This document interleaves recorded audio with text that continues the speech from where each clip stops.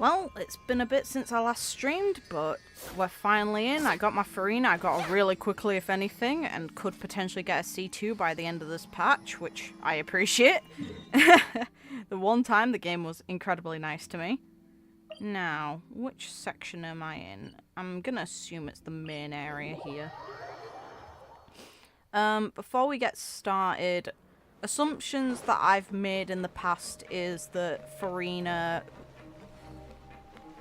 or quote-unquote Fursalors, or just the Hydronosis is inside of the Aura trees. Then there's also things involving Furina. I made the assumption that Fursalors would have originally been a Oceanid. The reason why is because we know that Agaria had them as followers, and in the end she was basically picked to ascend by Agaria, or must have been, because she was told the prophecy by her based on the wording. And then on top of that, there's questions still on why the people dissolve. Being too popular can be such a hassle. And it kind of puts an awkward spot on this, because my assumption is that none of the Fontainians are actually people. But the thing is, what would they be then? I'm thinking Hydroidolons or something like that.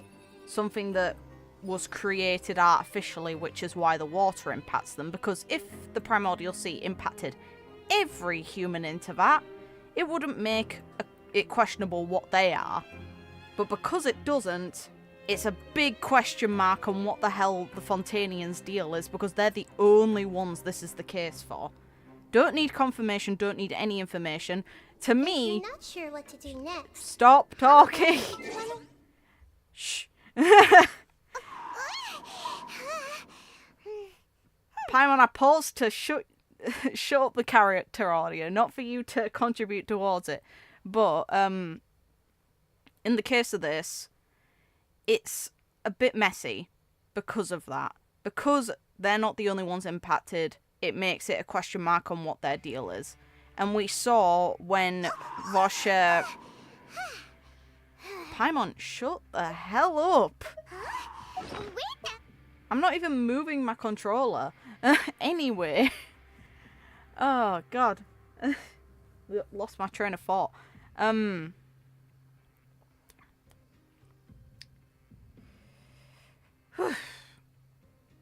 Because we don't understand what's going on, and after what happened with Vosha murdering those women, all of them seem to gather together into an Oceanid, which is questionable at best. But we kind of learned from, what's the name of it? Endora's quest, that they see the Oceanids are kind of special in the way that they interact with each other, and they can kind of connect together into a singular entity. So it just makes it kind of suspect on what the hell the deal is with the Fontainians. If they're able to be turned into water and then potentially combine into an entity like an Oceanid, it kind of creates the impression that they were created by something else. Kind of like how the mimics are.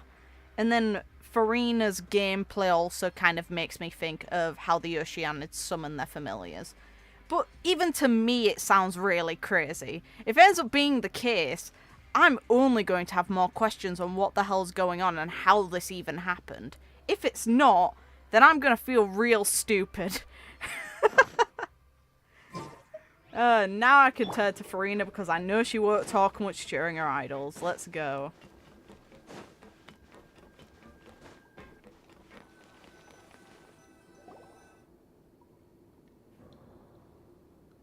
Yeah, some time has definitely passed. Now for a little rest after breakfast. This is the life. But you've complained about the food here multiple times. Wait a sec. Isn't something important supposed to happen today? Is there? Oh, today's our big day! We're supposed to leave the Fortress of Mirapede! Come on, we've got to go complete the release procedures now! Oh, right, we were actually technically still under arrest. I forgot about that. I thought we had actually been released by the end of the previous part. No, we just left early because stuff happened. Fair. Masquerade of the Guilty. And it's still great that the wording that they gave for the quest itself on the Hoyo Lab stuff, they mention the idea that potentially Fursalors is pointing her sword up at Celestia, and I'm very interested to see what that results in.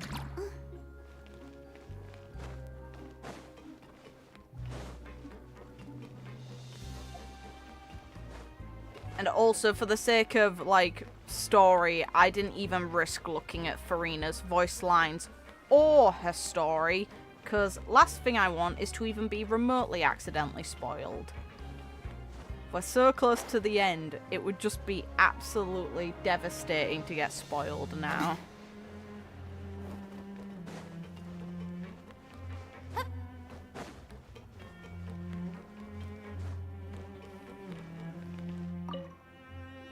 Sign me Please out. sign here. Yes. This document will be effective immediately upon signing, and you two may exit the Fortress of Meripede via the regular channels. Sweet. It's been so long since we've been to the surface. Let's hurry up and... Huh?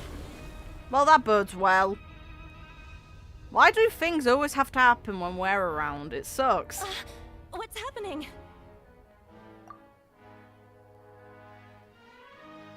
I'm fine, thanks.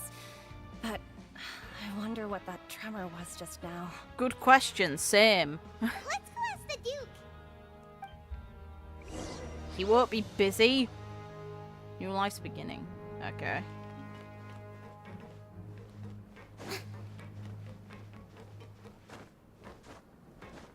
Yep.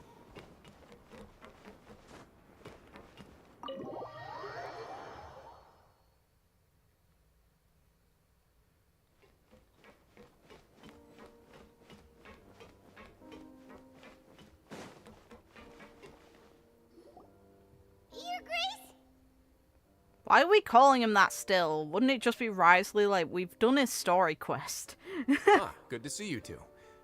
Is there something you wish to see me about? Didn't you feel the area shake? Yeah, what was with that earthquake just now? That.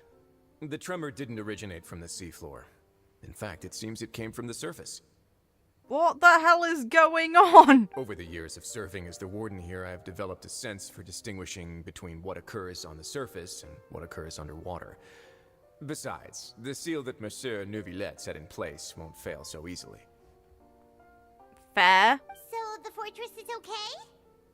Shouldn't we be more concerned about what's going on up top if we know it's from up top? If you recall our last incident, if there really were a problem, there would be crowds of inmates in a panic right now. Huh, you've got a point.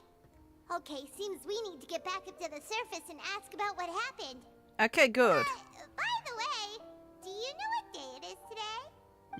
I believe today is this month's pipe cleaning day. Wait, seriously? Ah, yes. Have you completed your release papers? Yes. Yep. It's you two. Are you leaving now? Yes. That's right. Today is our last day in prison. But now that Paimon says that, it doesn't feel like we were confined here. It's actually been pretty nice. Yeah, aside from the weird food, thanks, Siegeween. Oh yeah, Paimon feels fond of this place now. I don't know about that. I wouldn't say I've gotten that fond of it. If anything, I'm glad to get the hell out of here. I hated roaming around this area. Then be sure to come back and visit. I'll miss you. Aww. I still don't know what your deal If is. you sign the release papers, then you're free to go. The guards will escort you out. You are like the most interesting Melusine going, considering you look so human. I'm betting the only reason they did that was because you're a playable character and they needed you to kind of match the preset models that exist. But if they are giving a law reason as to why it's the case, I want to know because it's really weird. You're not going to see us off? I knew you'd ask. All right, sure. Let's go. Good. Wow, you actually agreed. No worries, you must be busy. Paimon was just joking. I'm not. Come see us off. So you do have a polite side, I see. After being down here for so long, I imagine you must feel like you're lacking companionship. Shall I come along too? No, that's alright. Yeah, we're asking him to come. Yeah, don't worry, we'll come back to see you. Paimon really likes the cafeteria here. Excuse You you? do know how to make good grub. That's a lie, though. We know that's not true. You complain about it in multiple quests. You only like the good meal and it's random if you get it, so shush. I hope you won't be here as convicts the next time I see you. Probably not. I'd like to think not. We'll do our best to stay out of trouble. Well, it seems our work in the Fortress of Maripede is finished. That's the end of another chapter in our journey. And since Nervlet was the one who asked us to come here, We've got to go check in with him. we should probably go report Yes. to him now. Next up, the Palais Mermonia. You're going to see Monsieur Nervlet? Please pass on our kind regards. Will do. I'm sure just your regards will do, no? Oh, I believe it would be the polite thing to do. You're right. I've heard the Palais has been terribly busy these days. Tell him that I hope he hasn't been overwhelmed by the recent string of troubles. poor guy. No rest for him. This is why the the little tale of the little idea of the Hydra Dragon don't cry came up. It's because he's overworked. Poor guy. Oh. On serious note, the only person who realistically could have come up with that is Furina / Fursalors. It had to be. There's no one else who would make sense to come up with it.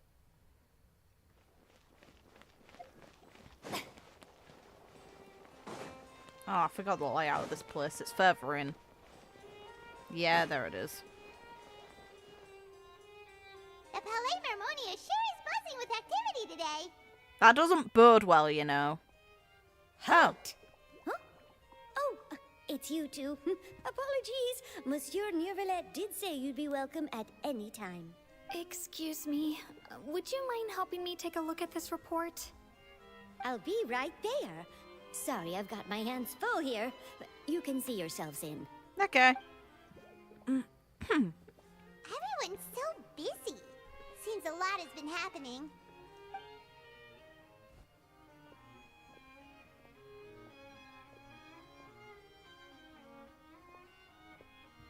Nervlet! Hello. You've come at the right time, but you'll have to wait for just a moment, as there are some urgent matters I must tend to first. Oh, great. In the meantime, please, have a seat. If you'd like to have something to drink, let the Melusine outside know. That's all right. We just ate. Very well, then. Let's take a break over there while we wait for him to finish his work. How many hours are we going to be waiting?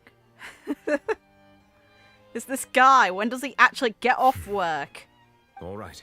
That should wrap things up for now. Are you done with your work? Yes, sorry to keep you waiting. No worries. Today should be the day you were released from the Fortress of Maripede. And it appears that you've managed to complete all the release paperwork. That's right, and we came here to see you right away. If we hadn't have completed the paperwork, we wouldn't be out, so common sense would dictate that we finished it. But okay. Make a point of the obvious, it's fine. A massive whale. Yes. Do you have any idea what that might be? Judging from your description, that cannot have occurred in any ordinary waters, but rather something like the primordial sea. A whale of that size and shape cannot usually be found in the waters of Tevat. Therefore, we can only assume that Child is presently immersed in primordial seawater. Great. Immersed in primordial seawater? But how? And is he okay? Actually, that's a good question of something. How harmful is the primordial seawater? Because we know Hydra Vision / the Blessing of Hydra lets you breathe underwater, but does it count for that kind of water? Most people wouldn't be capable of entering in the first place. I'm not completely sure how he could have gotten there myself. Oh, okay. Interesting. Yes? What is it? Ah, right! Paimon felt it too! We asked the Duke and he said it wasn't from underwater, so we figured you might know something about it. It turns out that I have just received a report about this particular matter. In fact, that's exactly what I was busy with a moment ago. Okay. The source of the tremor was here on the surface near Poisson. After the shaking stopped, the water levels in the Poisson area rose at an alarming rate. Is that area flooded? The water levels rose? Oh no! What about all the people there? Fortunately, the water levels only rose for a short period Oh, of okay. time, and have already returned to normal now. However, I still have a bad feeling about the whole phenomenon. Yes, that's the right sort of feeling to have. If the change in water levels is connected with the leaking primordial seawater, then the situation in Poisson may be much worse than it appears. Navia should be in Poisson, right? We need to go check on her! I would also like to go there as soon as possible, but I'm afraid I can't leave just yet. We must immediately formulate disaster prevention plans for the surrounding coastal areas to avoid potential catastrophes. I'll have to ask you two to go to Poisson first. I'll meet you there to check on the situation once I finish things here. Wonderful, okay. There's no time to lose! Let's get going! People are gonna die, aren't Please they? be careful. Like, all it takes is for them to get touched by that water and they're not going to The live. two of you have my thanks. If you need any help, just let me know. Okay.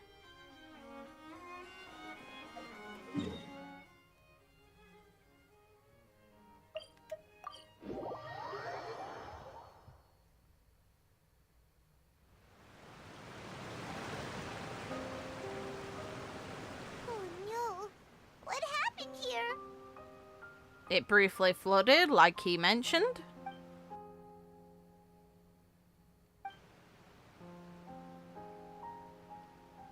Navia should be around here, right? We need to make sure she's still... Paimon means we need to check on her.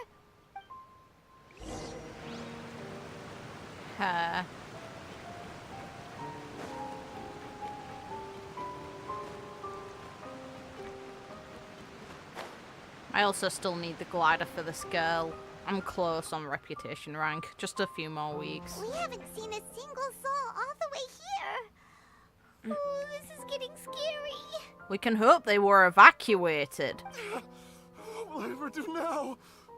Look, there's someone on the roof over there. Just stay put. We're coming up. Watch your balance. All right, just hurry.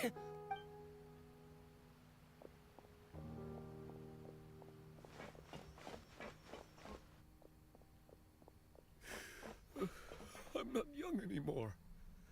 How will I survive on my own? My Desiree! Okay, so people really did die. Okay. He looks pretty sad. Leave him be. My leg! My leg! How could this have happened? It hurts! Just hang in there. Help is on the way. You can hold my hand if it makes you feel better.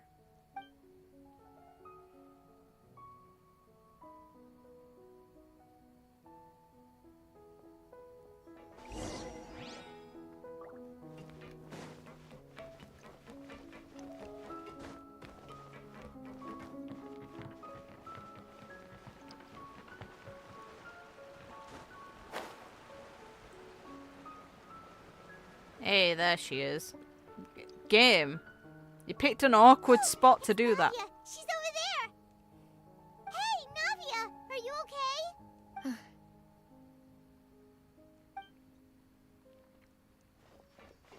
You're here.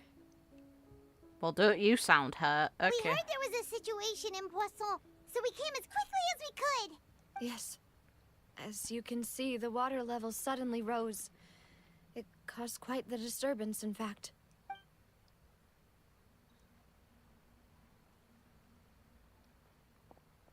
Demoiselle! There was a wounded resident next to a building southeast of here. We've already transported him to safety, but we've run out of medical supplies. He's wounded? How badly? He fell, so it's probably a broken leg. Ugh. He's pretty shaken up. When the water level rose, he desperately climbed up to the roof. Once the water receded and he saw the ground, he became terrified and eventually... He jumped down then. Find the leader of Squad 1 and tell him to take the wounded resident to see a doctor. He should know where to go. Understood. I'll take over his search and rescue mission in the meantime. All right, you'll be in charge. Where are your two aides? I'm sorry. Where were we? The situation in Poisson? Ah, right. Allow me to explain. A little earlier, we suddenly heard a loud noise. At first, everyone thought that something might have exploded in the waterways. But before we knew it, water started pouring out from everywhere. The voice seems a bit quiet, and I haven't modified the audio at all, so what's The rushing water seemed a little odd, almost like the unique color of primordial seawater. Some people didn't realize the danger and thought it was just ordinary water, leaking from somewhere. Everyone on the street who happened to be close to the water didn't have a chance to escape. As the water levels rose, they suddenly disappeared. They were all dissolved. Those who realized what was happening started to flee in a panic, desperately trying to get to higher ground. Many were injured in the stampede, and some people fell from significant heights. The Spina di Rosula initiated rescue operations as quickly as possible, but there have been a lot of casualties. Fortunately, the water began to recede after some time, and the chaos came to an end. The water that flooded the area contained primordial seawater, so the lower levels of Poisson are still hazardous. To ensure everyone's safety, I've asked the people there to leave as soon as possible. No one knows if this could happen again. All we can do for now is try our best to help evacuate the residents. We still haven't completed the head count, but we'll have some numbers soon. How awful. And all of this just came out of nowhere. It was quite frightening indeed. I only wish that everything that just happened was a bad dream. Is there any way we can help, Navia? Yeah. Thank you for being so willing to help in a moment of crisis like this. You don't know how much it means to me. I really can't express how grateful I am. Just give me an order. I'm assuming bottom levels, considering no one else can go down there. Don't say that, Navia. Yeah. That's what friends are for. We're missing her two companions. Are they both gone? Yeah. Demoiselle, we've got a situation here. That sucks. Okay. I'll be right there. Sorry, I need to go for now. And off she goes. Seems it might be a while before she can take a break. And she's clearly got something to grieve about if they really are gone. Yeah. Okay, the wounded are being tended to, and we finished a preliminary head count. More support has just arrived, so I suppose I finally have a moment to focus on my own matters. Of course, we should remain ready for anything, and continue doing our best to rescue others. I'll be sure to have everyone at the Spina di Rosula ready to render assistance. Traveler, Paimon, would you two accompany me to my father's grave for a moment? Right now? Well, she just lost two people. Of course she's going to go to a place to mourn. Thank you. That sucks. Thanks, game.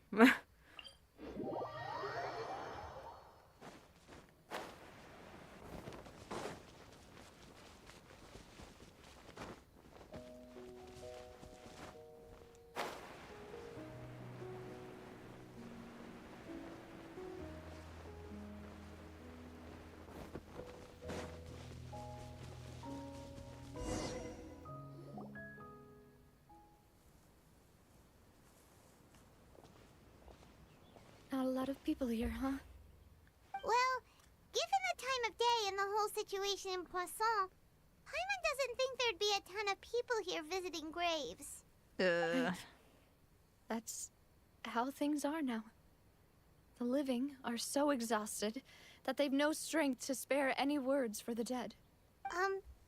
Navia? Oh.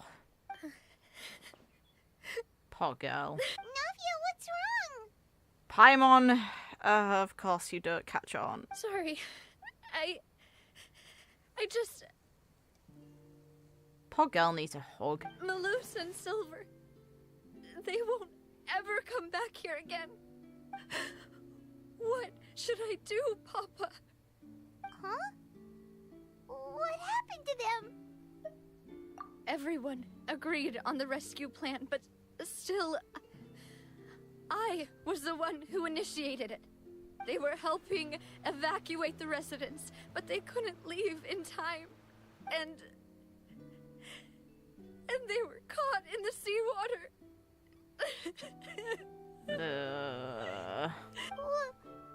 What should we do? I've known them for so long. And I know they weren't afraid. But... You can't really do anything in this situation. Everyone experiences grief in different ways. It's only up to how much comfort they have in what you do to try and help. I could at least hold a funeral for my father. And I know where he rests. But as for Malus and Silver, they're just... gone. I just can't... Oh.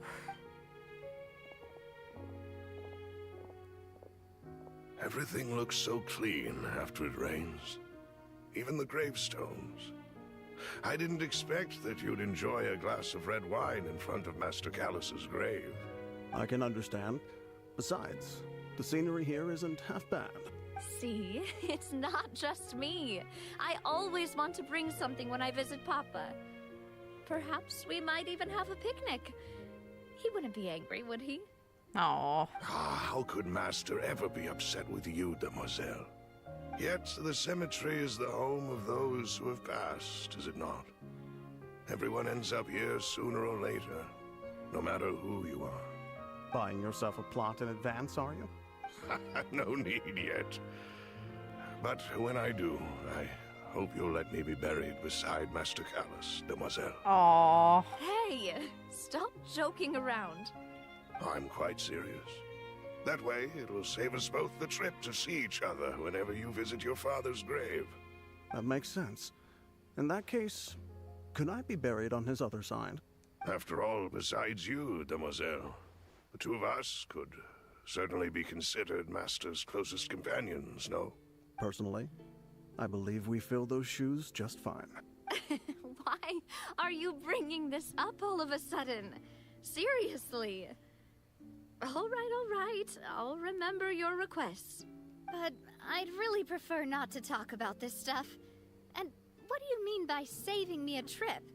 I'd make the journey even if I had to visit you two somewhere else. I'd promised to let them rest in peace here.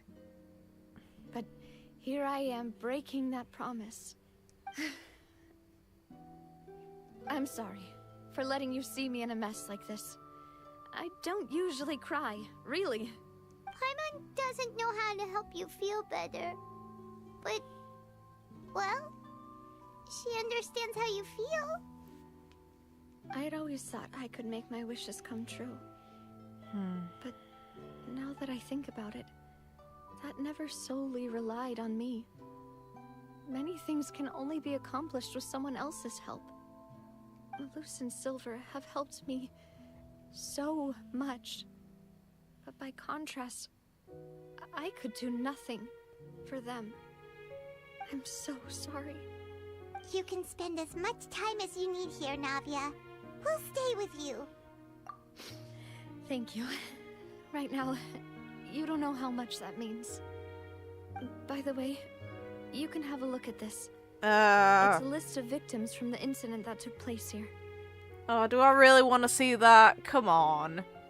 Obena, Khan, Burnett, Giverny, Francine, Karina, Daisy Ray, Joinville, Julianne, Esson, as well as Malus and Silver.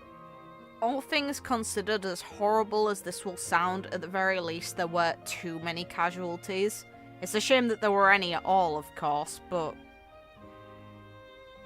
it's within two hands.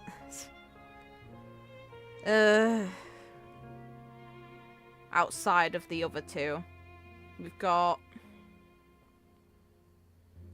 12 people there. So, everyone else is safe.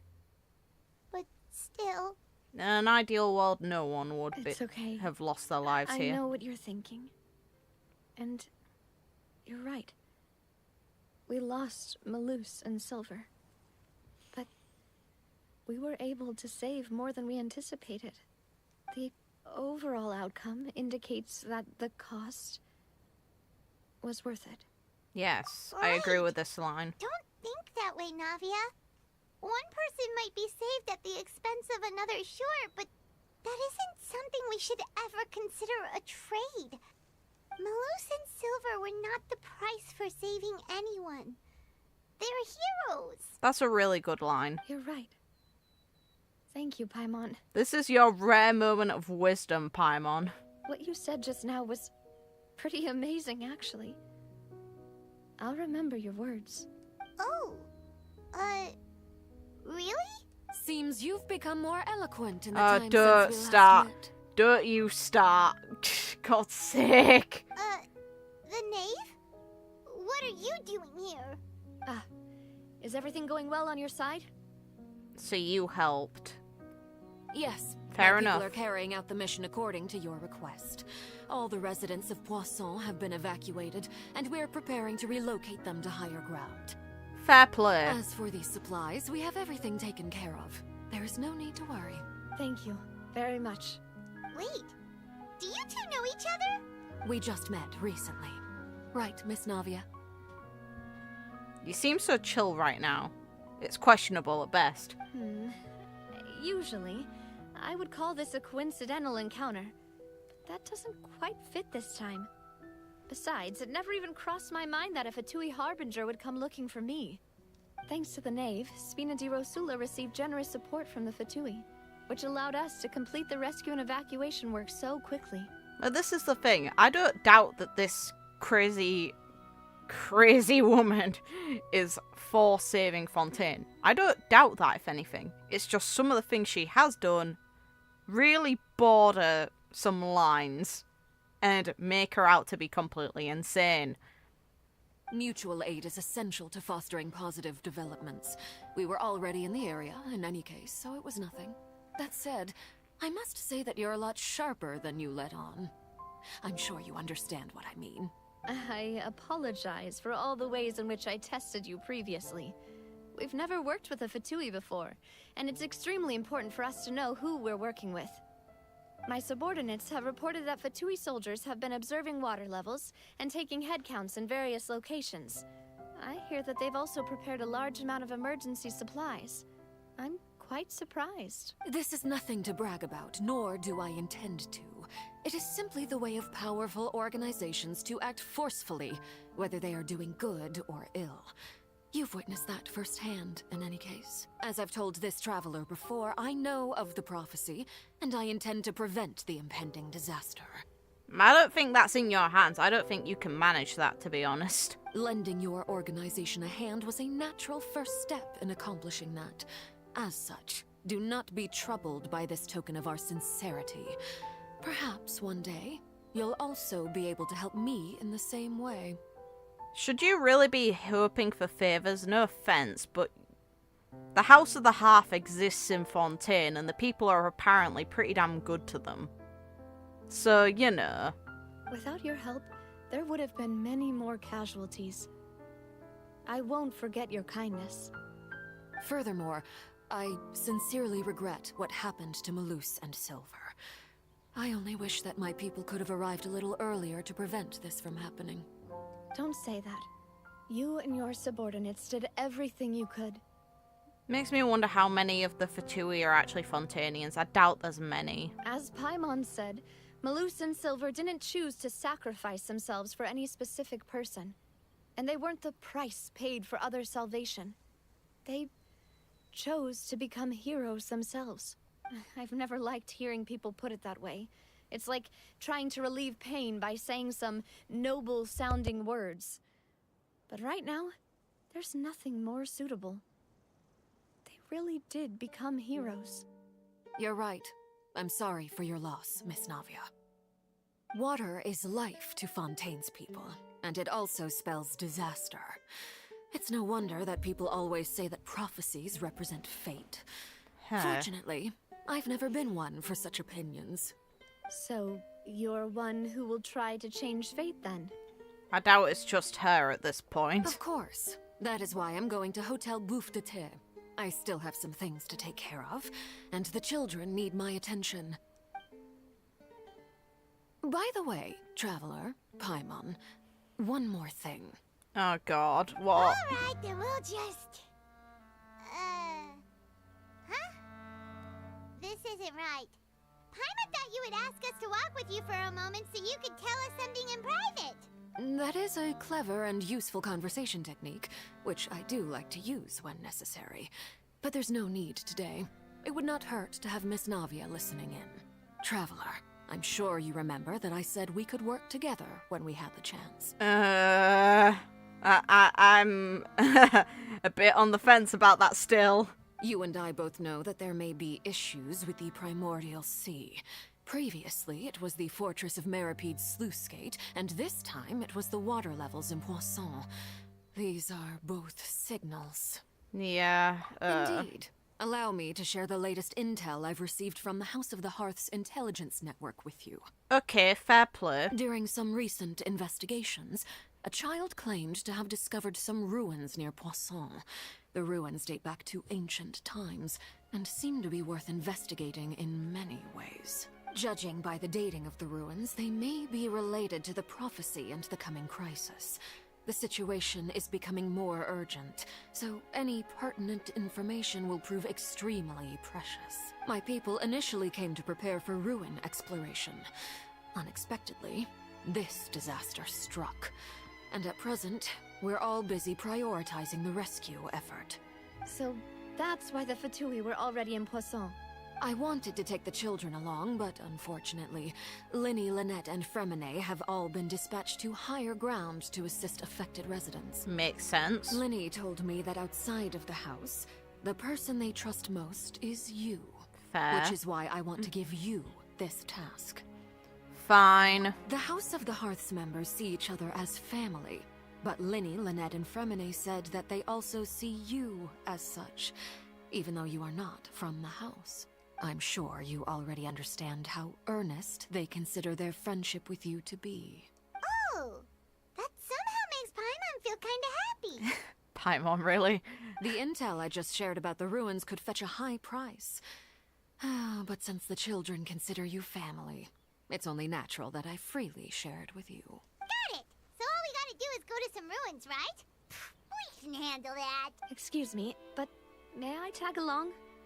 If there's primordial seawater in there, you shouldn't. You wish to join, Miss Navia? But are you sure you're up to exploring some ruins? You need to rest. Well, I'm sad, yes. But I can't just go back and plop myself into a chair by the roadside and do nothing.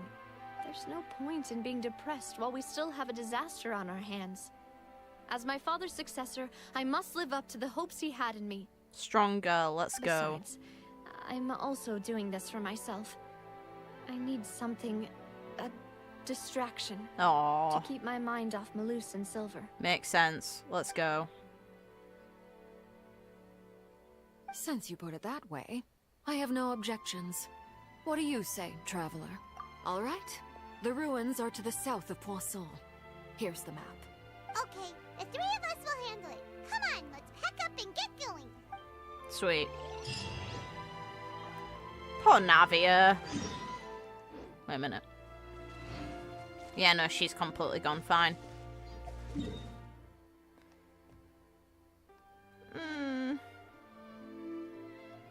Just glide off the edge.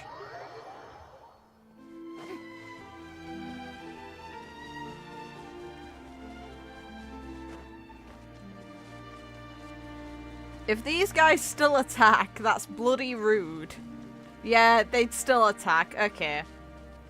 I see how it is. Up yours too.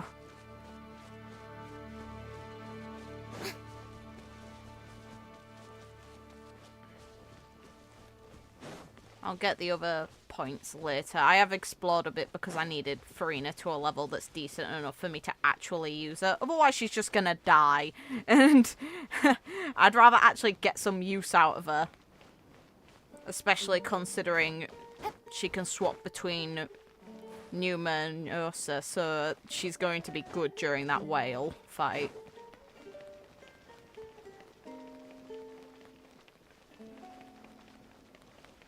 Okay.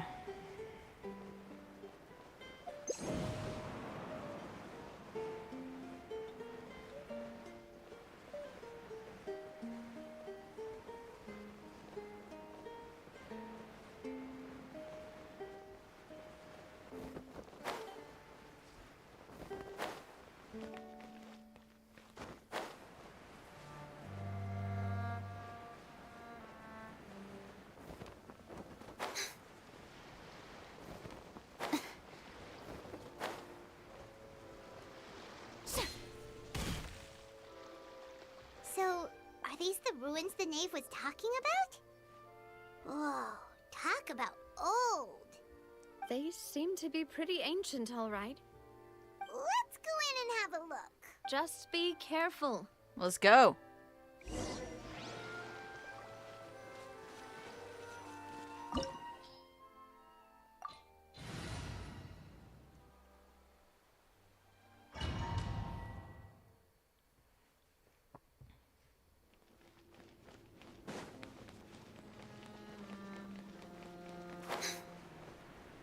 We better hope there's no primordial seawater in here, otherwise Navi is dead.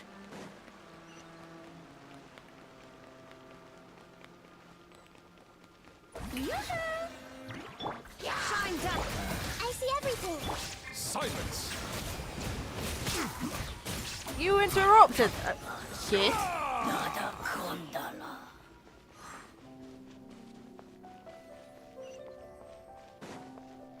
I'm gonna at some point need this voice, but When the tide comes in, I shall return. oh god! All right.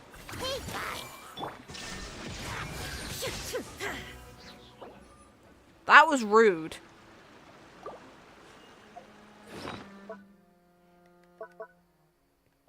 Okay. I don't have that many healing foods. I could just use Furina. What am I doing? Habit. God's sake. Fine. May I present?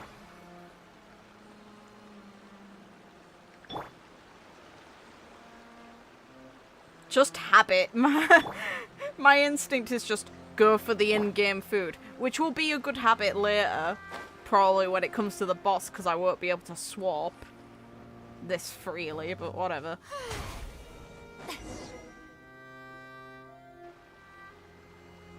This place has also been contaminated by primordial seawater. Navia, go back. Yeah. And a lot of it, too. A Fontainian would most likely dissolve the moment they fell in. Go home. Right. You can't go down if there's primordial seawater. It's too dangerous, and it won't be any help for you to just stay here. Don't get by my wrong. We're not saying you're useless. It's just that... We don't want you to die. Just say it the nice way. No, you're right. I can't do anything in this situation. I'll leave this to you.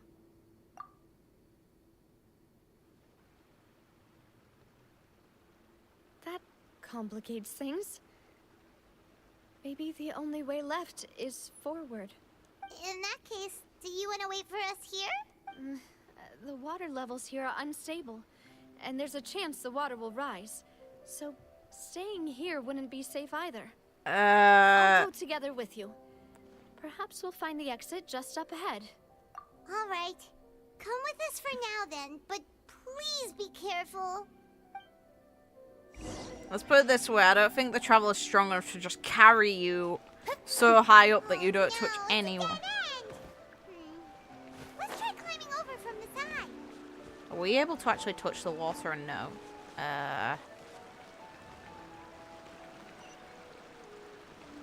Oh, it's only letting me climb in certain spots. Okay, that's fine. Up you get, Furina.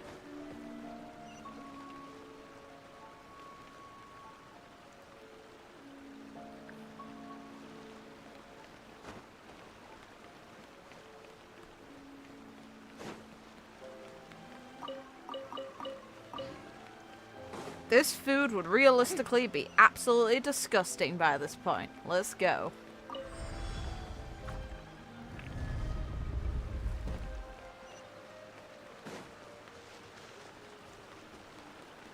Well, this is an interesting space.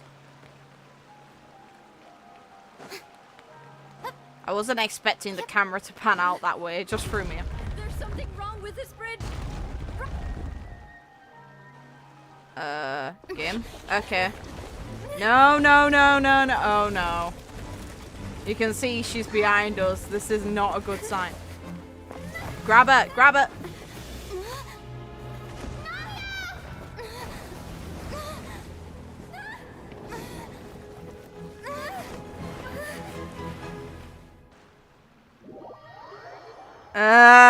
This is why you shouldn't have come! What the hell? Demoiselle. What the Huh? What the hell is going on? Demoiselle, what are you doing here by yourself? Would you be standing here till dark if I hadn't come to get you? Maybe she just wants some time to herself, Malus. Hmm? Oh.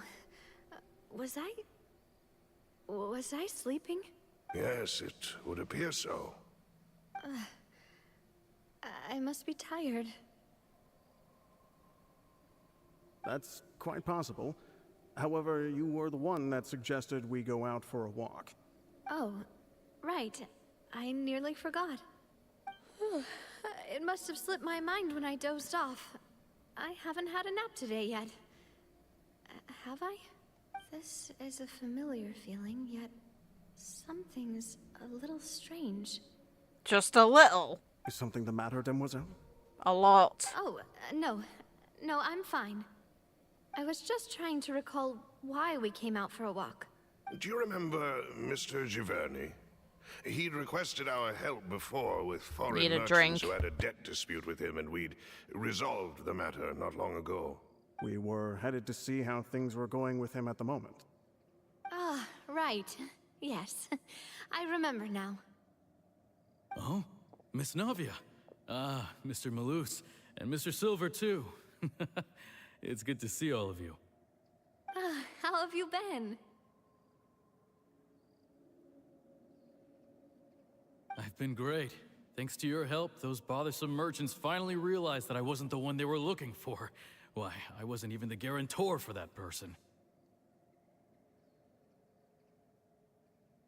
They were knocking at my door day and night. Even my neighbor, Obina, was getting fed up with them. Names of the deceased being brought up. This is, it's like what happened with those dead women. Well, quote-unquote dead, because now it's really suspect if they really, truly died. Sometimes force is required to calm someone down and get them to listen to what you have to say. That's right. Oh, by the way, Burnett, what was it that you wanted to give to Miss Another Navia again? name. Oh, yes. One moment, I have it right here. Miss Navia, these are some flower seeds that I prepared. Please take them. They're a very good variety, and they'll become very big and beautiful once they bloom. I don't know what we would have done without your help, so this is a little token of our appreciation. I hope you won't refuse. Ah, did you cultivate them yourself? Thank you so much. I'll certainly take them. Malus, we do still have some empty flower pots at home, right? Why, we can have as many pots as you'd like, Demoiselle. This is really eerie. Perfect. In that case, we'll swap out some of the decorative plants for some of Mrs. Burnett's flowers. Very well. Wait. Something seems to be off here. Just one thing? There's a lot off about this. Excuse me, madam. If I'm not mistaken, your name is Burnett, correct? That's right. Is something wrong? You should be dead, just like everyone else here. No, it's nothing. This is the first time we've ever met, but your name seemed familiar to me. I must have heard it when I was discussing things with your husband previously. I've heard this name before. Sometime recently, I'm sure of it. The list of the deceased. And why are there so few people around here? Where did everyone go? That means at most in this area there should be a residence of 13 people now. We must mind the time, demoiselle. We still have important things to attend to today. Huh? We do? Like what? Well, now, did you forget? Miss Navia, here you are. And another name. Please, come to the Opera House. Your trial is about to begin. My trial? Wait, why would I need to go to the Opera House? Yes, she's right, demoiselle. It's just about time now, so we should get going. Oh? All right then. The hell is going on? This acid trip. Look, it's Navia. She's here. And more dead people. Yeah, it really is just the residents of all the people in Fontaine who have gone through the water. Okay. Yeah, highly suspect. And her two attendants are with her. Goodness, everyone's finally here. We need a head count. Yeah, Jolene, another name. Okay, so there should be 13 people at absolute most here. There should be no more. Or no less. And that's including the 3 that we're accustomed to. Navia and her 2 henchmen. There sure are a lot of people here to see the trial. And they all seem to be oddly excited about something. I even know some of these people. Karina, Desiree. Yeah, all the names. Joyville, Jolien, Essen. Why are so many people here? And why do I have no recollection of this case? And as for the judge... huh? Where's Monsieur Neuvillette? Please sit in the defendant's seat. Don't worry, Silver and I shall accompany you. All right. But are you sure you can stand behind me? Typically, it wouldn't be allowed, but today is an exception. Is it just the oratrice doing the judging? Hey, what kind of place do they Whoa. think this is? Come on. Do they have any idea what they're doing? Seriously. Enough with the whispering!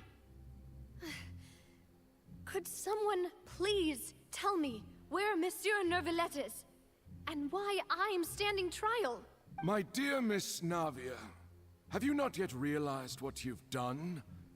In that case, allow me to explain. As all here know, you are Master Callus's successor, the head of the Spina di Rosula, someone held in high regard by every soul in Poisson. After you took over the Spina, you treated all of us just like the late Master Callus had. If anyone in need reached out to you for help, you responded.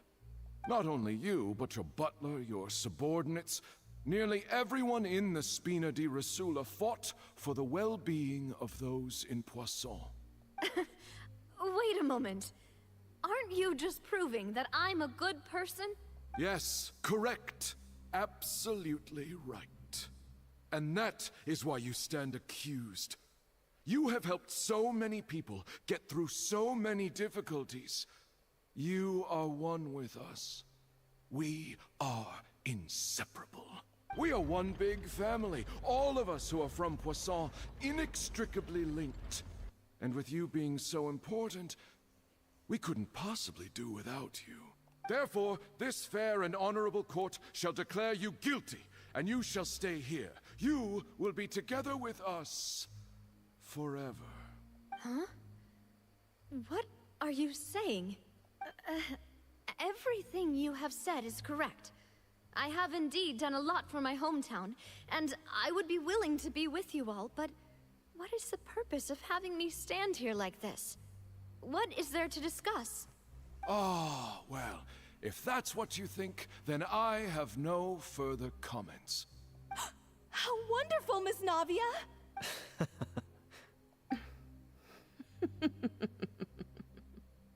That laugh is a bit much. I know all these people. Why are they laughing? I seem to remember now. Yes, I get it. This trial is... Wait just a moment. This isn't right! The hell? Malus? What was that, Mr. Malus? Our conclusion is very clear and unanimous. Let the court judge her now. She's guilty! Stay here, Navia! You're one of us! Demoiselle, don't admit guilt. This trial means to keep you here forever. I wish to exercise my right to defend Our Lady. Mr. Joinville, you only know of Navia's goodness, but nothing of her utterly independent mind. So they're becoming a merged entity, okay. So it's just like what happened to the dead women. She was born a free and independent spirit. She has never been tied down by anything. Indeed, even the death of Master Callus couldn't stop her. Her actions cannot serve as proof that she identifies herself as part of any group. She merely acted as an individual, extending her hand to help others. Please do not mistake her actions as being otherwise. Really? As an individual, you say? Don't forget, we are all Fontainians here. This is the nation of justice, the nation of Hydro.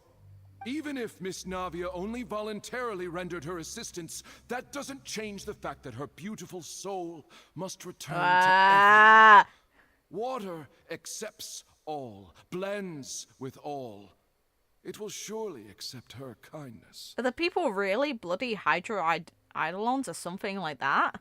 Everything This is messed measured up. Here in the nation of Hydro, and in the end, everyone shall meld together.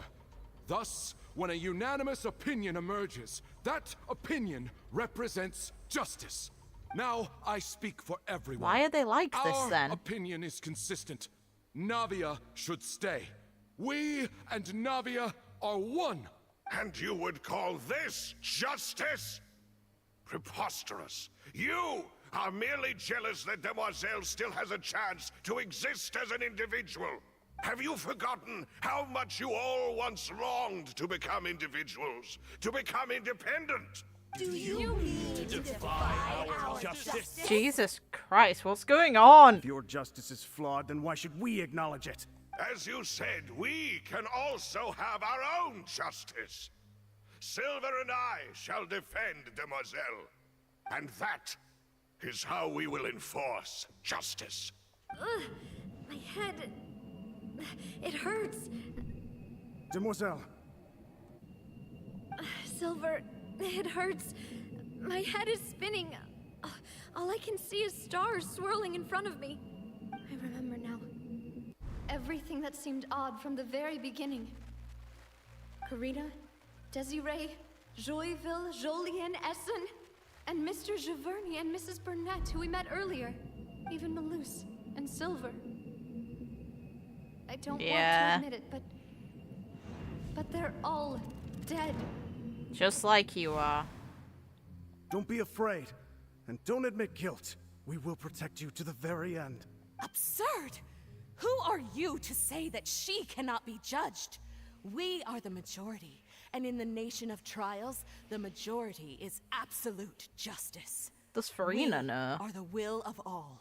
Like, clearly the boy doesn't, but does Furina? Don't let them escape! We shall keep Navia here with us!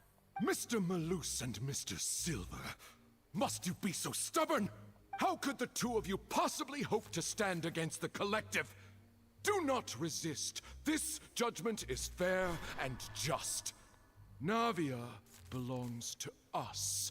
After all that happened, she should not be left alone, Poisson. And there it is! I was right, this is messed up. Okay, great. What are you saying? No more excuses. So all the people of Fontaine were originally Oceanids. Okay. Why? She says we're jealous. Jealous? How could she possibly be an independent individual? What's with these people? Who's jealous of her? She belongs to us. Miss Navia, she... Silence. Oh boy! What the hell are you doing here? That's... How? How? Where the hell did you come from? Monsieur Neuvillette! Such commotion is prohibited in the court. The accusations you just presented are nonsense and cannot constitute a proper trial. The court will adjourn for the rest of the day. In this, I shall hear no objections from any unauthorized party. Our thanks, Monsieur Neuvillette. Please leave with me, Miss Navia, while there is still time. But... Go on now, demoiselle. This is your only chance to leave this place. What, can't bear to leave us behind or something? Oh. Malus. My apologies. I couldn't resist making one little joke once I realized that this shall be our last goodbye. Malus. Silver. Quickly, you must come now. Goodbye, demoiselle. Farewell.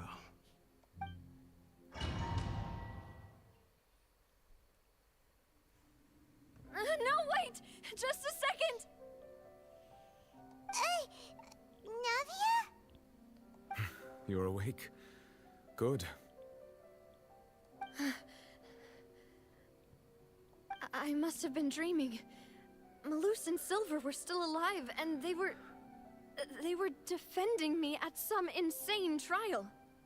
It looks like you're all right. Did all the sad feelings cause you to have a nightmare? Paimon could give you a hug. The ruins you were exploring suffered a cave-in. When I arrived, I found you falling toward the water. You were just about to be dissolved within, but I... What is it? I think I saw 2 Oceanids protecting you. Hey! It was only for a moment, perhaps even a fraction of a second. But they gave me the chance to retrieve you. Hey! Were it not for their intervention, I would not have been able to rescue you before your consciousness dissipated. Wait, did you say Oceanids? You mean like what happened with Vache? Yeah. Perhaps This is those messed 2 up. Oceanids were the people you saw in your dream. I always told them that they didn't have to protect me. To think that they'd keep doing so even after death. Please come with me. Oh god, this actually hurts.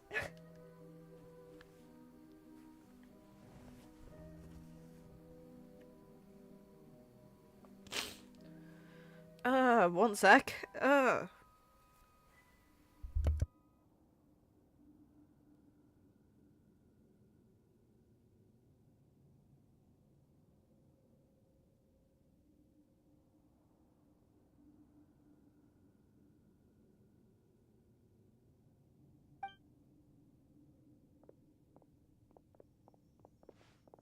Neuvillette, are you okay? Okay. Oh, I am quite all right. Perhaps there's something we could chat about? Or you could be fully transparent. That'd help too. Why do you look so stiff all of a sudden? Oh, Paimon knows. You're the type who feels awkward when there's nothing to talk about, right? No, that's not why. I merely thought that we should give Navia some time to herself. Good boy. Huh? Why didn't you just say so then? Don't you think it's even more awkward to call us over like this and then have nothing to talk about? God, I thought the idea was like a crack theory, but no, it's actually the case. Oh, that's so messed up. So how did the Fontainians come to be if they're not even originally human? That's the big question now. And how much does Furina really know?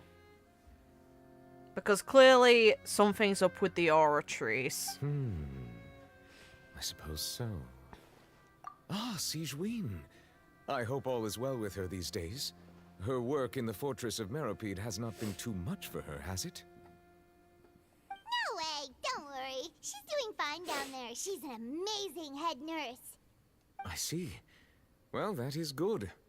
I have always worried that Sigewinne would need a lot of time to understand the world of humanity, just as I have. Hey, boy. Oh, Duke also says hi. Even though Seedream made him do that. He's been overwhelmed by all that's happened lately. God damn it. Thank you. I have indeed been busy lately, and I also hope that everything is going well in the Fortress of Meripede. He still doesn't know what to talk about. Let's chat about something else then. So, Neverlet, you're probably quite the swimmer, huh? I'd like to think so, considering his passive and what he actually is. Mm-hmm. Yes, of course. This isn't going anywhere. Let's try something else. How did you find these ruins? Did the knave tell you? He probably already knew about them. Yes, in fact. Oh, okay, never mind. I had arranged to meet you in Poisson, but when I arrived, I discovered that the Fatui were helping the residents evacuate. They had even transported a large quantity of supplies to the area. I thought he'd already know about it, but fair enough. Amid my astonishment, I ran into the knave, and we had a chat. She informed me that she had asked you to investigate the ancient ruins here. Navia got really bloody lucky. Like, super lucky. Yeah, we originally planned to meet up with you, but we thought you might still be busy with all those official documents. We didn't think exploring the ruins would take very long, and who would have thought you'd wrap things up so quickly? God, it's rare I get that emotional. This bodes poorly for what's coming. God damn it. Because it's only gonna get worse. There's no way it gets better before it gets... There's no way this is the worst the story's gonna hit with. God damn it.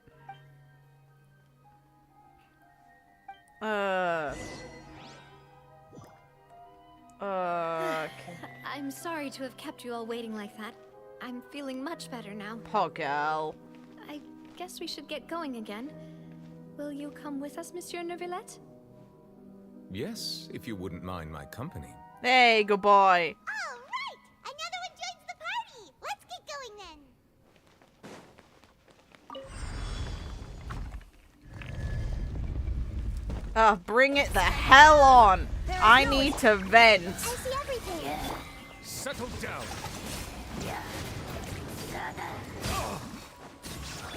Let the world collide!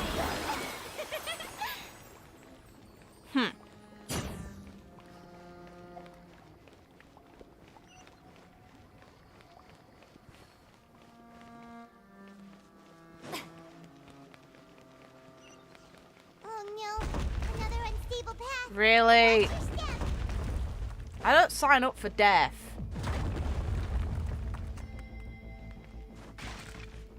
Oh, great. Oh god, I'm out of stamina. Oops. God damn it. Oh, give.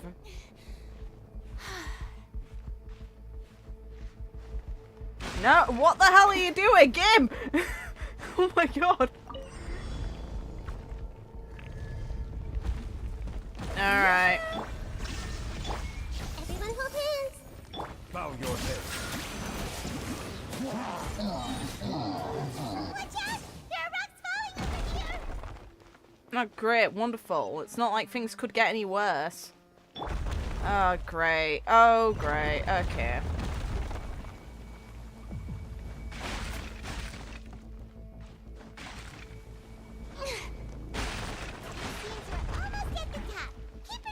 While things are still collapsing, let's go.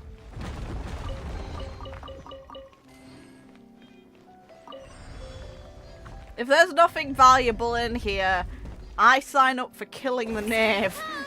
Shine down. Settle down. The tides beckon.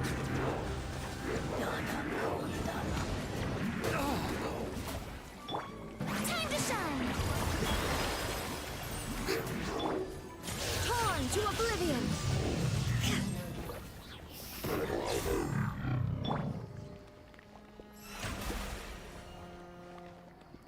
The show begins.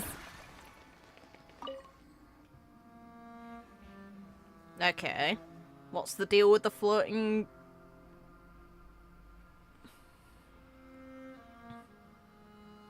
What's even going to be here that's really useful? What?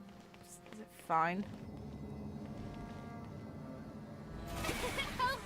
friends. Oh, it goes through the floor. Okay. Fine. Fair enough.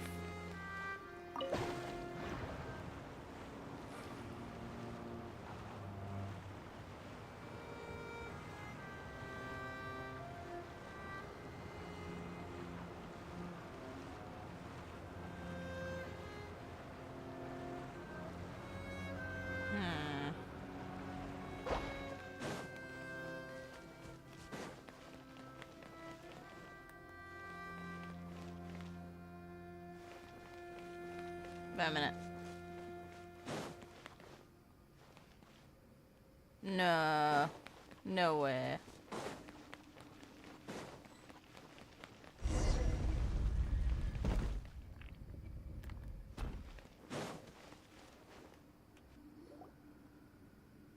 Okay, good. Looks like we've reached the end. The waypoint scared the hell out of me and made me think that I was meant to investigate something while there. It's like, no, please don't have done this to me. This is the place. There should not be any other hidden spaces in the vicinity. The path sure had some twists and turns, but it turns out that this place isn't actually that big. Okay. Oh, look, Furina! Slates? It seems like they were put here as an offering. It's the image we've seen before. Could we take them down and have a look? What the hell is that? Perhaps we should just leave them be for now. No, we take them. There are 4 locations in total, but only 3 stone slates. The slate that should be in the first empty spot is missing. You can see The people surrounding bowing. walls also show signs of damage. There's something written below. Let Paimon see. Oh. Reason dictates that this nation be destroyed. I shall record the history of its future here in its past. Say what? So it's a cycle. It feels like someone left these slates and these words here for a purpose. But does he mean that Fontaine should be destroyed? That would fit the circumstances dictated by the prophecy, yes. Indeed, the slate's contents correspond to it. Take the second slate, for example. Okay. There's a person kneeling. Whoa! Is that meant to be Celestia? Dedicated. And there's a whole bunch of other people behind her doing the same. She's facing this... what is this? Some kind of island in the sky? Are we actually getting Celestia lore? And is that Oh, look. Furina? Hey! In the image? Did the Hydro Archon fall into the water? And is that a ring of people around her? Paimon doesn't quite get it. Are they all in the water? The fourth image. I know this one. This exactly matches the content of the prophecy. Yeah, we've seen that image before. The people will all be dissolved into the waters, and only the Hydro Archon will remain, weeping on her throne.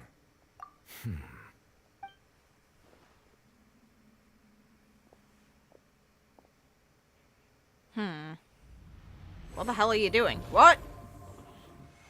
The hell did you do? More information should be hidden in these slates, but I fear I cannot easily uncover it. Most likely due to us missing the first slate. What the hell did you just do? How did that work? Don't blame yourself, Monsieur Nervalette. Deciphering ancient stone slates isn't one of your duties. Ooh, the Paimon's getting the chills just looking at these slates. Can we take them back with us? This says that it's the history of the future, right? That means the prophecy's sure to come true. I really hope it doesn't mean that. Still, Paimon feels like these images are kind of weird when you look at them together.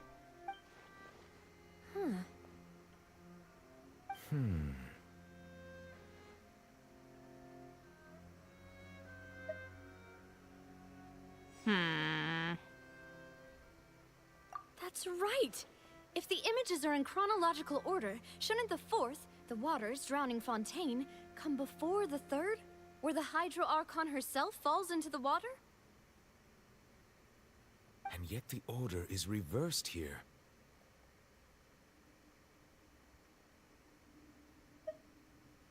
If we go by timing, Lady Furina only emerges in the third image. That means that the person in the second image might be the previous Hydro Archon. That's interesting to think about. Okay. Egeria, then. I had never met her, but her appearance here does match the records. The previous Archon kneeling before the floating island in the skies, as if confessing a sin. Wouldn't that mean that this prophecy is a punishment from Celestia? And if so, that's real petty. Did she herself commit that sin? And if not, why would she be in such a posture? In that case, though, this is collective punishment, but for what? Also, I'm still wondering why these ancient stone slates are here at all. Judging from their contents, could this place be the origin of the prophecy? Does that mean that someone, or some people, once saw these slates? But who would have created these slates and left these words here? That's the big question. I want to know that. It seems that any further clues will have to come from Furina. Yeah! In that case, there's no time to lose. Let's There's go. nothing else to be gained here, so let's head back first. Let's bloody go. Yeah, we'd better get somewhere safe for now.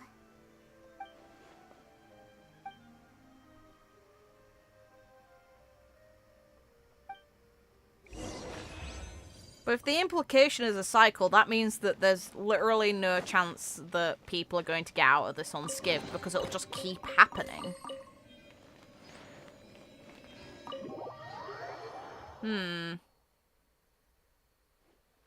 Let's split up here. I'm going to check on what's happening with the Spina. You know how it is.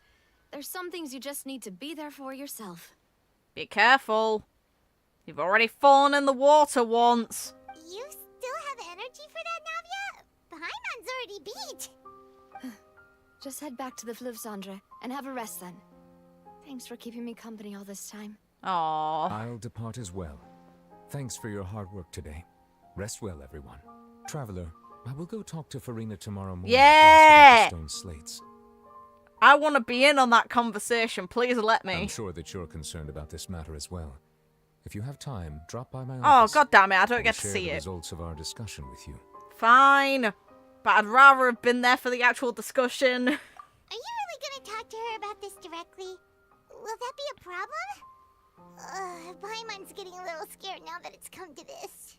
She has long been harboring secrets and will not give them up easily, which makes it all the more my duty to ensure that she understands the present situation. Alright, we'll leave it in your hands then. You're probably the best person to talk to her anyway. Please don't make him give us a second-hand account. Let us actually see the conversation, because that's the interesting thing. I will be carefully considering my words tonight.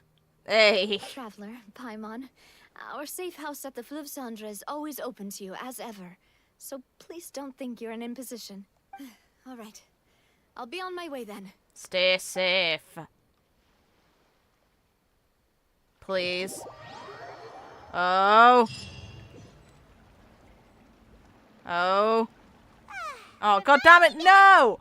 No! Don't you dare not show me! Welcome back. We've got a special menu prepared for you two tonight. Please don't not show me it. Yay! And there's good food too! Navia, no, the boss is the best. Ooh, desserts! Nice, these are all Paimon's! Paimon's already starting to forget what happened today. The hell are you doing here? Oh, that voice. Is that who I think it is? Huh? It's you two. What are you doing in Fontaine? Same question for you. What the hell are you doing in Fontaine? I know that you have that article on the bloody Steambird, but that gives you no reason to be here.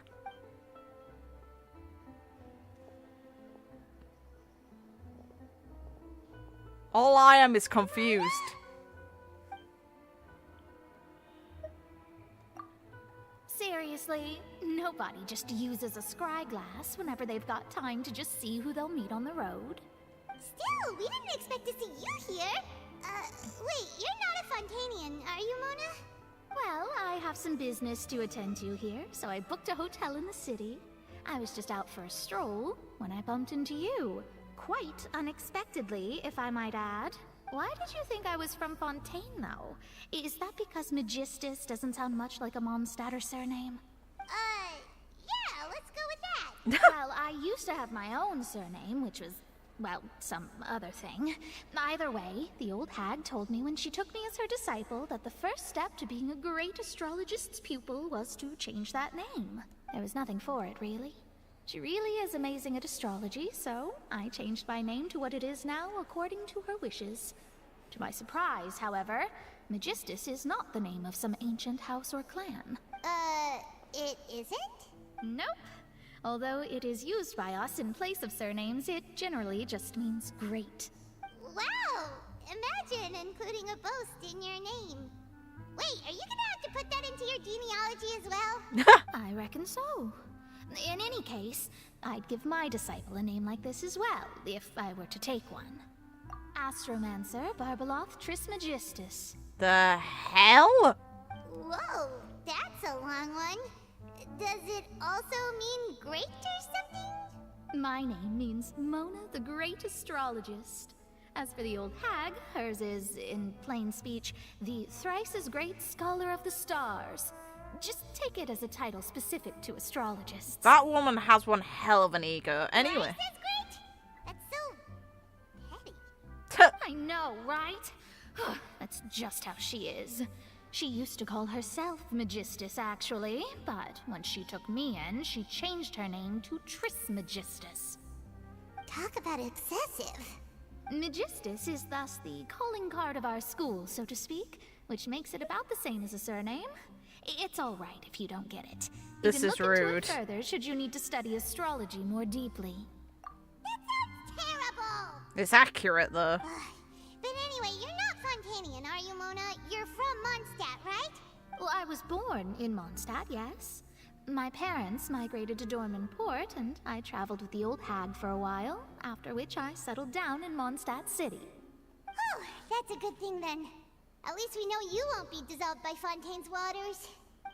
Speaking of that, I'm sure you're aware that a bunch of things have happened here in Fontaine, right?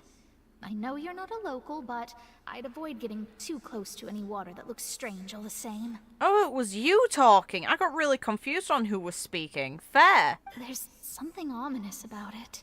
Well, the water, I mean. That was the main reason, yes. Just a while back, the Steambird invited me to take part in a panel and speak about the circulation of the prophecy as an astrologist. The invitation was sent quite early on. I don't think anyone expected Fontaine to be in this much trouble. What do you make of that prophecy, Mona? Just tell us what you think as an astrologist.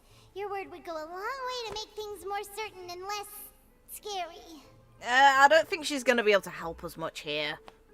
What I can tell you is that I'm an astrologist, and that this prophecy concerns the fate of Fontaine, even that of all Tevat. Ascertaining this is akin to reading the fortune of the whole world. That's reassuring, not. I'm afraid that this is not something that just anyone can do. If I could do it, you would no longer call me an astrologist, but a visionary. But on the flip side, the prophecy is so huge and powerful that it must surely come from a powerful visionary. Its contents involve the fate of the world. Disregarding it would be a mistake. A visionary? Sounds really powerful and all, but does such a person really exist? Of course. The old hag could do it, and I'd bet there are others amongst those Hexenzirkel colleagues of hers who could do something similar. Great! When do we meet them? Could she get in touch with her? Hell yeah! Huh? Are you sure? Yes! All right, I'll help you. It isn't often that I see you with such a serious look on your face. I'll tell you once I hear back from her. This is one hell of an interaction. Let's You're go! amazing as always. I still want to see the meeting between Neuvillette and Furina, though. Oh, well, this is something only I can do after all. So yes, your praises are quite welcome. That's the greatest of astrologists for you! Of all the people we know, you know Indeed. That's the spirit. Oh, sorry. I came to see what all the commotion was about. If there's anything you need, do not hesitate to inform the Spina di Rosula. Don't worry about it, we're good. Whoops, guess we were getting a little too carried away there. Well, I'll go tend to my own business now. If I receive any news, I'll be sure to come find you two again. How strong are these women if they're able to predict something like this? And there she goes, quick as rushing water. And here we are with the Spina guy giving us suspicious looks. If Paimon hadn't spoken for you, it'd be you getting all the weird looks. The things Paimon does for you. That's more like it. So, Furina and Neuvillette, please? God damn it! To be honest, Paimon's still feeling kind of sleepy. They skipped it! But it's time to get up, Traveler. We agreed to go see Neuvillette, so let's pack it up and get going. So we only get a second-hand account. This sucks. To say I'm unimpressed is a massive understatement. Damn it.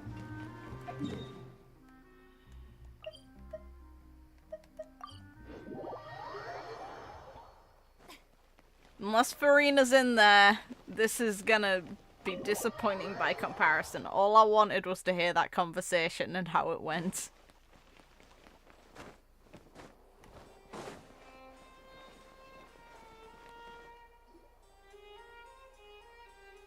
Hi. You're here, finally. Why finally? What? Is something wrong? Monsieur Neuvillette and Lady Furina, they seem to have gotten Oh! into a dispute. Please go see for yourself. Let's go! Fight! Fight! Listen, they're just an old married couple. Leave them to it. Ah! Like I said, I've already explained everything. I doubt that's the case. And Anyway. yet the problem has not been properly solved. There is little space for excuses between us. It is not my intention to offend you, but please, tell me where you stand. You are the Hydro Archon Focalor, are you not? Look at this. This is a list of the victims from the recent Poisson incident.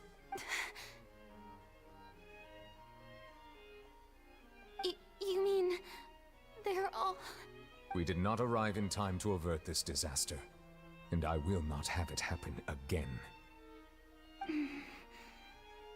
I will say this once more. You must tell me everything you know. Yesterday, I found 3 stone slates in some ancient ruins near Poisson. Do you know anything about those? Seriously? You're questioning me like this is a court case now. I don't know anything about that. But you found them in some ancient ruins, you say? That's correct, which is why I came to ask you some questions. There should have been 4 slates, but one of them was missing. The other 3 feature different images that seem to correlate to the prophecy. The prophecy? The second of these slates depicts the previous Hydro Archon Egeria kneeling before a floating island in the sky, as if confessing something. Do you know nothing of this either? I don't. I've never seen such slates. I'll ask you again. Do you really have no information regarding the previous Archon? My deciphering of the slates indicates that the Hydro Archon Egeria once had to confess to, or apologize for, a certain sin. If anyone would know about it, it should be you. All gods don't have the same secrets, you know. She was herself and I'm me. Is it really so strange that I know nothing? I understand your concerns, but I'm sorry. I just don't have anything to tell you. Forgive me for saying this now, Lady Furina, but I have long known of your various secret investigations into certain matters. There are several indications that you have been investigating the prophecy on the sly. Which, to be fair, we knew this. It was kind of mentioned that she had an intelligence network of her own. This is not strange in itself, considering that you are the Hydro Archon. But it is strange that you should also claim to not know any of Egeria's secrets, as well as do nothing following your inquiries. You have never been as superficial as you have presented yourself to be, nor are you a fool. And yet, your behavior is very inconsistent. Huh.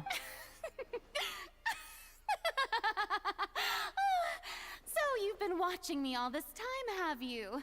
I didn't think you were that type. Are you calling him a stalker? Oh, that's so...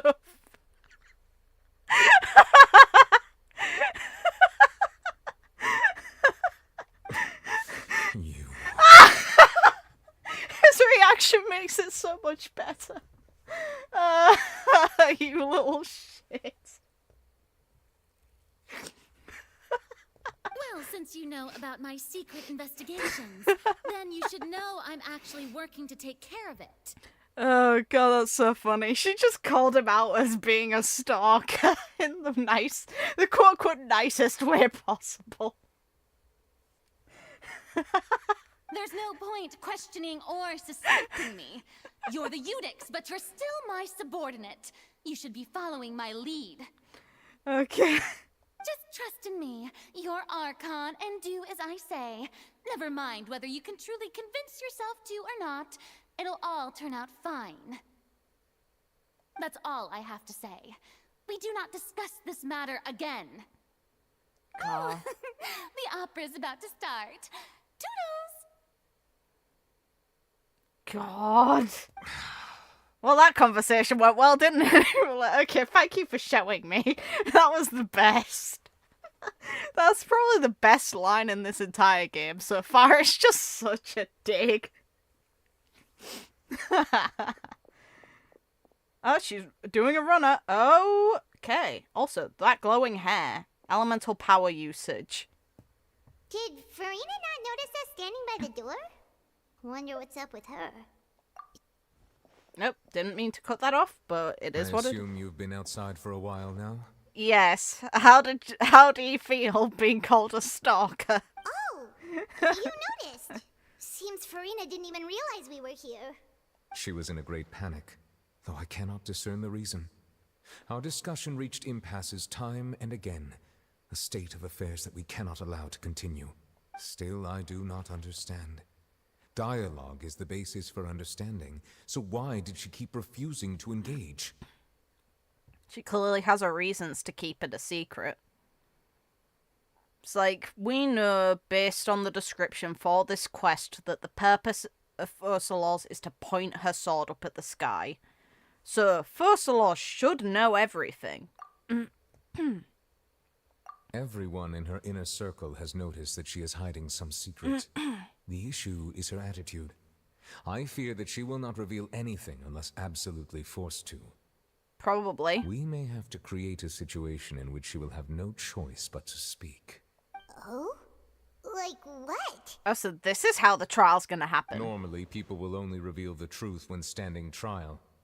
Perhaps we must have the Hydro Archon experience just such a scenario. But Furina's seen so many trials, and she's really good at dodging questions.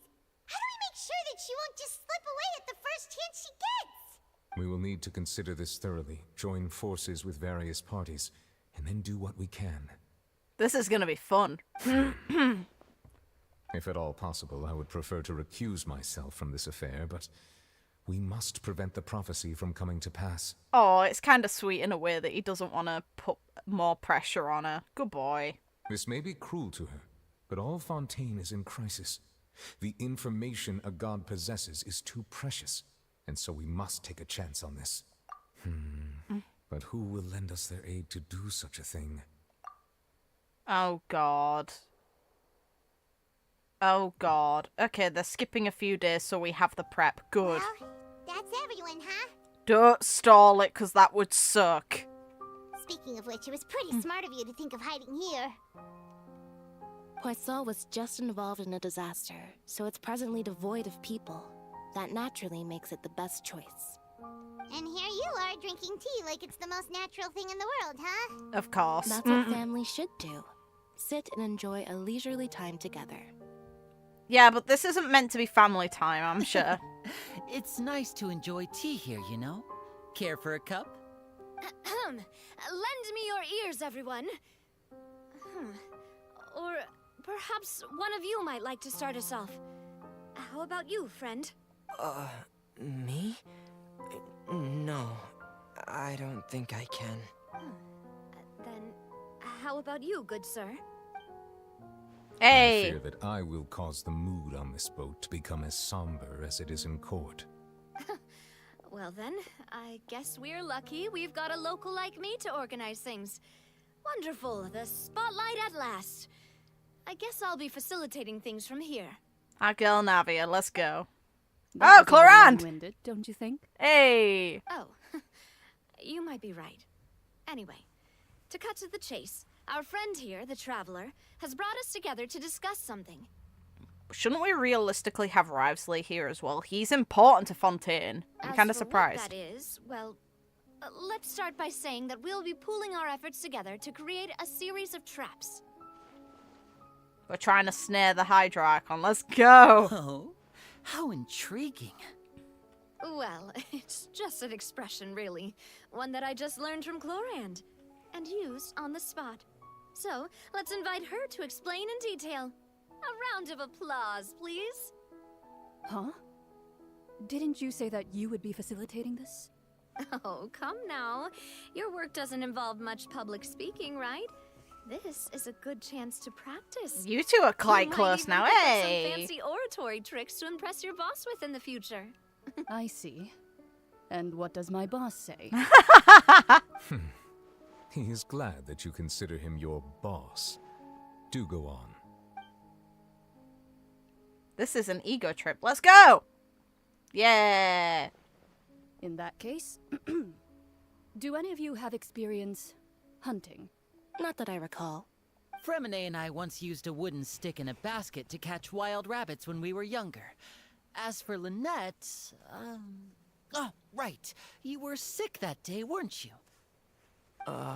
I've also gone diving to catch some fish before. Does that count? Oh, God. I'm afraid not. You may or may not have heard, but Fontaine once played host to a group known as the Marechaussee Hunters. Though that was their name, they did not hunt animals, but rather various monsters left behind by the ancient dynasty of King Remus. That sounds fun as hell. Today, Fontaine's monster population has already thinned greatly, so the hunters have blended back into society, taking up arms in other lines of work. They even left a unique methodology of hunting in their wake. A trap comprises of the following components: bait, a trigger, and a containment device. Sometimes a lethal implement will also be necessary to deal with the prey. I don't think you should be using that on your Hydra Archon, just saying. So, if we were to build a trap together, right now, what would you choose to build it with? For me, I would prefer something basket-shaped. Pigeons and rabbits will see the bait and naturally enter the snare. Our line of work requires a deft hand, and we're some of the best in the industry, so you can count on our techniques. You used some of those techniques while moving the people of Poisson, didn't you? My subordinates mentioned that you even performed some magic for the bawling children. Yes, and I even managed to gather some intelligence in the meantime. I'm quite the multitasker if I do say so myself. I'm afraid I can't claim that as my strong suit. I prefer more stable methods, like placing bait in the water and waiting for the fish to come within reach. That's the kind of method I would count on. That one wouldn't work for Furina because she's not willing to take the bait. Calm and steady. Exactly the kind of person who would catch loads of fish. Unfortunately, the only way we're going to get information out of her is putting pressure on her. So the most aggressive method. With discretion, I'm sure. I'd probably use some sort of mechanical animal. Papa once bought me some small clockwork squirrels, mice, and such. When placed in the forest, they can attract others of their kind. I remember that you liked those too, didn't you? Aww. I did. And that would be a good way to go about it. If they're realistic enough, animals of the same kind will follow them all the way to the trap. What about you, Monsieur Neuvillette? I fear I do not have any related experience. Makes sense. That makes sense. You usually solve problems directly, without the use of any such tricks. But I do have one more question for you, Monsieur. If we were to create a trap now, how would you design it? I would like for it to be effective, but bring no harm to the prey. Hey. A more gentle trap would be ideal. Kind, as always. However, Our intention doesn't necessarily change the containment device and the type of implement we need. If we wanted to kill the prey in one strike, we would need a powerful implement. However, that also goes for prey that must be captured and safely contained. Wait, why's that? So it doesn't escape. Only a hunter who's a true expert at subduing their prey can snare it without harming it. The line that divides life and death is often exceedingly thin. So, are we going hunting together? I guess. Huh. We hadn't thought of seeing ourselves as hunters. It kinda works, but maybe it's still not the best metaphor. Probably not. It kind of gives a far different impression of what we're actually aiming to do to poor Furina. If our means of capturing and dealing with our prey is to put them on trial, then the hunting metaphor is actually quite accurate. But we shall require much more courage than any hunter to judge a god, a being whose seat is an exalted throne. Oh, so that's what's going on. Sounds very interesting. Yes, it does.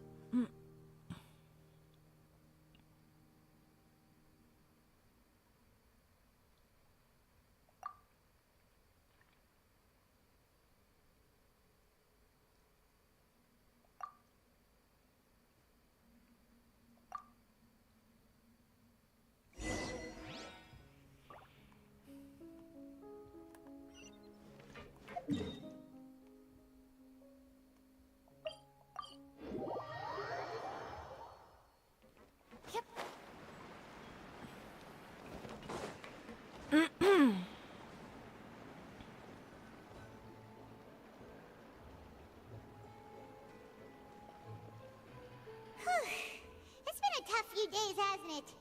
So much has been happening. Paimon didn't think the meetings would go on for so long, but everyone seemed pretty fired up, huh? At least they're not stalling it out. Paimon thought they'd be at least a little frightened. Well, Fremine was, now that Paimon thinks about it, but everyone else just looked a little surprised. Well, it's hard to say. Paimon doesn't have any experience with this sort of thing. But with you around, Paimon sure will do great. After all, you're the most reliable person in the world, aren't you?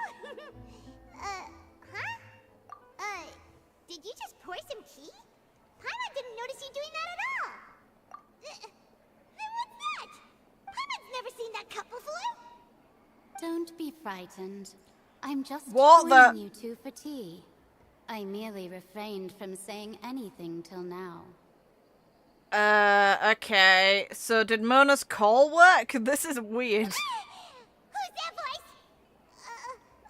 But there's no one here. Aw, have you forgotten me already? Wait, you are familiar. You're the voice we heard from the sky in Sumeru. I don't remember, so let's go with that. The voice from the sky, I fear that description is wrong. Though, not completely wrong. You're feeling lost now, just as you were feeling previously. I sensed that confusion and thus came to you. Guiding people is an irresistible hobby of mine, after all. Consider me a passerby, just accepting a commission from my friend's disciple on a whim. So which one are you? The prophecy. Yes. Okay. What has been prophesized will be fulfilled. You may view such things as the history of the future. What? Then is there any way we can stop it? I believe you have witnessed a failed attempt with your own eyes. Can everything in Tevat so easily be changed? So you've caught on. Just as prophecies are usually only the future as seen from the perspectives of the gods, could things be happening in hidden corners where the gods' gaze does not fall? Are the things that you shall see different from the fate that the gods perceive? This is fun. I like this. What is she talking about? It all sounds really impressive and important and stuff, but it also sounds kind of scary. It makes it sound like the fate of this world is what's dictated by fanes or the heavenly principles or whatever else. So in order to change fate, you have to do something without them noticing.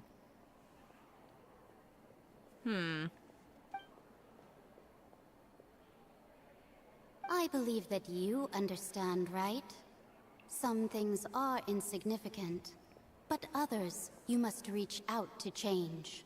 Ultimately, fate shall serve as your only guide, no matter what will happen in Tevat's future. All you need to do is to play your part. This was good tea, by the way. Thank you for your hospitality. Well, that'll be all for today. The voice. It's gone.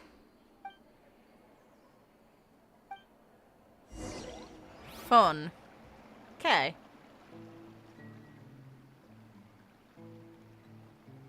What?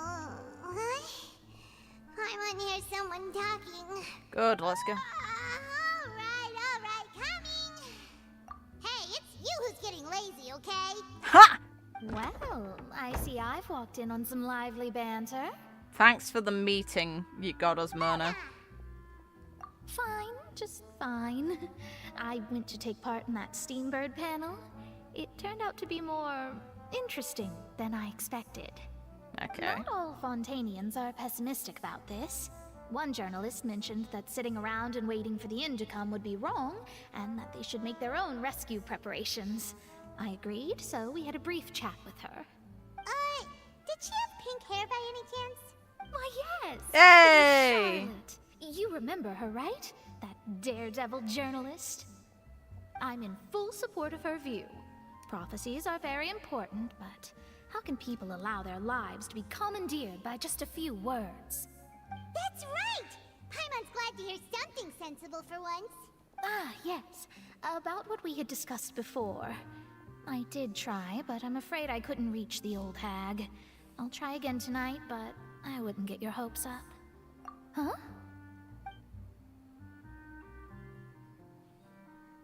Goodness gracious. Are you serious? She said that even the god's gaze has blind spots. Pretty bold if you ask Paimon. Most people would believe the gods to be all-knowing, right? The Hexen Circle members are certainly anything but ordinary. As for the mage named N, the old hag has mentioned her a few times. She said that N's sense of direction is incredible, and that she loves guiding those who are lost. But I've never met her, and if she were still alive, she'd be... well, suffice it to say that the hag's at least a few hundred now, and N's been around for longer than that. Interesting. Whoa. The Hexen Circle sounds like a scary group. But they must really stay in shape for so long. I don't think that's what's going on Their here. abilities alone are pretty terrifying. If she came to see you personally, then the problem you're facing must truly be of great importance. Well, it's not like Paimon could understand anything she said. Yes, she was quite cryptic, but I suspect she means that there is still a way to turn things around. She didn't say when or what that would be, though, so perhaps it is something that you cannot know right now.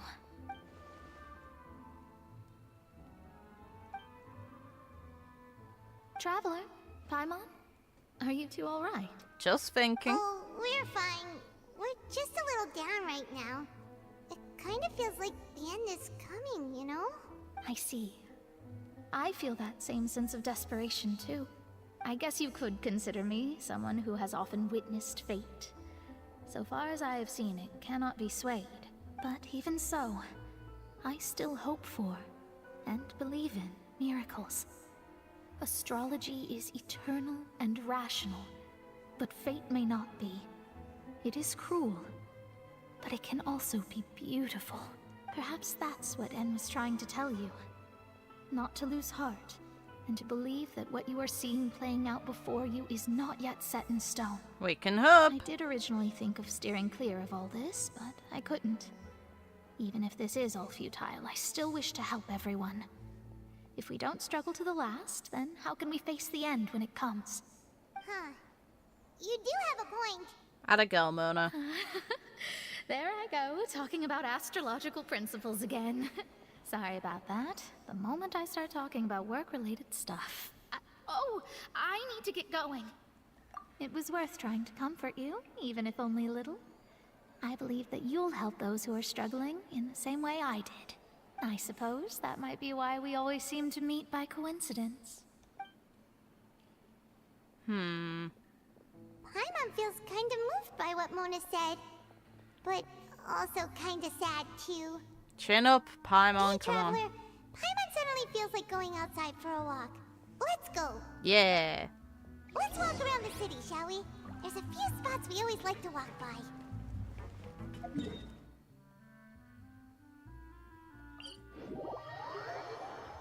Shorten the journey a little.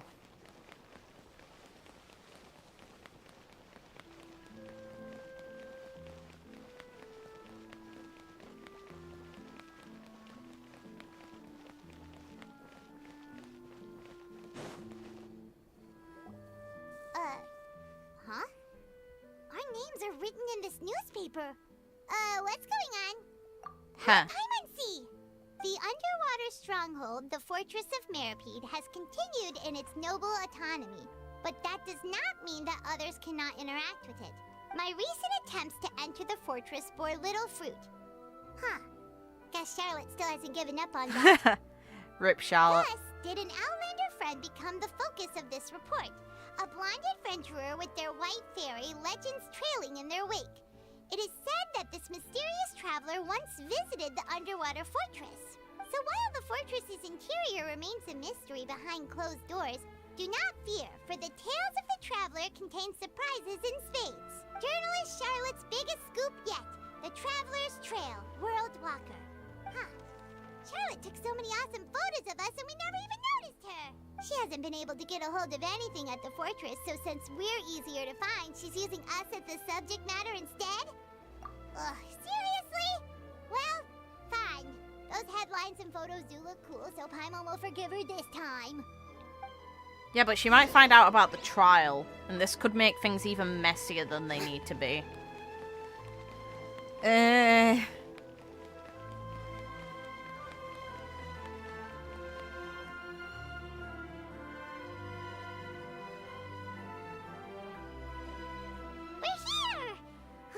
Paimon's hungry.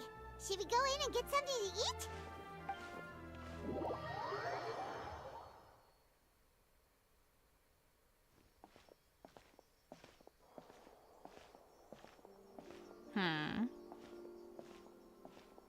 Hey, quick! Look! That's the limited edition only 16 slices a day cake! It was so delicious the last time we tried it! Despite the tense situation we were in, let's give it another go. Paimon's sure it'll be great! One slice of cake, please. Someone showed up after all! Oh, wait, you're the one from the Palais Mermonia. Hi. Oh, are you here to buy cake too? It seems Monsieur Nervalette was right. You really can eat. Rude. Wait, did he really say something like that? He's not wrong, but still rude. That's right. Even he has his own preferences when it comes to food. As for me, I love the cake and coffee here. Do you come here often? Usually every day. Every day? It's part of my daily schedule, apart from work. I shall have my cake and coffee. Then what if someone told you one day that this place would be closing soon, and you wouldn't get to eat cake here anymore? What would you think? But why would it close? Well, Paimon doesn't know either, but maybe the waters will rise tomorrow. You know, like in the prophecy. Oh, the prophecy. To be honest, I haven't paid much attention to that. No, still, even if there'd be no more cake tomorrow, that wouldn't keep me from having some today. No, it's the same for eating in general. You might not be able to eat tomorrow, but if you can do so today, then you should carry on. That's what people call living, you know. Hey. Yeah, good mood. Don't be sad. Excuse me, could I have 2 more slices of cake to go? These 2 slices are for you. Sijuin said that this kind of expression you're making is what humans call being sad. Oh, you know Sijuin? I sure do. She was born before me, and she sometimes comes to the surface to teach us things about humans. She said that humans are creatures that are saddened easily, yes, and you can only lift their spirits by feeding them delicious food. So please try the cakes here. I've got something else to do, so I'll be going now. You two try to stay in a good mood after eating, all right? Bye. Aw, you chill.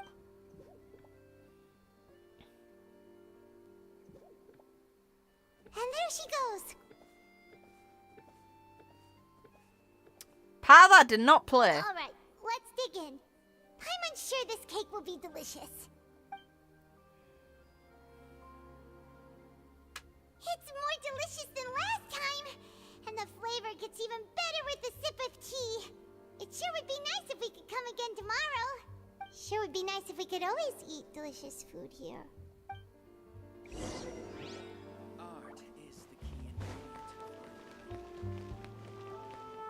Actually, real quick, I should check if there's any recipes here. I bought 2 from the other. No. Yeah, okay. That's all I wanted to check.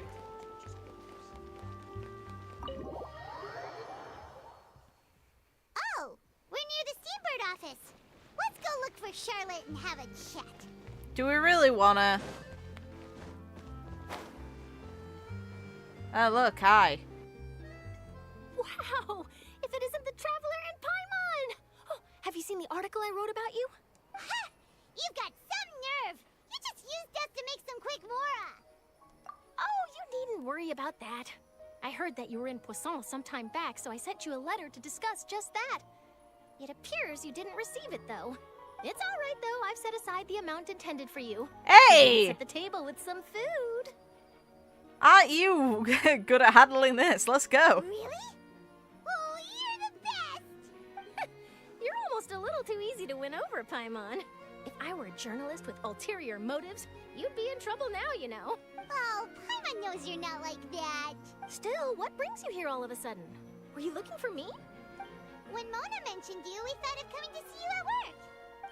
I see. It seems you've already bumped into Mona here in Fontaine.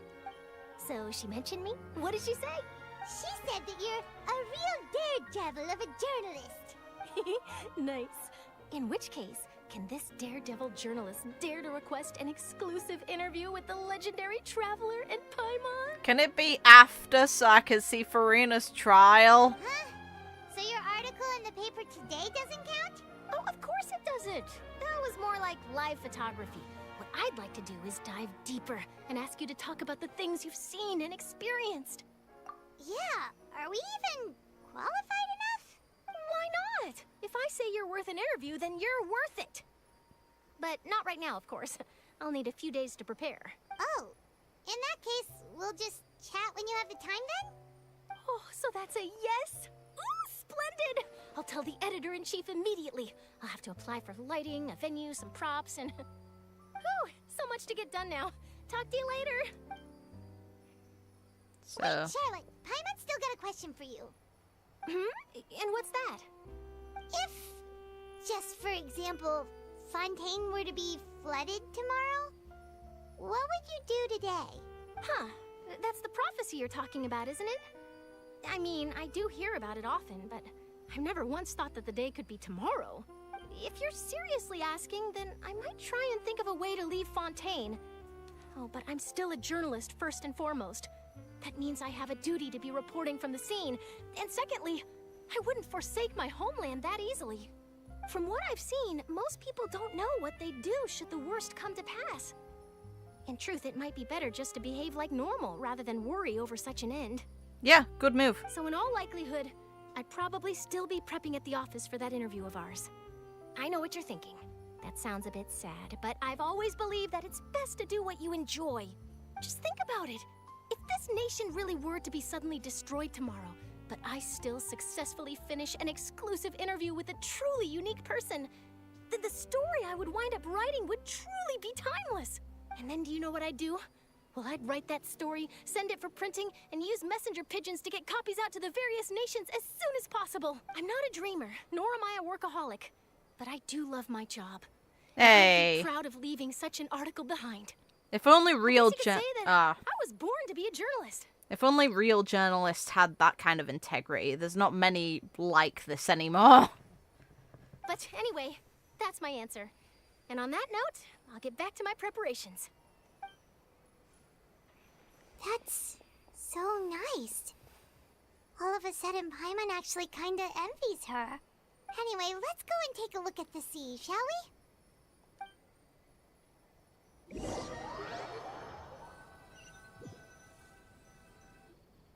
The sea breeze and scenery can be a pretty soothing combo, huh? Paimon's been thinking.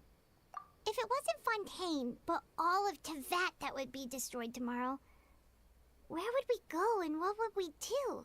No, Paimon should ask, if you could choose, what would you like to do?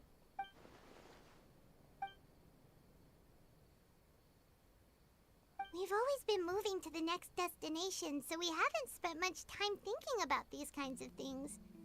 We didn't have to either, with us always being on the road and whatnot.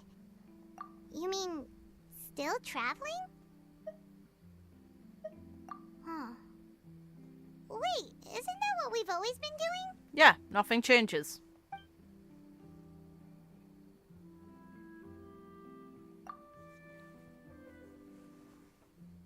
Okay, good. They're skipping any empty time.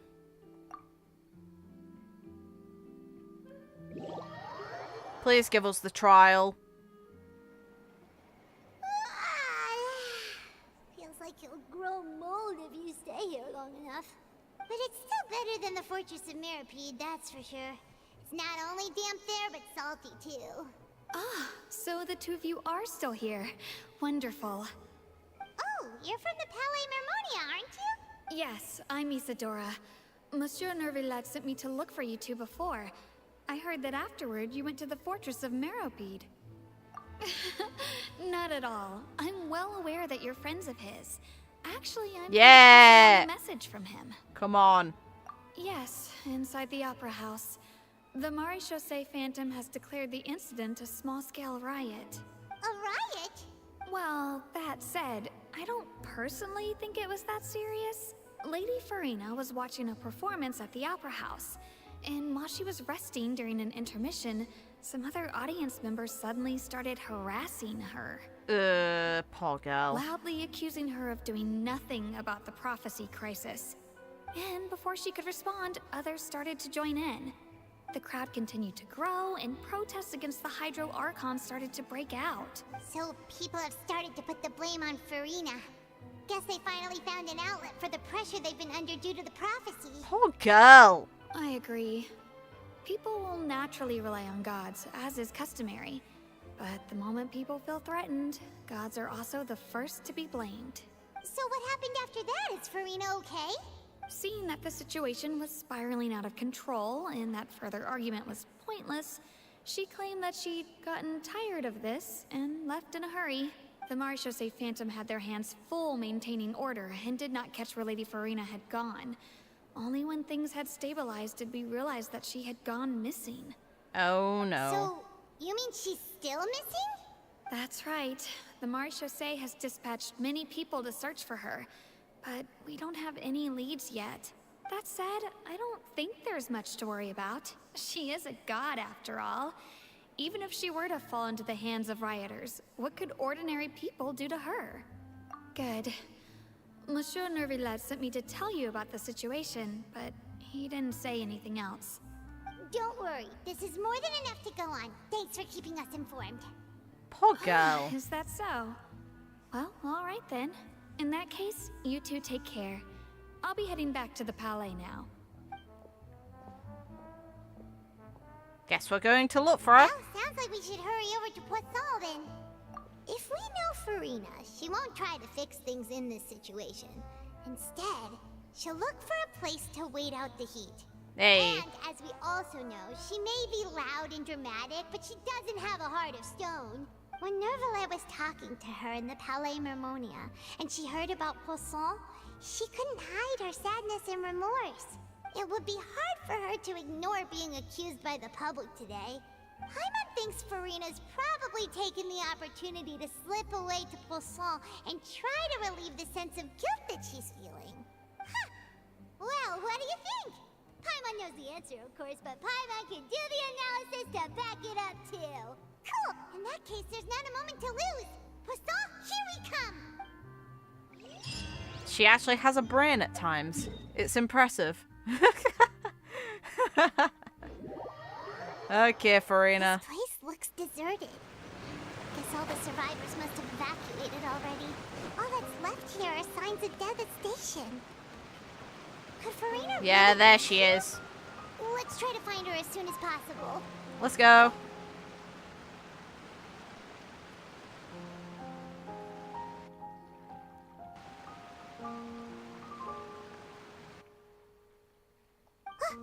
That's Furina, right over there.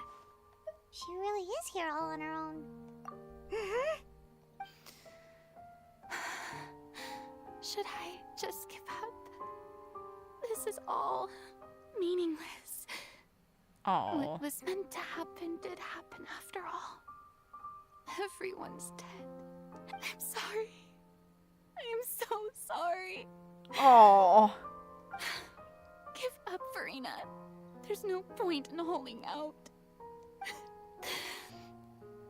I'm sorry, but what can I even do other than to repeat meaningless apologies over and over? Who's that? Don't worry, Furina, it's just us. So it is you, blonde traveler from another land. Why, I almost thought you were someone from that mob of my ignorant subjects. Come to kneel and beg for my forgiveness. Furina, you were crying just now, weren't you? The tear stains on your face are obvious. What do you mean, tear stains? Oh, I remember. The show at the Opera House earlier this morning was so moving. I'm still trying to process it. The poor girl. She's been caught red-handed and she still would admit. That sucks. Who did that uncivilized rabble think they were? Disturbing my enjoyment of the arts. They even dare to tout their Archon. I must teach them a lesson. I can just imagine their twisted and frustrated faces once they realize that I'm nowhere to be found. Oh, and I'm sure Nouvellette and those people from the Maréchaussée Phantom are freaking out right next to them, too.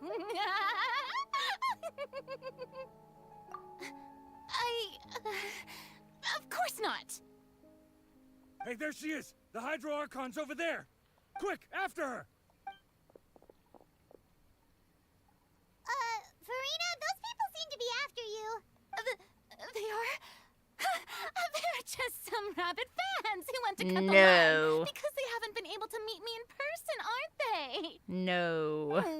That's against the rules. I can't let them get their way. Furina just ran off. Quick, we have to catch up with her. Can we beat up the people first?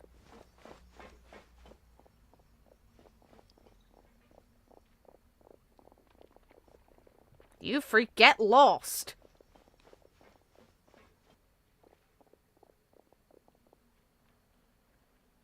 Bye.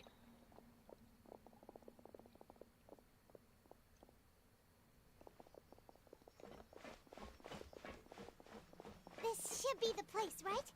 Hey, Furina! There's a good hiding spot over here. Quick, come to Paimon before the rest of them catch up to you. What? What is this place? Hurry, they're almost here. Fine. I suppose haste is warranted. Lead the way.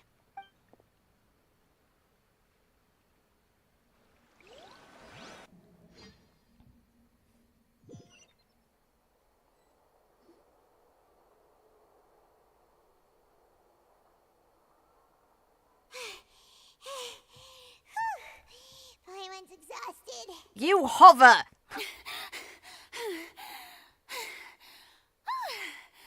I'm so tired. I totally thought they had caught me. No, I merely gave in to the sheer enthusiasm they You're right. Yep, that's a good girl. That's a bit demeaning. Shut up, Paimon.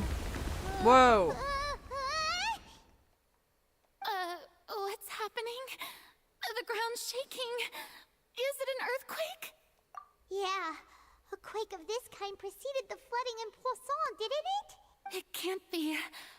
It's happening again. Well, there's no need to worry too much about that. Neuvillette's made some emergency plans, so the evacuation should go a lot smoother this time. Yeah, but it's going to cause more public distress. She's already under heat. Yeah, I hope you're right. But the people of Poisson, they've already...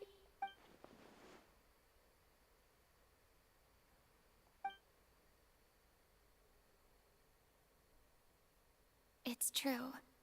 I've been investigating the prophecy for hundreds of years. I once had informants all over Tevat, searching for clues and feeding information back to me. I've tried all kinds of ways, too, to hold back the sea. Anything to keep the coastline from advancing. No. But all my efforts proved to be futile in the end. Really, the truth has been clear to me for a very long time. We cannot make an enemy of the divine. No matter what we do, the will of the heavenly principles will have its way, and the prophecy shall be fulfilled. Give up. I do love the sound of that phrase. It would mean finally coming to terms with fate, but also for me to finally be free. Wow, okay. Indeed. I've thought about giving up so many times, especially after we almost lost Poisson. Fate is really unreasonable, isn't it? It has no heart and obeys no rules. The prophecy has only just started to come true, and so many people have already lost their lives. But just now, it all became clear to me. I still don't have the right to come to terms with fate on behalf of everyone else. As long as the final moment hasn't come, it's still not too late. Don't worry. I will keep hope alive for everyone until the very end. Well, that's enough for now. I got the impulse to play the stricken maiden, but honestly, considering my rank and station, that wasn't a good fit at all. Don't take any of what I just said seriously. How could I possibly let Fontaine fall to the whims of trivial prophecy? Come on! Paimon could have sworn you were actually being honest just now. Of course she was. Let her fake it.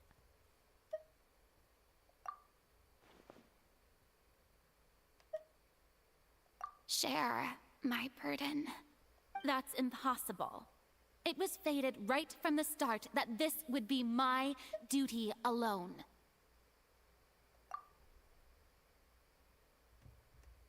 Why can't we recommend Neuvilette instead? A witness. Yes. I've heard that you came to Tevat from beyond the stars, yes. In other words, you never belonged here. And if Tevat is, in its entirety, a show on a stage, then you're just a spectator, aren't you? Yeah, but Paimon might not be, so it might not be the best choice to say it here. If that's the case...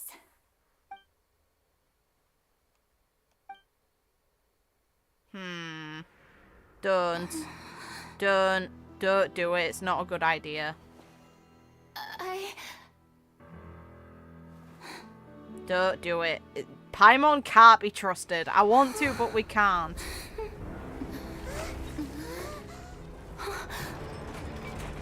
Oh no. Oh, this is one hell of a trap. How the hell?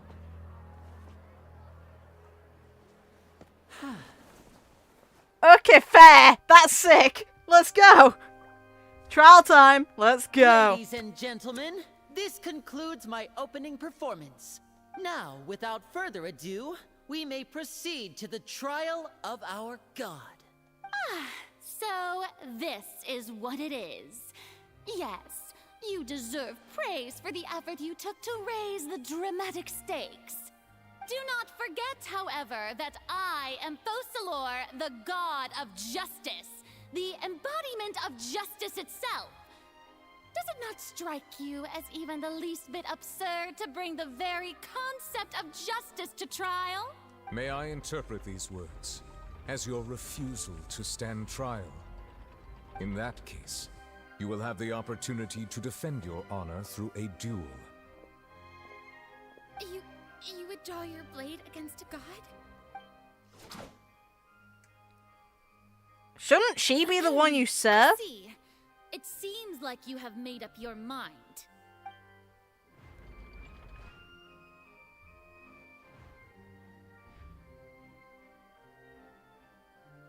Paimon can't believe it. She just surrendered. What the heck is going on? Did I just see an Archon surrender to a human? Wow, how utterly humiliating. Lady Furina, what is the meaning of this? Shut up! It would seem that there has been a misunderstanding. To be clear, the raising of both hands is not always an indication of surrender. Looking for excuses again, huh? I raised my hands just now to indicate my acceptance of the trial. No duel shall be necessary.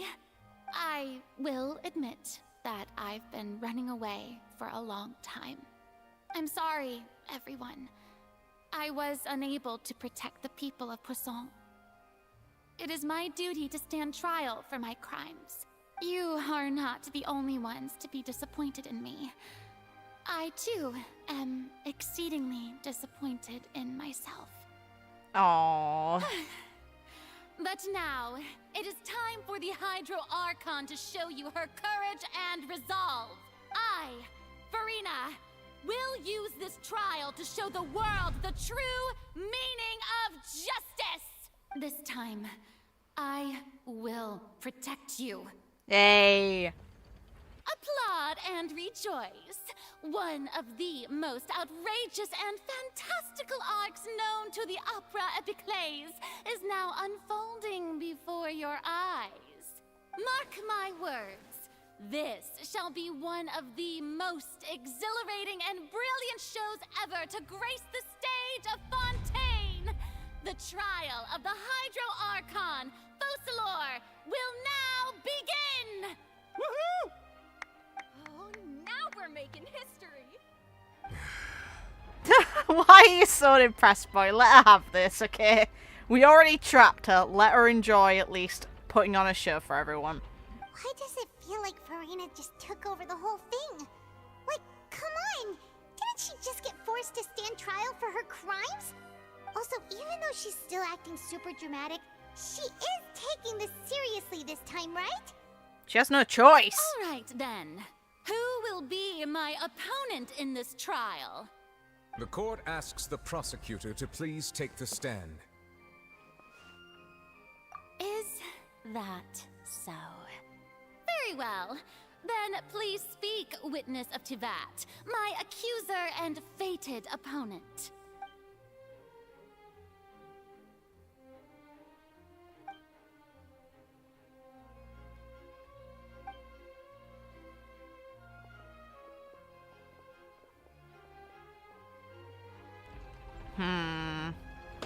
Hey, a boy! Also, please allow me to ask, as a final question before the trial begins. Just how much work did you do to force me onto this stage? Well, we did do a lot of prep after the meeting that day. I can go over the tasks assigned to the Spina di Rosula, since they were rather straightforward and easy. Navia, the president of the Spina di Rosula. Most of the people who participated in the disturbance this morning were my subordinates. Oh, Pom! That sucks. They changed into plain clothes and came to the Opera House as regular audience members, waiting for the perfect opportunity to incite insurrection against you. Poor girl. The people's resentment against their Archon has been building as more and more of the prophecy is fulfilled. A spark was all we needed to turn smoldering anger into a flame. Moreover, according to our understanding and analysis of you, When something like that occurred, you would likely flee the scene and head to Poisson by yourself. So, we arranged for a second group to lie in wait there. So, you mean... the ones who scoured the settlement for me were also from the Spina? And their goal was to force you to step into the giant magic box so you may personally participate in the greatest magic performance in all of Fontainian history. That's right. That house was a magic box, rather than someone's residence. As the super ultimate version of the setup that I used when I first performed at the Opera Epiclese, the volume of the box was increased by a whole order of magnitude, and the distance it traversed was the entire gap between Poisson and Areneas. Its cargo, of course, was an Archon instead of a human. My thanks, Furina. Without your help, we could never have pulled off such an extraordinary performance. How the hell did you manage to move that goddamn box? You're welcome. Valid response. Of course, this performance was only made possible okay, with there it Father's is. support. Oh the House God! Of the Hearth spent a massive amount of labor in Mora to pull this off. We had to select a location, construct the giant magic box, dig a tunnel, and open up a path through the water. It was a lot of work for all of us. How the hell? That can't have been a good thing to have done. Technically, you damaged the Opera Epiclese. Fair enough. So, in other words, the earthquake that we felt within the giant magic box was just a normal tremor from the transportation of the whole house? That's right. It wasn't a sign of another disaster to come. Then, I can guess Nervilette and Cloran's parts. You gathered a crowd, prepared a stage, and made sure that the champion duelist would be immediately ready for a fight. Also that as soon as I appeared on the stage, the trial may commence without a hitch. Am I right? Yes, that is correct. Well, Clorand, I must commend you for your courage.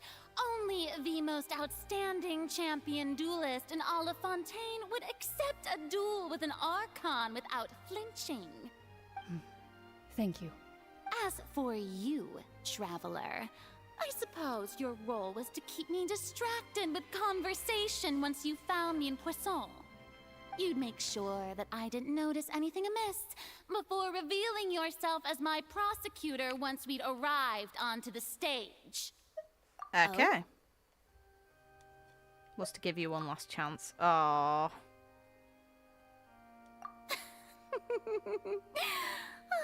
Is that so? Then I suppose I must have missed my final chance. It's fine. It matters not. What's done is done. The stage is already set, so there's no reason to disappoint the audience. Let's see this trial through to the very end. The thing is, though, the cards are still all in her deck because ultimately the Oratrice is involved and she's involved with it. So she can't lose, really. Things have to go Fursalaw's way. They can't not.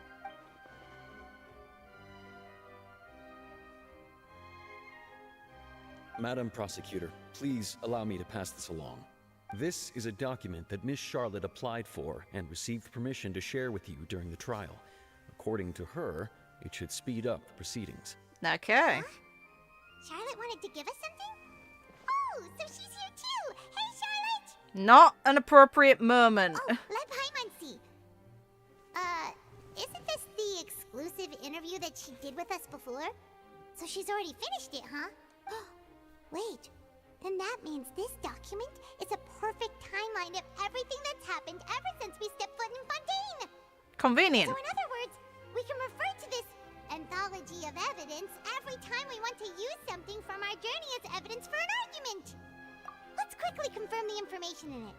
Just think of it as a refresher, alright? Okay. You defeated the Hydro Archon in the very first duel you took part in at the Opera House. That's one for the history books, all right. I didn't think that you'd wind up getting to the bottom of the case I'd been following all this time. I guess you could also see this as a happy coincidence. This is the first time Monsieur Nervillet had a difference of opinion with the Oratrice. Even the Hydro Archon can't figure it out. A Fatui Harbinger. She's an extraordinary person. Her instinct must mean something. The fortress of Meripede was almost destroyed in a single day. That I didn't witness that scene personally will always be a source of professional regret, I think. This girl. According to Monsieur Nervillet, both Child and that whale should have been in the Primordial Sea at that time. I nearly lost my awesome friend Navia. To be honest, that still gives me shivers. The words of someone as extraordinary as a witch can probably only be truly understood when something surreal happens to you. Let's go. Thanks for the evidence, Charlotte. The prosecution and the defense are both in position. The trial shall now begin. Hell yeah. Oh, come on, Nervilette. There's no need to repeat all the unimportant legalese. Just fast forward to the part where the prosecution lays out my offenses. As the defendant and the lead actress of this performance, I still haven't even been informed of my supposed guilt in all of this. Of course, it is only natural for humans to struggle to understand the actions of a god. However, you will need more than that to convict me of a crime. That's true, but my charge Oh. here is unrelated to your conduct as an Archon. Interesting. Instead, I would like to charge you as a fraud who's never been the Archon in the first place. Well, this gets fun. Wait, Let's go. What was that? Lady Furina's a fraud? I have the biggest grin on my face. Hey, I came here thinking that we were going to try the Hydro Archon for forsaking her duty, but did I hear that right? She's not our Archon at all? So, she's clearly related to First Laws. If she isn't First Laws herself, this is gonna get fun. Charge accepted. Lady Furina, do you plead guilty to the charge? Hesitancy. Lady Furina. I plead not guilty. How can I be guilty?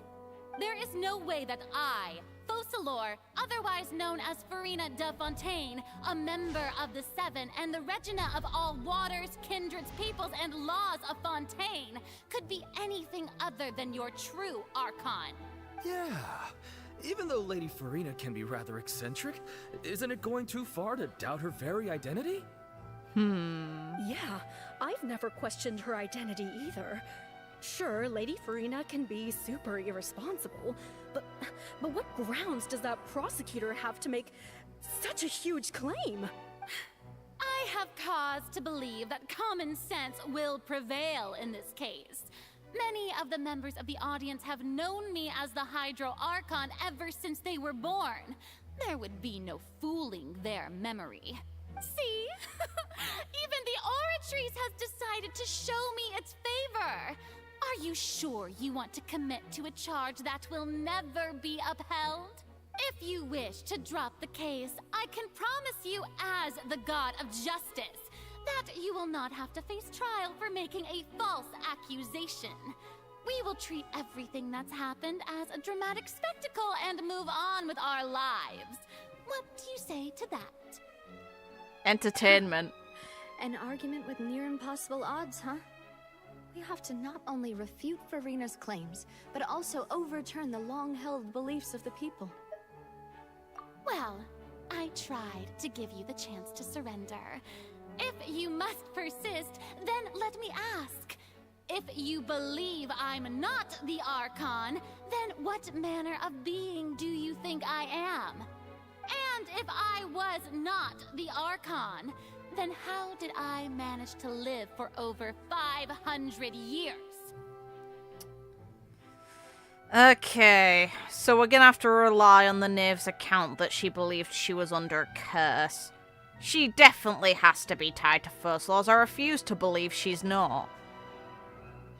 Just something's up, and this is fun.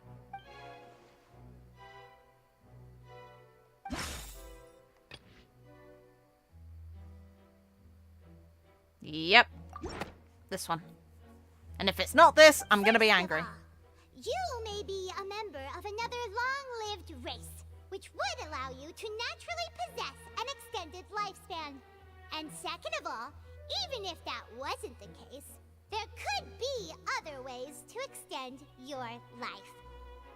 I'm so glad that Paimon doesn't have the stupid glasses on as well. Who gave you that idea? Was it the knave? You'd sink so low as to use a harbinger's words against me. A curse? I once thought it possible that the aura of an Archon might naturally resemble a type of curse. But in light of this claim, perhaps what I sensed was not your divinity, but a curse after all. You sensed it too, huh, Nervalet? Lady Furina is actually a human? Well, it is true that it's extremely difficult to tell humans and gods apart just by looking at them. It's not impossible. How is the Oratrice actually fine with rigging itself against her? Don't start celebrating too early now. Even if I have been carrying a curse like you said, how does that prove that I am merely a human being? Besides, everyone knows that the main difference between a human and a god is the possession of authority. Gods can do what humans cannot. That's why they're worshipped as gods. For centuries, manifestations of my authority have served the nation of Fontaine. One need only to turn their eyes towards the Oratrice Mécanique d'Analyse Cardinal in this very opera house, or consider the indemnitium that is used in every aspect of life.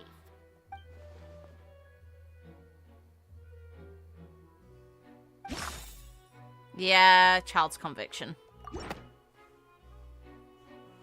You tried to reference the Oratrice, but weren't you as confused as all the rest of us when the Oratrice declared Child to be guilty without any proof? Otherwise, you should have come up with a good explanation for that by now. Didn't I make myself clear at the time? The decisions of the gods are naturally difficult for humans to comprehend. There is no need to provide an explanation. Lady Furina, I believe a reminder of your current circumstances is in order. While the court is in session, the principles of justice and the law must come before all else. While you are an Archon, you are also first and foremost this is the end. in this trial. We're in on this. We're in the trial of the Hydra Archon. You picked one hell of a time to turn up. You will prove yourself unable to defend against the prosecution's charges if you continue to withhold vital information against the rules of the court. I never thought you'd use that kind of rhetoric against me. That was no trick of rhetoric, Lady Furina. I've merely reiterated the rules of the court. Rules that all should respect and follow. So, you neither knew why Child was declared guilty, nor did you understand the structure and operations of the Oratrice.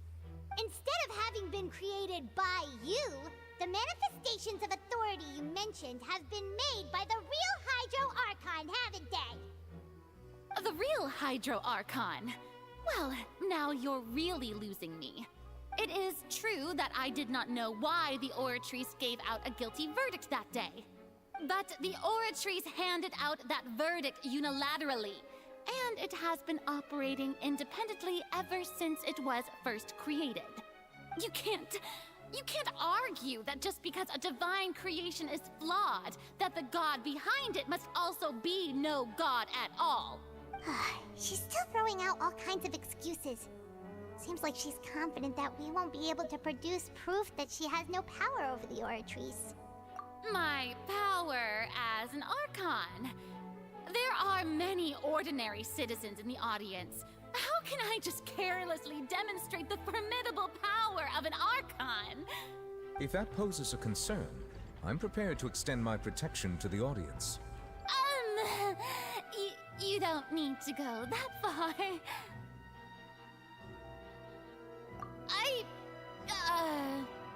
Aren't you the Hydro Archon? Or is it that you can't even wield the power of Hydro, much less the authority of a god? Indemnitium! Yes! It's all because of Indemnitium!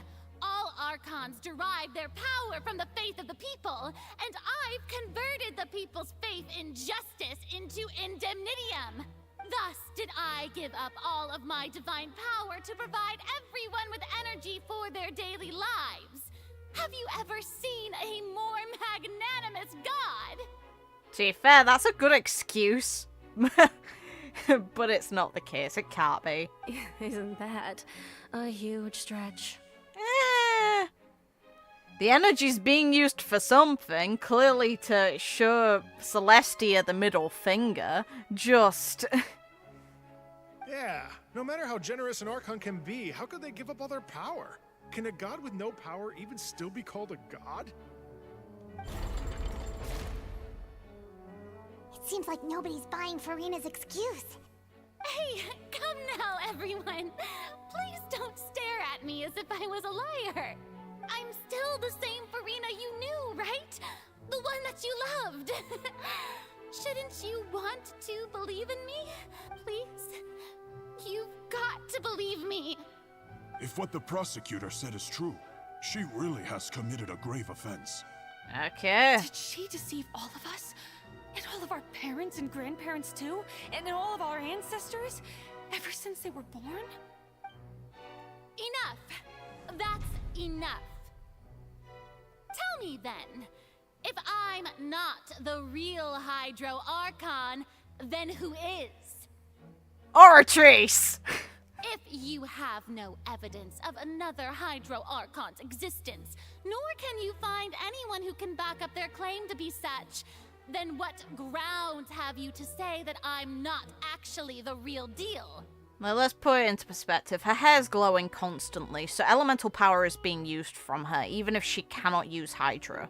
So she has to be linked to First Laws, unless they can explain that in some other way. Wow, she came up with yet another argument. How can we refute her now? Seems like she really doesn't want to give up.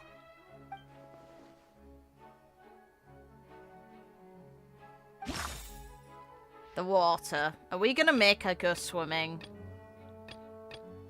No. Not relevant. Only protection of...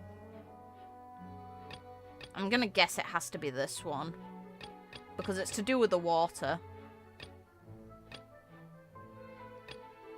Or is it this one as well? It could be either. It depends on how it's being applied. It's basically to do with her going into the water. Could be this, could be the crime where... Okay. Paimon doesn't think this clue can be used as compelling evidence to build our case. Okay, so it's gonna be the other one then.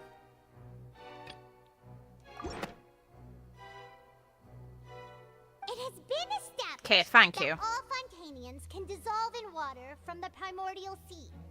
And that means... Since you insist on claiming to be a god and not a human, then there's a method that you can use right here and now to eliminate all suspicions of you being the latter. Miss Navia, please apply to serve as a temporary attorney for the prosecution before addressing the court. Though you act in partnership with the prosecutor, you must still adhere to proper procedure. Super sorry, Monsieur Chief Justice. I swear this really will be the last time that I'll speak out of turn. Now, I've brought some seawater from Poisson. As everyone knows, a massive flood struck the area not long ago, taking many lives, including those of some of my closest friends. So, Miss Furina, would you dare to touch some of this seawater? It's so pretty. If we are to believe that you are indeed the real Hydro Archon, touching this seawater would have no effect on you. All it should do is strengthen your case. But if you don't dare to touch it, then we would have basically proved the reverse. Oh, and I must remind you that after the disaster at Poisson, nobody wants to see any more people dissolve. I do hope you'll act prudently and choose the simpler path of admitting guilt. Navia from the Spina di Rasula. The Spina has governed Poisson for many years. I guess her suggestion is valid. If Lady Furina is indeed just a human, she's probably Fontainian like all the rest of us. Would she really dare to try? Ah, she's coming down. She's willing. Oh.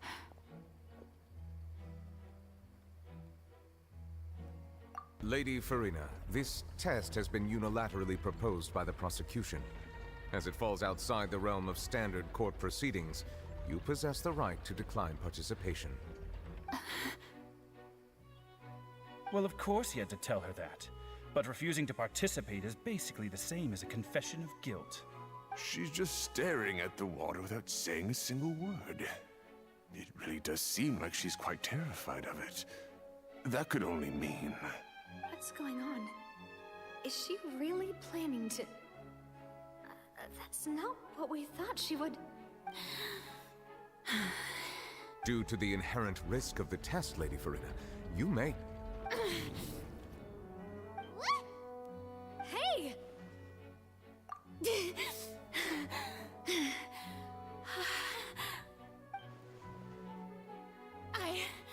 I'm fine! Look at me, everyone! My hand is still here! I haven't been dissolved! Will you believe me now? I really am your Archon! I'm nothing like a normal human who would fall apart as soon as they touch this water! Really? Was this not the most obvious thing in the world? Miss Siegewing? If you're present, Miss Siegewing, please come forward and attend to the defendant. Siege, Win? Don't be nervous. It'll just take a few seconds. Let me see. That should be enough. Please announce the results of your evaluation to the court, Miss Siegewing. As everyone doubtlessly saw, Miss Furina was displaying symptoms of hyperventilation and flushed skin. These indicate that she was experiencing the adverse effects of exposure to primordial seawater. The extent to which she was affected is the same as other humans when exposed to primordial seawater of a similar concentration. Thank you, Miss Siegewing. Lady Furina, you may return to the defendant's stand. Oh, wait. They trapped her. What did she just say? I didn't get dissolved. Shouldn't that be enough to prove my innocence? Well, considering your tendency to run from your problems, we did originally prepare a direct sample of the seawater around Poisson. However, after extensive discussion, we exchanged it for a sample that is not concentrated enough to dissolve an actual human. After all, on the off chance that something entirely unexpected might occur, we don't want anyone else to lose their life to the sea. Yeah, so out of regard for Furina's life, you secured a low-concentration sample and asked the head nurse to serve as an expert witness. They trapped her like a rat. This is so cruel. It's a great thing that the direct sample wasn't actually used. Furina could have... I can't believe... You...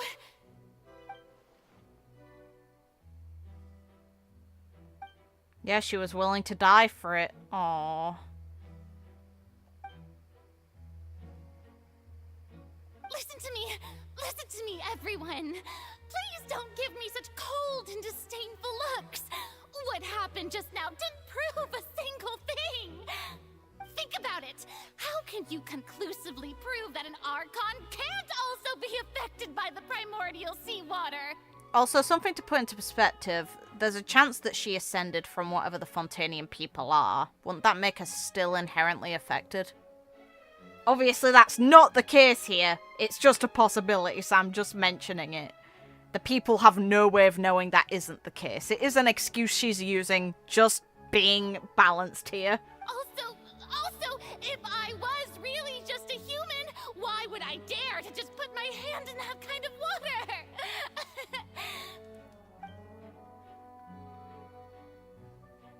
Yep, none of them are looking at, Please, everyone, anyone, just listen to me. I swear, I really am your Archon. Aww, this is... Pot girl. I don't think anything she says at this point will sway anyone. The odds are just too stacked against her now. With all the things that have been said, Paimon doesn't think there's any way left for Furina to win. I believe the time for arguments and presentation of evidence has come to an end. If there are no objections, we will move on to the final judgment. Let's go! Oh, the poor girl. Oh, what the hell? Anything she says at this point will sway Angela's too stacked against her now. We have to remember, the ball is still in her court, even if she's not the real Fursalors.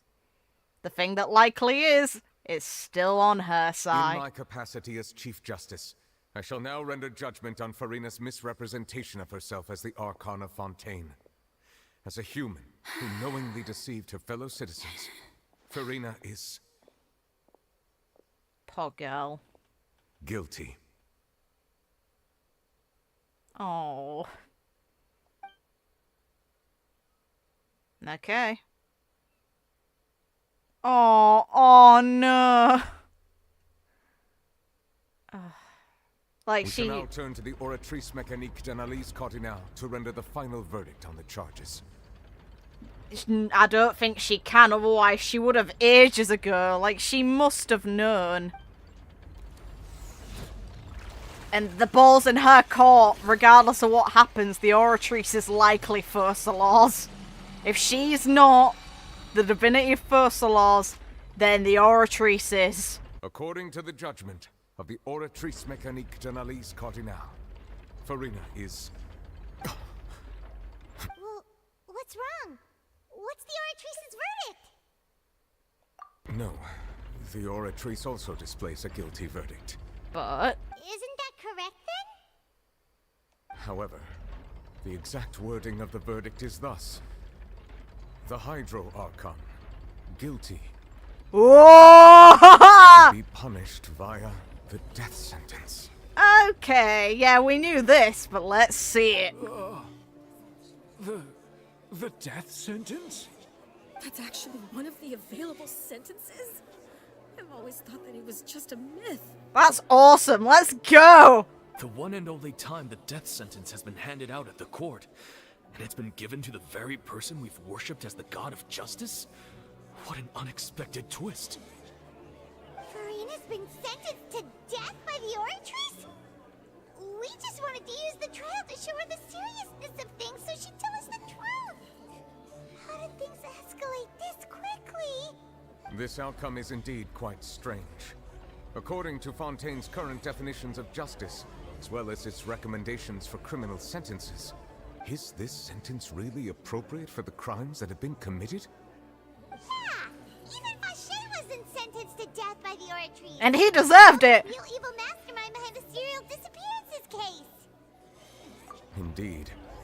Not only is Furina's sentence overly excessive, the very point of our trial today was also to prove that Furina has never been the Hydro Archon in the first place.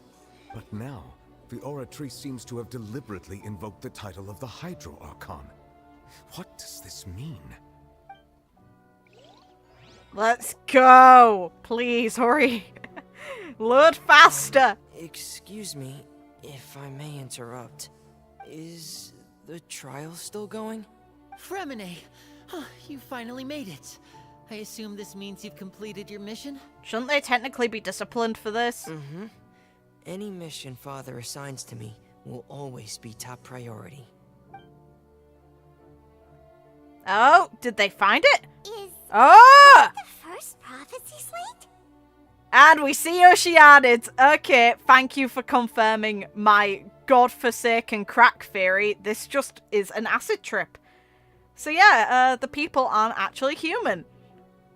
But that means Celestia's mega bloody petty. Huh.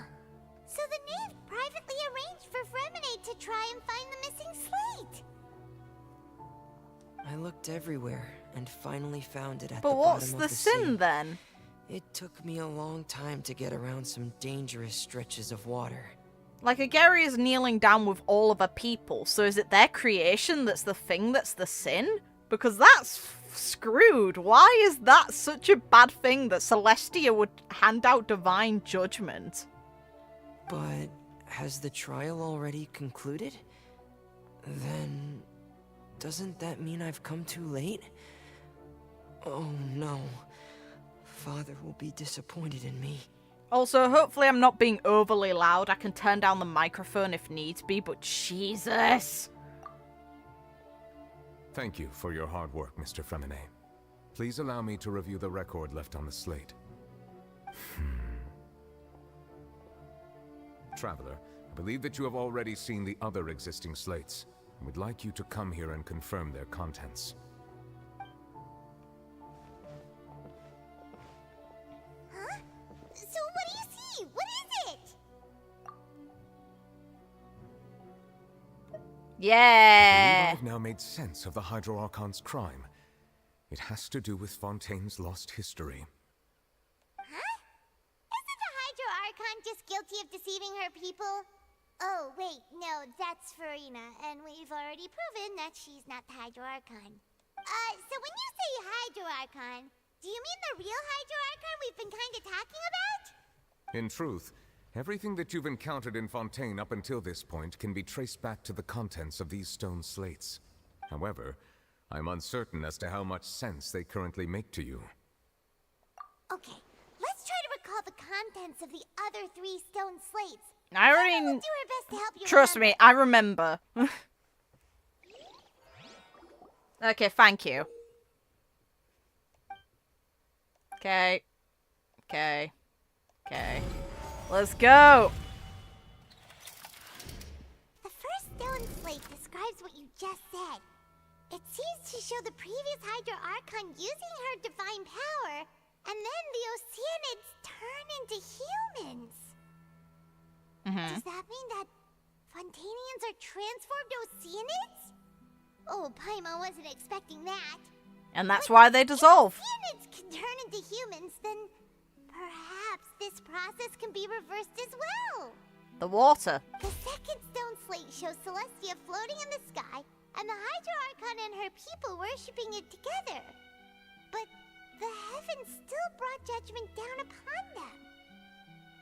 This must be the point when the Hydro Archon and the Fontainians were branded with their original sin. Does this mean that the original sin and the Hydro Archon sin are the same thing?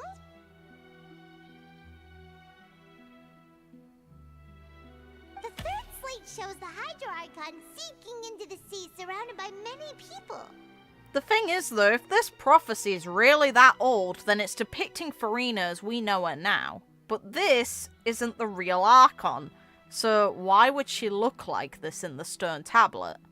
That reminds Paimon, didn't we also watch that happen to someone else? Well, the fourth slate is the prophecy the Fontainians have been talking about. People dissolving into the sea, the Hydro Archon crying on her throne, and so on. We didn't believe that such a crazy disaster could happen at first, did we?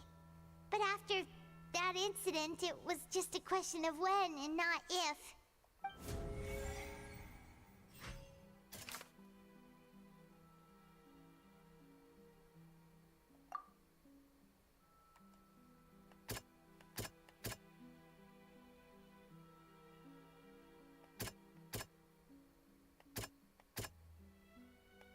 Not relevant. Not relevant.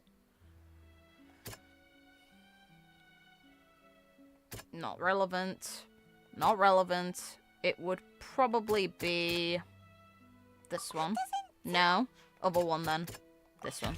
We know from the case of the serial disappearances of young women that Fontainians can be dissolved in primordial seawater. And the first stone slate tells us that long ago, the Hydro Archon used her power to turn Oceanids into humans.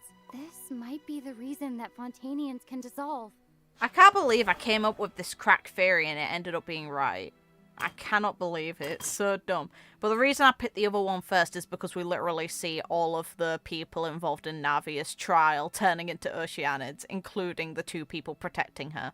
And it was mentioned that 2 Oceanids were protecting her, and that's the only reason she didn't turn back into one. Still brought judgment upon them.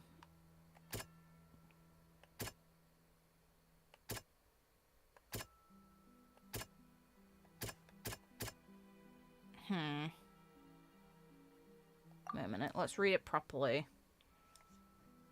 But the heavens still brought judgment down upon them. This one's a little more awkward for phrasing, since it's not it wouldn't really be relevant here, would it? It's like the primordial seawater. I imagine it has to be one of these 2. Or She believes the prophecy will certainly happen.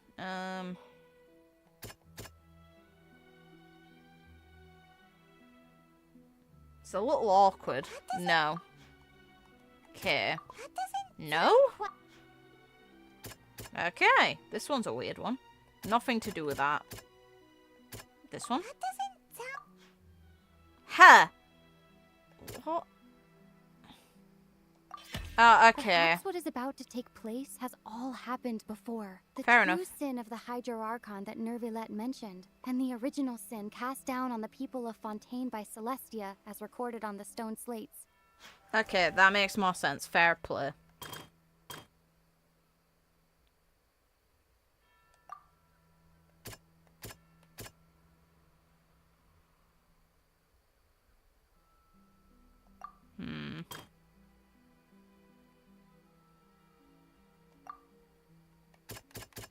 I imagine this no? Excuse you.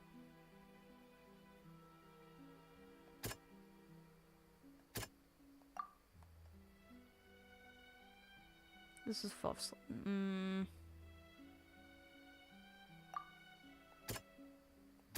Is it relevant to the rising of the seawater? Is it relevant to the fact that people are dissolving? The incident of Poisson. Why? It's just not happening. Okay. You know what I mean. Nope. Sound quite Okay. It's gonna be Nuvelo then. Yeah. The prophecy from the stone slates found Whoa. its way into society. But not many people believed it at first. The fortress of Meropide was nearly flooded with primordial seawater, which we know can cause Fontainians to dissolve. It seems increasingly likely that the prophecy may come true. If we hadn't dealt with it in time, things could have gone very badly.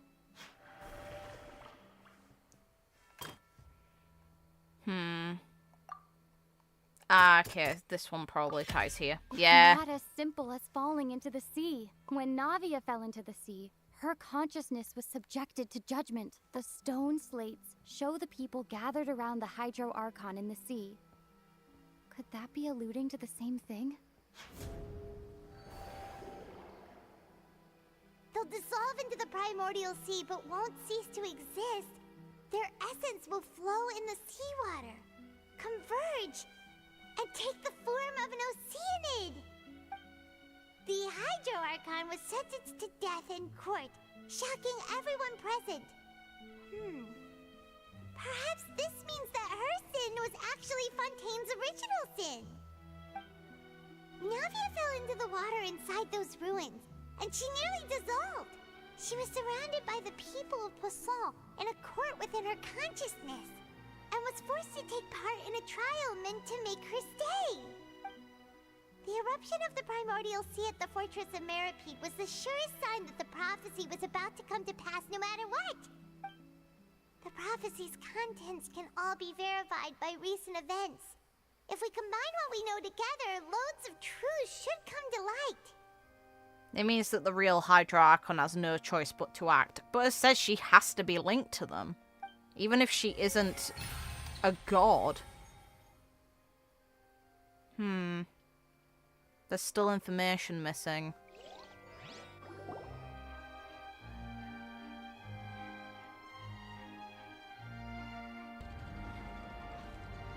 Huh?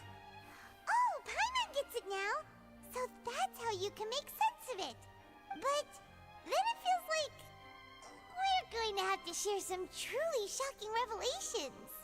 Let's hear them. Okay, this is fun. Incredible. Linny, did you hear that? We're not real humans. All Fontainians were originally created by the late previous Hydro Archon, with Oceanids as their basis. The evidence for that can be found in how only Fontainians could dissolve in primordial seawater, and how all the girls Vacher dissolved were also turned into Oceanids. All this has done is both gratified me for somehow being right with my crack theory, and also really confused me on how the hell that crack theory was right. Oh, and according to Navia, when she was about to get dissolved, she also saw everyone gathered around for a trial. All of them in the shape of Oceanids. Indeed. But yet again, it kind of brings the idea up that the original Fursalors, regardless of where or what she is, would have likely been an Oceanid or, you know, one of the things that Agaria created. If not, then I want to know what the hell she is. Yeah, and it follows from the content of the first slate that she probably angered Celestia by creating humans without prior permission. That could also explain why the Oratrice judged the Hydro Archon to be guilty. It's to account for that ancient sin. The Hydro Archon's true sin was creating us? And yet, after many hundreds of years, the Hydro Archon's creations have turned around to try to judge the Archon within the Opera Epiclese. The twists of history are often the most unexpected of all. Yeah, isn't the image here just like when Navia fell into the sea? But yet again, look, it's depicting the current appearance of Furina. She has to be connected to the actual Fursalors. Otherwise, why the hell would the character in the center of this and in the next slate look like her? So wouldn't it be trying to show the image of the Hydro Archon also falling into the sea once the prophecy has been fulfilled in the fourth slate?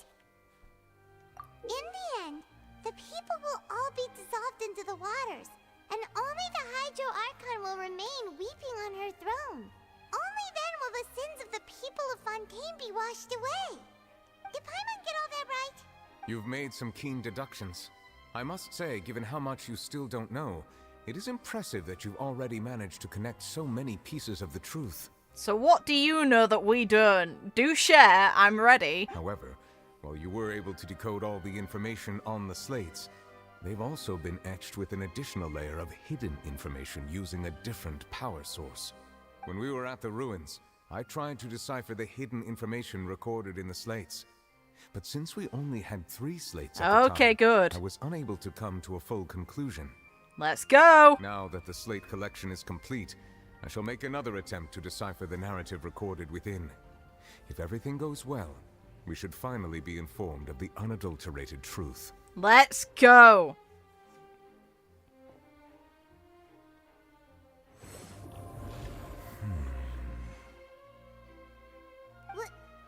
Well? Did you get it? I believe I should share this truth not only with you, but with all the people of Fontaine as well. I will try to briefly summarize it for you. Your hypotheses regarding the origin of Fontainians and the sin of the Hydro Archon were both correct. In the Fontaine of old, the previous Hydro Archon sensed the yearning of her Oceanid familiars for life on land. Look! Hydrodons! The Oceanids were enamored with the beauty and romanticism of human beings, and wishing to have those experiences for themselves, expressed to the Hydro Archon their desire to become of a similar kind. However, even though water as an element is intricately linked with the power of life, the Hydro Archon, as one of the 7, did not possess the authority to create a new form of human life. Not one to give in, she eventually found a way to create permanent humanoid bodies for her familiars by appropriating the power of this planet's primordial sea. She poured primordial seawater into the Oceanids' blood vessels, creating humanoid mimics in the process. But if Fontainians were to ever come into direct contact with water from the primordial sea, the power within their bodies would escape these artificial restraints and return to the sea. As a result, their forms would collapse, and they would be reverted to their original forms as Oceanids. Does that means no one technically died? Navia! You don't have to worry about them, good! Of course, the Hydro Archon never received permission from the heavenly principles to create a new human race. And thus, the Hydro Archon and all of her creations came to shoulder the original sin of appropriating the power of the primordial sea. That is the true history of how the people of Fontaine first came into being. So we were all Oceanids before we turned into human beings? You're technically not even human beings now. That's way too much information for me. I think I'm just going to pretend that I never heard a single thing. Wait, but if that's the truth, we can't let the Hydro Archon be sentenced to death. After all, her only sin was creating us. It's not even her who's getting judged. It's bloody Furina who technically didn't. She just took on the book, which sucks. This really might be too much Agari is information dead. for a regular Fontainian, but it does answer a lot of our questions. Agari is dead. She's already been punished. So it's just Fursalos who inherited her responsibility taking the book. That sucks. Alas, your hypothesis regarding the third and fourth That stone means it's slates wasn't suicide. accurate. The slates' respective positions are, in fact, correct. A key point of the visual on the third slate is how all the individuals depicted in the water are humans rather than Oceanids.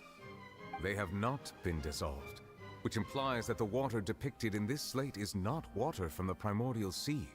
The nation of Fontaine is the nation of Hydro, as well as the nation of Trials and Justice. Instead of being the literal element, the water in the scene symbolizes judgment and justice. You may also recall Navia's experience. When she fell into the sea, her consciousness was surrounded by that of many others who intended to hold a trial to determine her fate. Therefore, the meaning of the third slate is that the people of Fontaine shall try the Hydro Archon at the Court of Justice. Yes, it refers to our present situation. I think I'm following now. So, what you're saying is, even though we decided to put on this trial to avoid fulfilling the prophecy, in truth, everything we've done has happened exactly as the prophecy foretold. So now, it seems, we're the ones making sure it comes true. What should we do? Huh. No matter what, the prophecy will be fulfilled. Is this what it feels like to be a prisoner of fate? No. I just realized the verdict that the Oratrice has given is basically confirmed that this prophecy can't come true. If she is able to actually kill herself, then the prophecy can't ever happen, because the Hydro Archon will not be left alone on her throne, because she'll no longer exist and have a throne to sit on. That's absolutely fucked. If that's the case, does that mean the scene in the fourth slate will also be fulfilled soon? It can't be! Traveler, I would like to point out another small fallacy in your deductions. About the fourth slate, you probably thought that the eruption of primordial seawater beneath the fortress of Meripede served as the surest sign that the prophecy was about to come to pass, yes? However, I believe that rather than being a sure sign, that eruption could in fact only be a small warning of something far worse to come. As for the root cause of the catastrophe, I believe you've already encountered it once before. Whale! So, child, how are you doing? This eruption was just a small warning of the things to come. We must find the root cause of the disaster.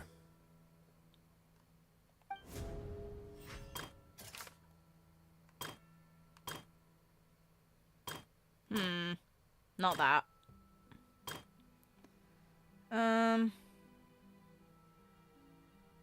Nope.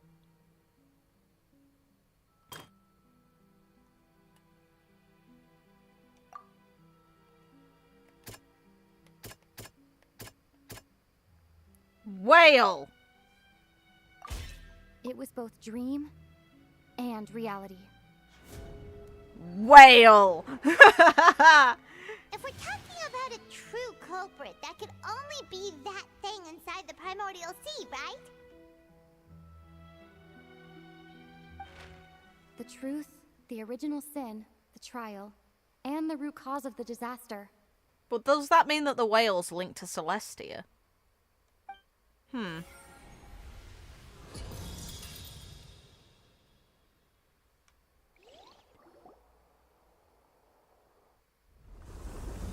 Oh no! Well, this is perfect timing, isn't it?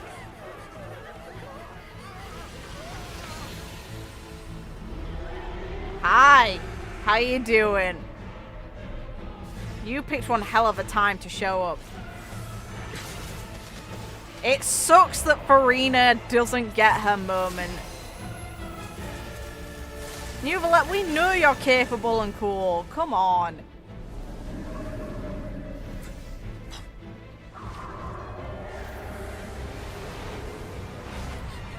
Oh no. Whoa. Oh, child, hi. Well done.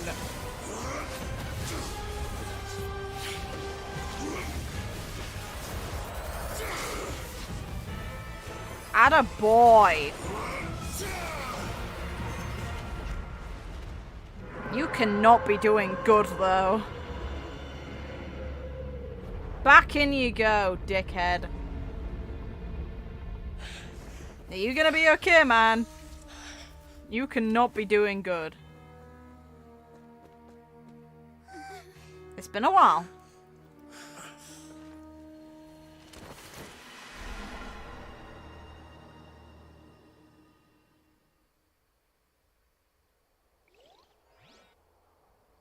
That was way too close! How did that thing just burst into the Opera House? Wait, was that the huge whale you saw in your dream? Yes. So we've met it at last. I understand very well why it is chosen to make an appearance here. That whale does not belong to Teyvat.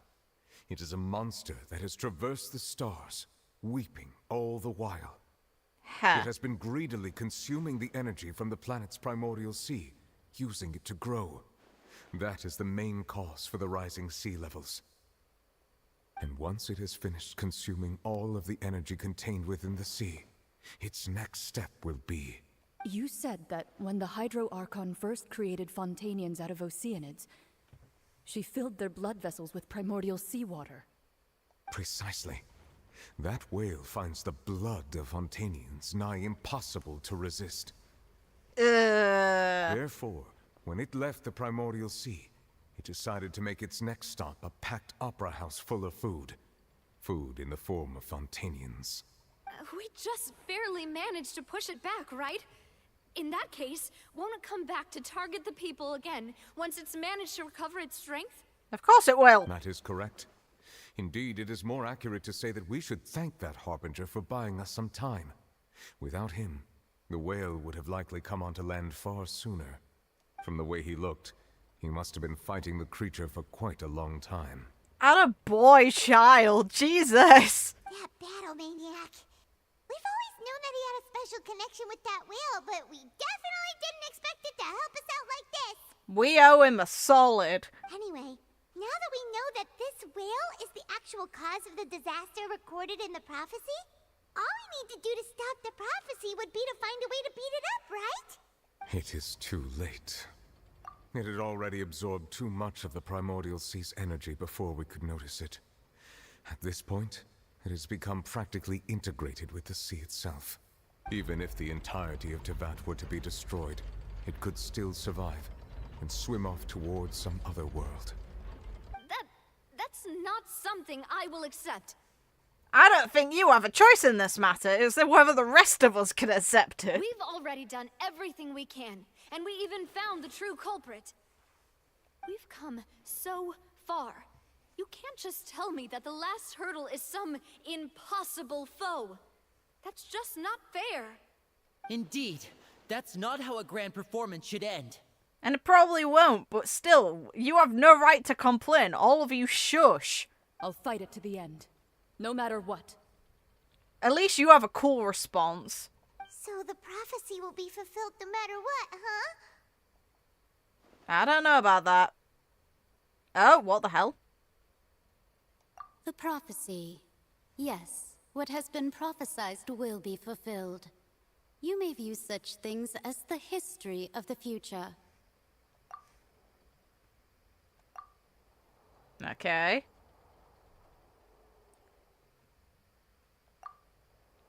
Just as prophecies are usually only the future as seen from the perspectives of the gods, could things be happening in hidden corners where the gods' gaze does not fall? Yeah. Ultimately, fate shall serve as your only guide, no matter what will happen in Teyvat's future. All you need to do is to play your part. So we just needed to follow along with the prophecy and leave it to potentially Fursalar's. Let's go!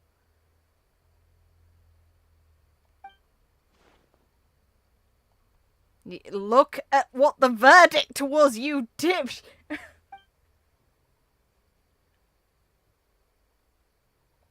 Poor Furina.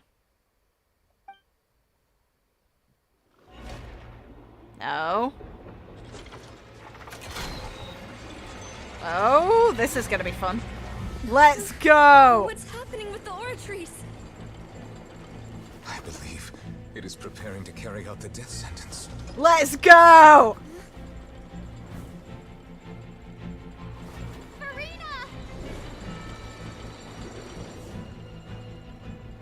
Aww. No, I still need answers.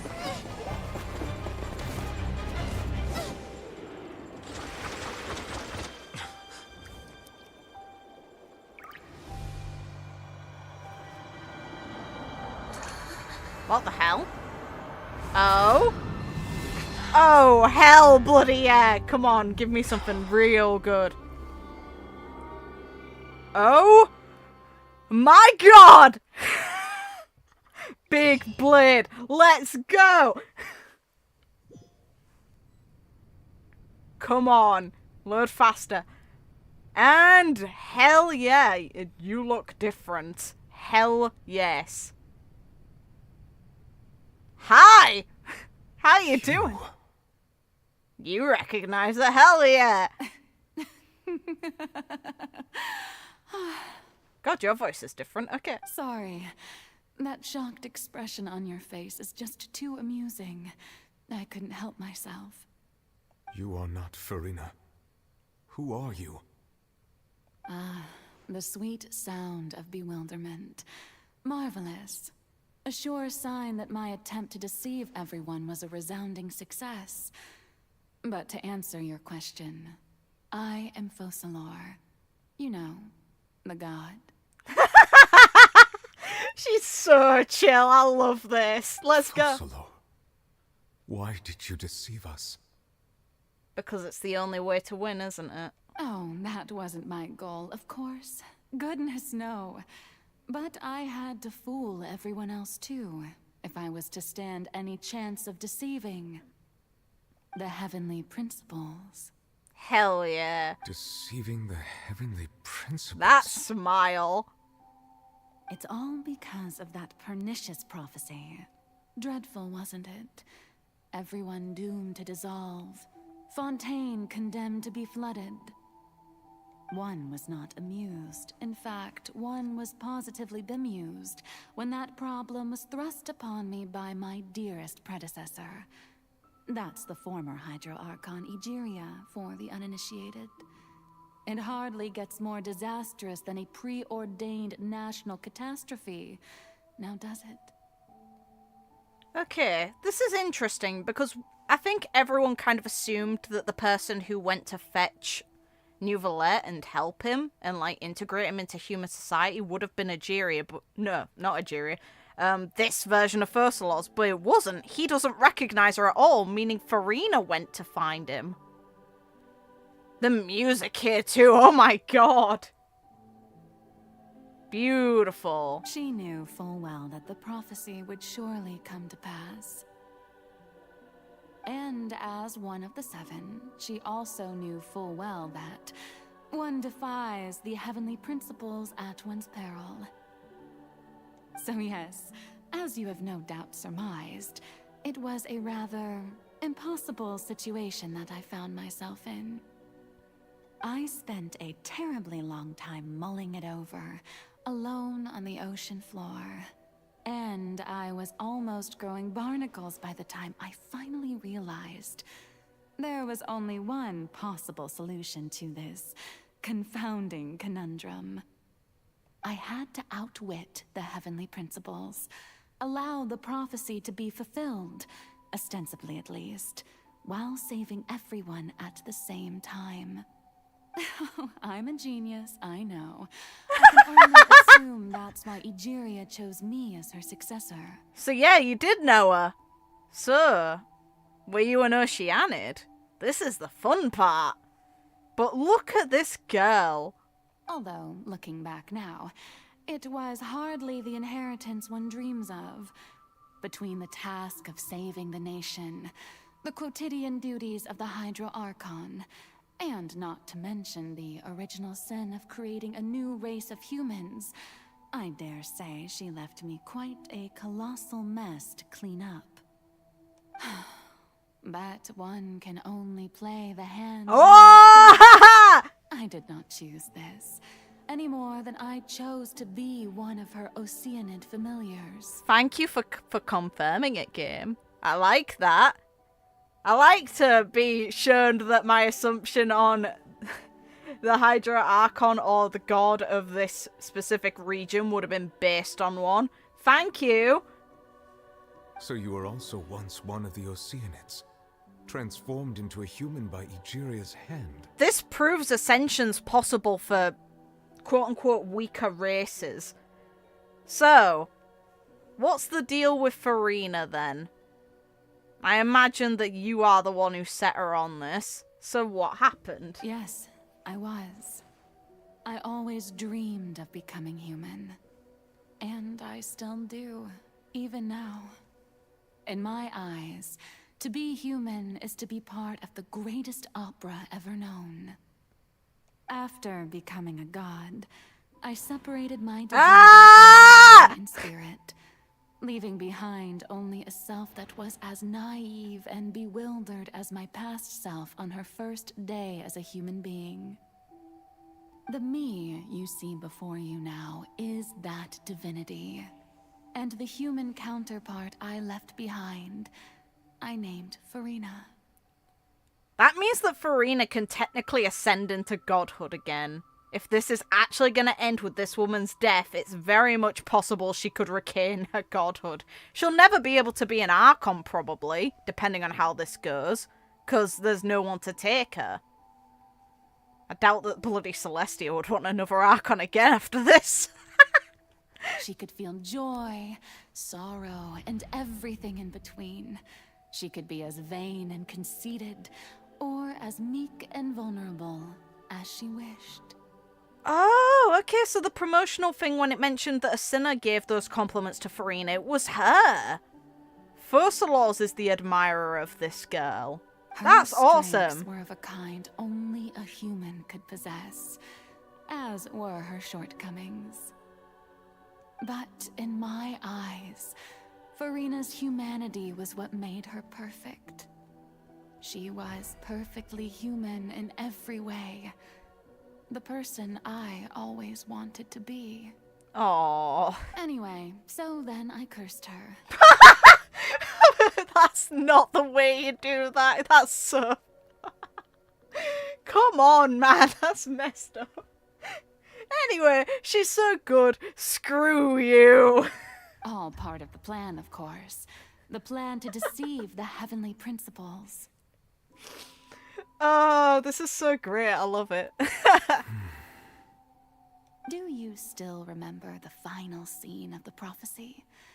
The Hydra Archon alone, weeping on her throne. She refuses. In order that the prophecy might appear fulfilled, I invited Furina to be an actress, to play the part of the Hydro Archon in the prophecy. The poor girl's been acting for 500 years. That's so depressing. Under the curse I placed on her, so long as I, Focalor's divinity, continued to exist, she could not die. But nor was she free to live her life in the pursuit of happiness. Okay, this kind of makes me sad because it means that eventually Furina will in fact die. If she can't ascend or doesn't ascend, then she's doomed because obviously we're going to see the end of Fursalor's divinity now. Instead, she was forced to take the stage in the opera house, to embrace the role of leading lady, to forever play the part of the god from the prophecy, all to create a deceitful appearance of that prophecy coming to pass. I suppose now you probably understand why your court is called the Opera Epiclese. But Furina is only human, isn't she? She is. Even though she has had a long life, her mind is no stronger than that of any other ordinary human being. I cannot begin to fathom what she has had to endure. It must have been torture for her. It has indeed. And although she is, in a sense, me in human form, I most definitely owe her an apology for it. It's been 500 years. And all along, she's been playing her part in the most unimaginably long, unbearably lonely, and agonizingly painful opera of all time. Oh.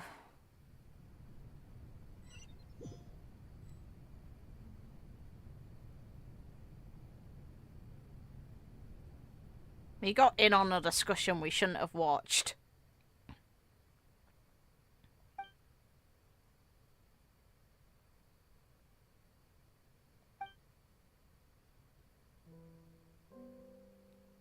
The fact that we were able to see that conversation at all shows the actual nature of Furina as well. It shows the innate connection, which is neat.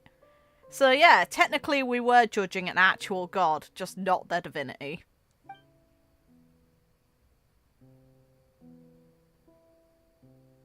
Hi, you look happy for some reason.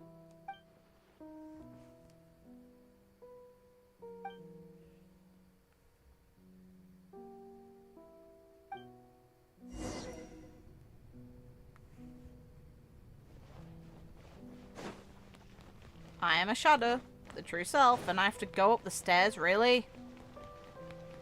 Come on, just let me climb. Hi. Oh, who permitted you to come onto the stage? Now, I understand your admiration for my august self, but I must ask you to keep to the rules. All right. It is not my intent to reprimand you. Oh, There don't is look no at me, need don't to look at state me. your name. Just be off with you. Do not distract me from my performance. Huh. Oh, do not jest. Oh, the lines in... Oh, it's so sad. She just wants a break. I am Focalor. The eyes of countless Fontainians are upon me. I must, at all times, display the utmost elegance and nobility. Poor girl.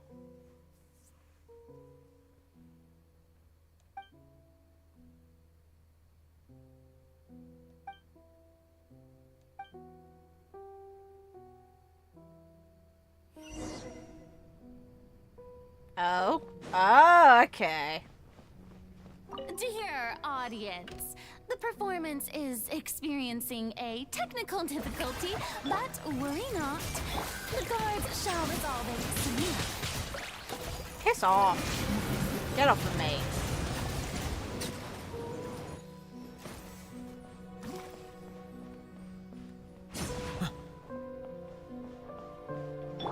Hey, what gives? The audience is still watching me, you know. Guards! Wait, where are the guards? Guards!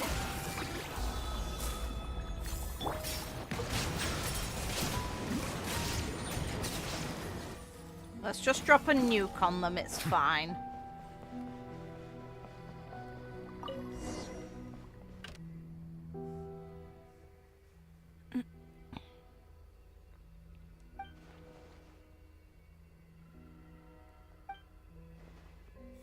Huh. Okay. Oh, we get to sit down. Okay.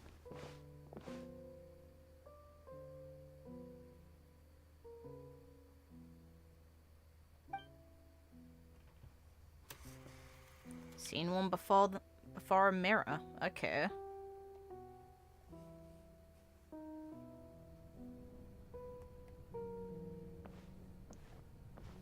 Oh, they actually give us Furina to control in this moment. Fun.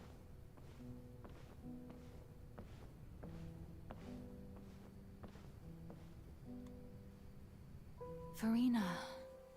Furina. Oh. Okay, her divinity. Huh? Who's that? Who's calling me? Where are you? Be not nervous. Be not afraid. I am before you. Wait a moment. You're mirror me? How can this be? Mirror you, huh? You know what? That's not bad. Let's go with that. Mirror me. What do you wish to say? The prophecy. Have you heard of it? What prophecy? Wait. I know. I think. I don't know why, but it's in my head somehow. The people will all be dissolved into the waters, and only the Hydro Archon will remain, weeping on her throne. Only then will the sins of the people of Fontaine be washed away. Oh, very good. You know it well. What's going on? I can't seem to remember anything clearly. The only thing I know for sure is this prophecy. Will it really come to pass? So yeah, she was just born splintered off from what she originally was. Ugh. Yes, it will. And that is why I've come to you. Disaster will come to Fontaine sooner or later. Things will develop just as the prophecy declared. There is no escaping it. But doesn't that mean everyone will die? I'm a Fontainian just like them. Will I dissolve too? Oh, don't worry. Magical meetings exist in this world precisely to give people a chance to turn things around. It is the reason why you met me today. I will tell you how to save everyone, but you may have to suffer somewhat. You look regretful saying it. Oh, so there's still hope after all. Goodness, you frightened me. You spoke so much and with so much certainty. As for the suffering, well, I will admit that the first thing that came to mind was, why do I have to be the one to suffer? But if the prophecy will come true, I'll also die anyway, right? So if I've already met you as my magical meeting in this world, if there were scales, with all the people of Fontaine on one side, and my pain on the other, is it not obvious where the scales should tilt? What a good girl. You truly are the perfect human. My ideal. Aww. I suppose this would also be the justice that belongs to you. Huh? Don't worry, it's nothing. Listen well. Fontaine has just lost its Hydro Archon. I need you to play a role. That of the new Archon. So there wasn't even a moment where the original Fursalors, well, the full version of Fursalors took the stand. The moment Ageria died, she just split herself and put the human side on the throne. Oh, that's awful. That just makes for pain. Can the game show me, like, the first interaction with New Valette? Play as a god? That's right. You must begin a never-ending masquerade. You must never let anyone suspect your identity. If you can keep it up, then I shall have my way of defying this prophecy. But should your identity be revealed, then all hope will be lost. But how will I do this? A human assuming the role of a god without being exposed. So how does her killing herself exactly solve this prophecy? It makes it impossible for her to be weeping alone on a throne, but it doesn't prevent the people of Fontaine being absolutely fucked. Don't worry. What you must do is not to turn yourself into a real god. You simply need to play the role of a god as humans imagine them to be. I find it interesting she says the first bit, implying that it's kind of possible. Let's go! Being a human yourself, I'm sure you already know what such an entity would be like. Remember, your true challenge will not be pursuing divinity, but contending against humanity. I'm still not sure I understand, but I'll try. I'll try to do this. Also, she said that Furina is basically like she was when she first turned human. So imagine what Fursalors originally went through in order to make her as calculating as she is now, and the fact that Furina herself has been basically put through the same thing. So, how long am I going to have to play this role? That's depressing. To accomplish this mission, you will have to stay on the stage for many, many years. You will endure and not grow old until your task ends. But I promise you, all will eventually end in a magnificent and dramatic trial, and everyone will be saved. What do you mean that she's already done it? She can't have. She wasn't the previous Hydro Archon. She is the current one. She just never took the personal mantle in front of the people. I'm saying that she became cold and calculating from doing other things. I have no idea what Fursalor's history is before she, you know, took the mantle of Hydro Archon. But she can't have done all of this before. A trial, huh? How exciting. I'll be looking forward to it. Oh. A session speech. Okay. Oh, look, her hair grew out a bit.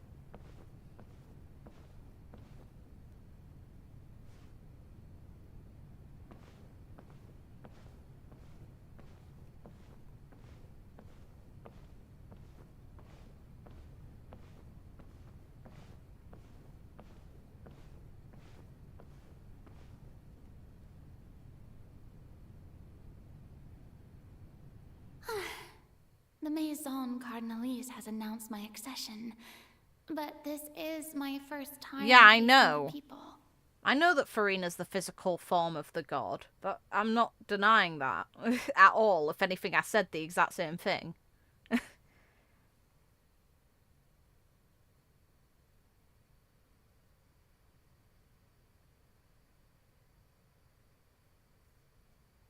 Yeah, I know.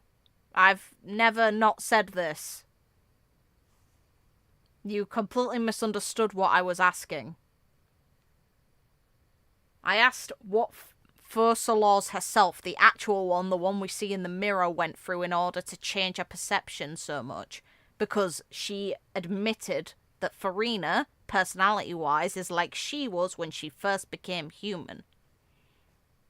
What should I say to most appear like a god? To be honest, I still don't know.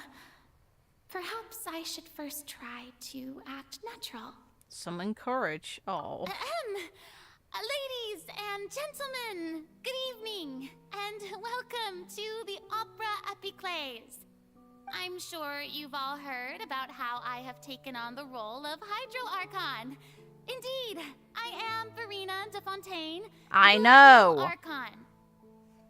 I know. This isn't going against anything I said.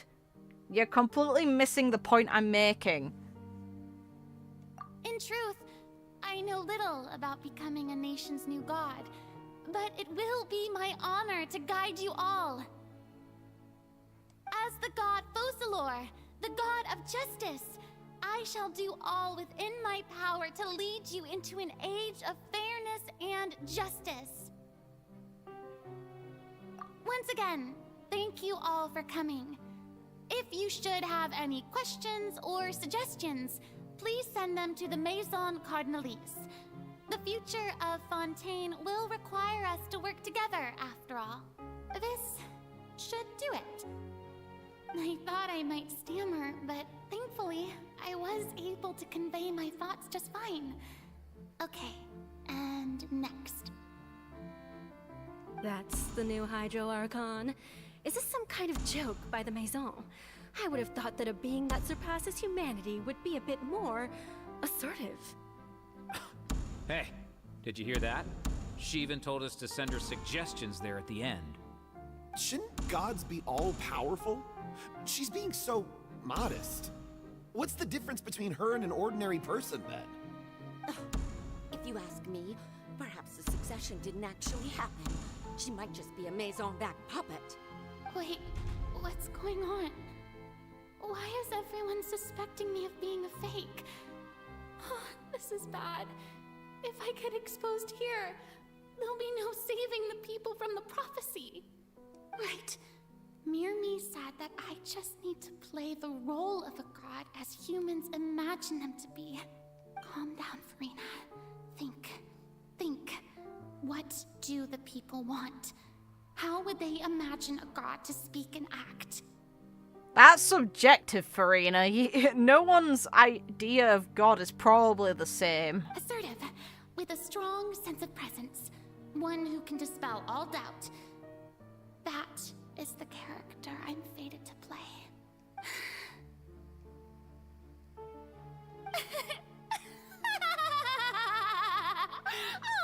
Oh, very good, my people. Only ones such as you are deserving of my rule. Now, I was wondering, if some weak puppet were to one day come onto the stage and claim ownership of this opera house, would the children of Fontaine follow them? Well, it seems that you would all see right through them. Having passed my test, you are qualified to witness wondrous trials alongside my august self, here in this opera house. You may consider my previous act a door gift of sorts. I thought it was a debut that suited the atmosphere. Now then, let us be reintroduced. Ah, so that was just a performance. How could I have forgotten that we were inside an opera house? Her personality. It's quite shocking, to be honest. I suppose it's a better look than before. Such a fascinating and bold deity. How wonderful! Our future may yet be bright after all. It seems I've turned them around. Best follow this flow and restart my accession speech. With conviction. My dear people, whether you Poor acknowledge girl. me or not, whether you trust me or nay, I say to you, keep faith in your ardor for justice. We have heard it said that this nation's sins can no longer be washed away. Well, I say that justice is most fragrant when it blooms amid sin. The scales of justice should not weigh heavy in the hands of its God. On one side, it must carry fairness and justice. And on the other, praise and applause. May law be the prayer on our lips. May judgment be our worship. Let us light the fires and drink to the future of Fontaine. There is no trouble in this world that justice cannot solve. All that is needed is for you, my people, to believe in it, heart and soul. So long as I, the Archon Focalor, stand within the Opera Epiclese, so long as I stand before the Oratrice, I shall even judge the gods of this world!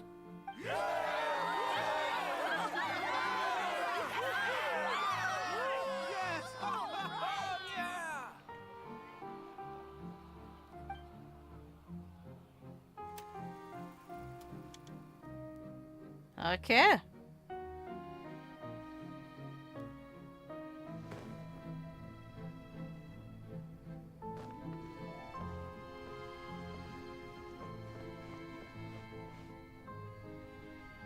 Will you show her meeting? Lady Furina, here are today's case reports, as well as a summary of the follow-up for your perusal. Come now. Was I not just at the Opera House in person? Leave these kinds of things to Nervilette. Why couldn't you bloody show us the meeting? That sucks! Besides, none of these trials were the one that I'm looking forward to the most.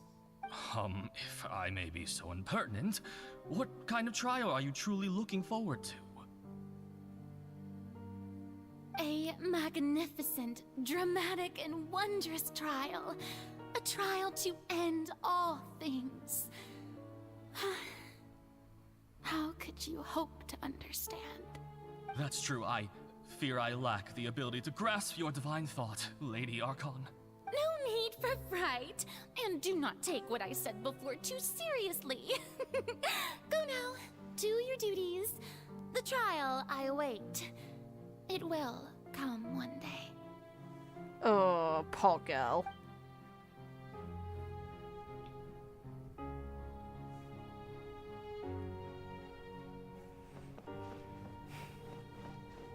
No rest for the wicked, I suppose. Ugh. Lady Furina, I don't know what to say. Thank you for agreeing to see me. No need to thank me. Or rather, thank your own sense of perseverance instead. Long have you stood in line to meet me, have you not? Oh, I'm afraid that's just an inevitable consequence of my divine charm. All right. Deoteria, is it? How is your son's illness? You remembered me, and you knew of my family, too. He is doing much better now. In fact, he is far more of an ardent believer than I. He was the one who forced me to seek an audience with you, and to bring your words back to him. Oh, good. Very good. If this should happen again in the future, please do not hesitate to come and tell me. Going down to citizens' homes every so often, while not usual practice, should serve as a fine change of pace. You're such a gentle and wise god. Thank you once again, on behalf of my son.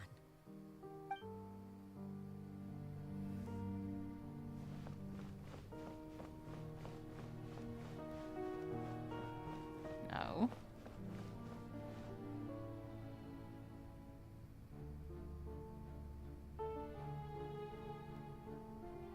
Lady Furina, here are the latest hydrological reports. Oh, As for okay. the specific parameters you asked to take note of, I'm afraid things still don't look good. Something interesting to consider is that she has all of this knowledge, like when it comes to what specifically she's looking for in the impending tragedy. She wasn't told this information, she figured it out herself. The girl is brilliant in her own way. I see. It's as I thought then. As your god, I did already expect this, but I wanted to see how far your human wisdom would allow you to analyze it. All manner of signs indicate that the prophecy will still come to pass. Forget it. That's not something you need to worry about right now. Well, as I understand it, the Fontaine Research Institute is also trying to find a way to counter the rising water levels. Really? Have they found anything? I'm afraid that they haven't found any effective solution thus far. Oh, is that so? Well, no wonder. This issue has reached the realm of the gods, after all. Still, their spirit is praiseworthy.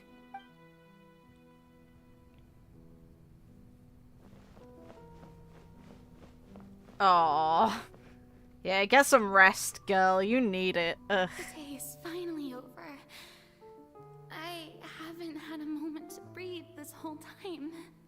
But it's good to see that everything's getting on track. There are no longer any voices of suspicion. Maybe this is fine. I just need to keep going, and everyone will be saved. Alright, Furina, don't think too hard about this. You need rest. Tomorrow's a new day. 500 years of that. It sucks.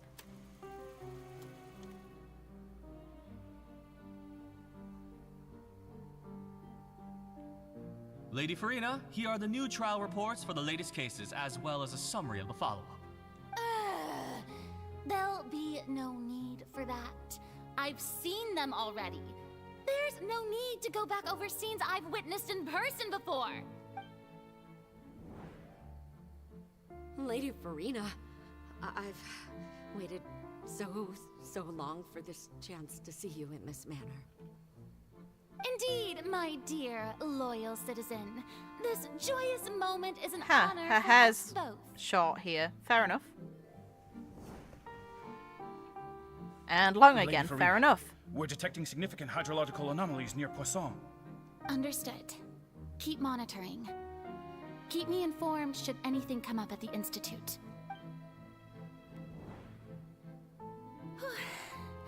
I don't think I let anything slip today. I must show the people that there is nothing to worry about. I just don't know when these days will end. I feel utterly exhausted. Best to rest early today, too.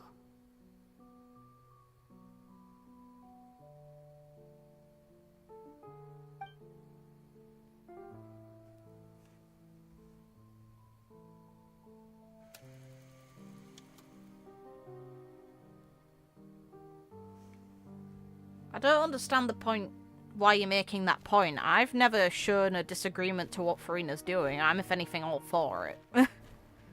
She fought hard.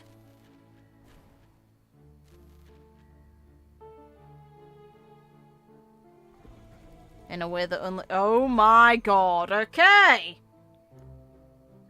That sucks. Lady Furina, it's like a dream being able to speak with you up close like this. I've heard that the first member of our family who was honored to receive an audience with you was Madame Dioteria, almost 20 generations ago. Oh, the bloody mother who spoke to her. Fair enough. And what a fine family yours is indeed. It brings me great joy to meet such a faithful believer. A descendant of a line most ardent. Oh, she sounds thrilled, doesn't she? Surely you exaggerate, Lady Furina. My lady? What is it, good citizen? Oh. Are you crying? Oh. Uh-huh. Oh, really now? I didn't even notice. This must be the overflow of hydro from my person. Well, can't quite help being the god whose dominion is the waters, can I? No wonder. No wonder. A manifestation of your power, then. Oh, Archon, I am honored to have witnessed it. Honored indeed. This feels painful to watch. Poor girl. So interminable. Oh, the voice from the fountain! So lonely. Just how much longer? Hundreds of years must have passed by now. Perhaps the show must go on for hundreds more. I never imagined that it would hurt so much.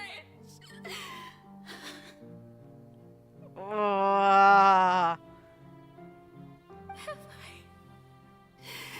I reached my limit?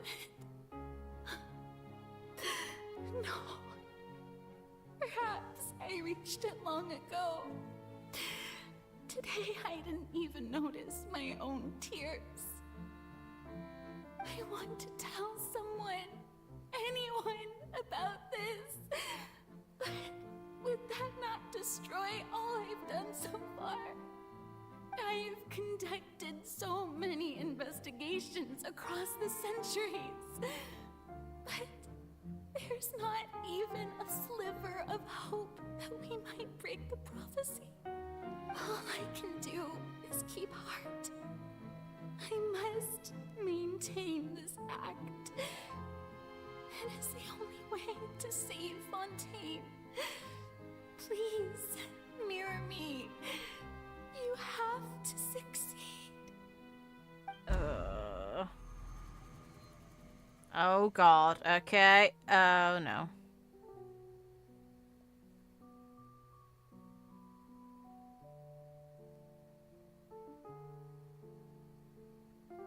Furina, you don't have to shoulder this burden alone. Although I don't know what you might be keeping from everyone, your people are more than willing to share your burden with you.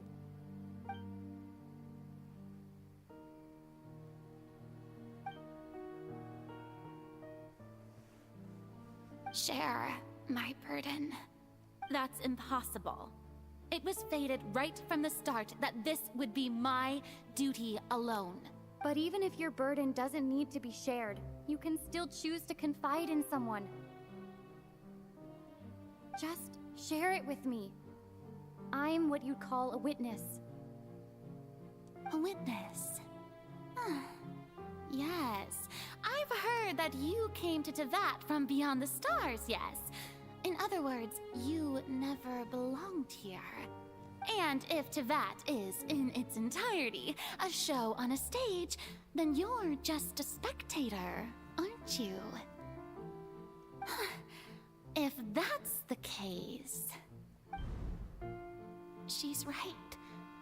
I could confide in her, couldn't I? Oh.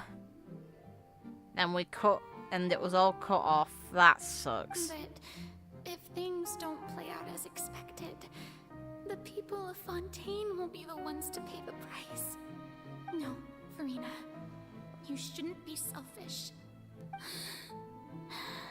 But what if it's really alright? Furina, you've worked so hard for so long. Surely it would be okay to put yourself first for once. Just this once. Is it such an outrageous thing to do anyway? To find someone in whom you can confide your frustrations. I'm so sad it couldn't have been you, Valette. Maybe it could not hurt. If you let this opportunity slip through your fingers, it might never come by again. Think about it long and hard.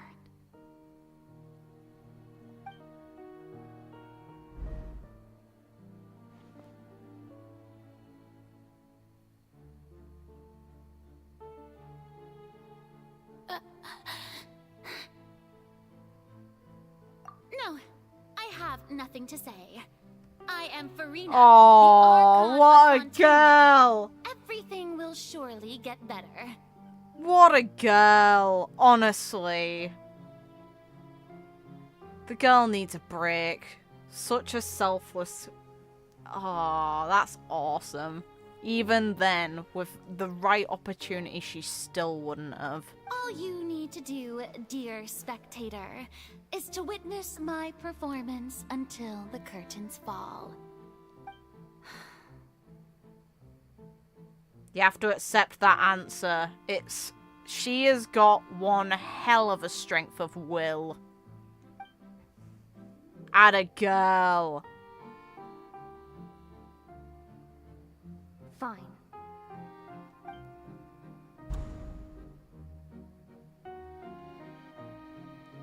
Oh, there it is.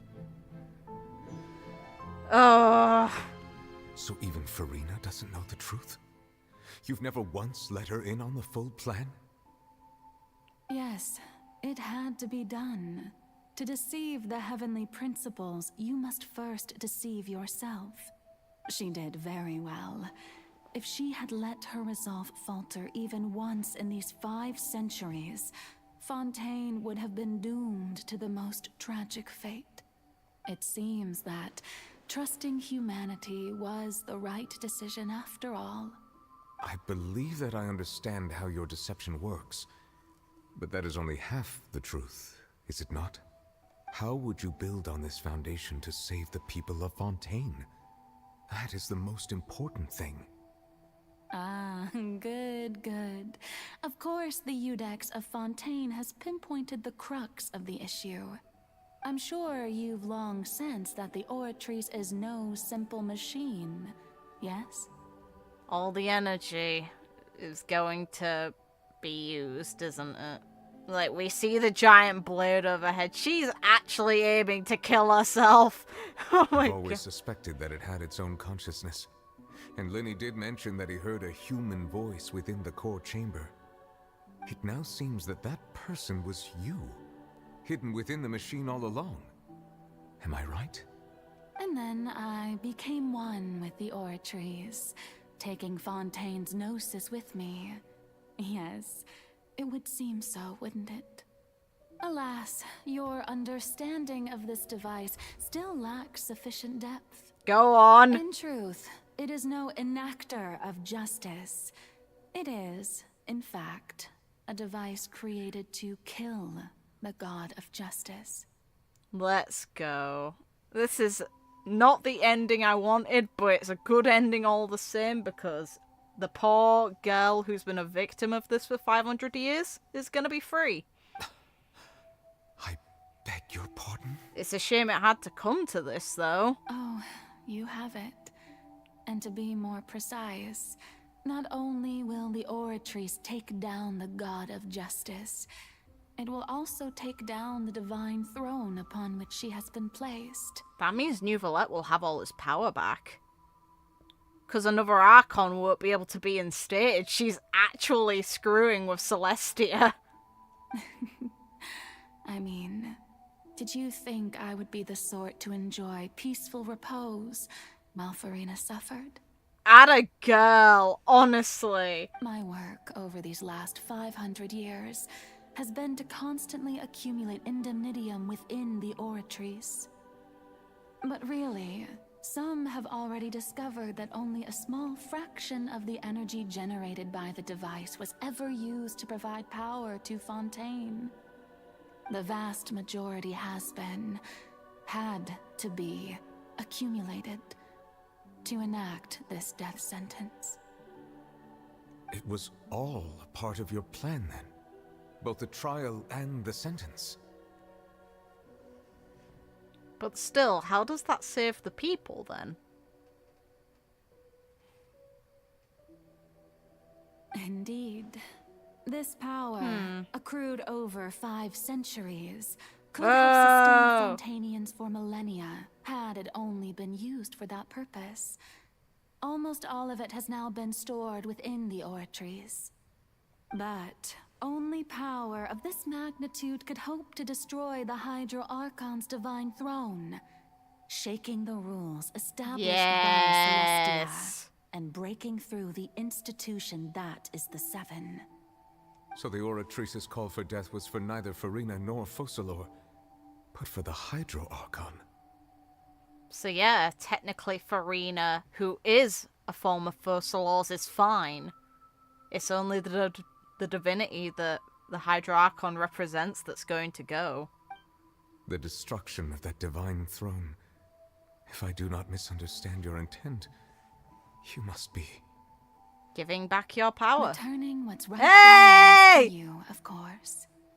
In other words, this was all done to return the authority of the Hydro Archon to the Hydro Dragon of this planet. Hell yeah! Focalor's is awesome, okay? But...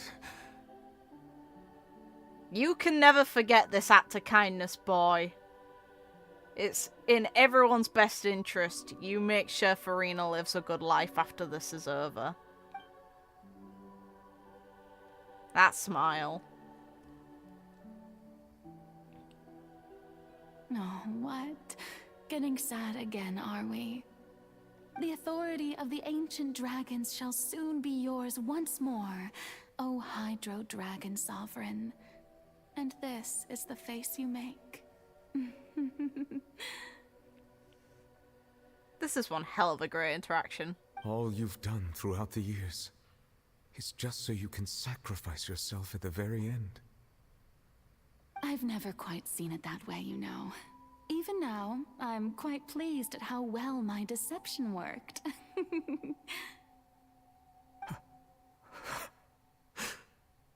Oh, it's hurting even him more.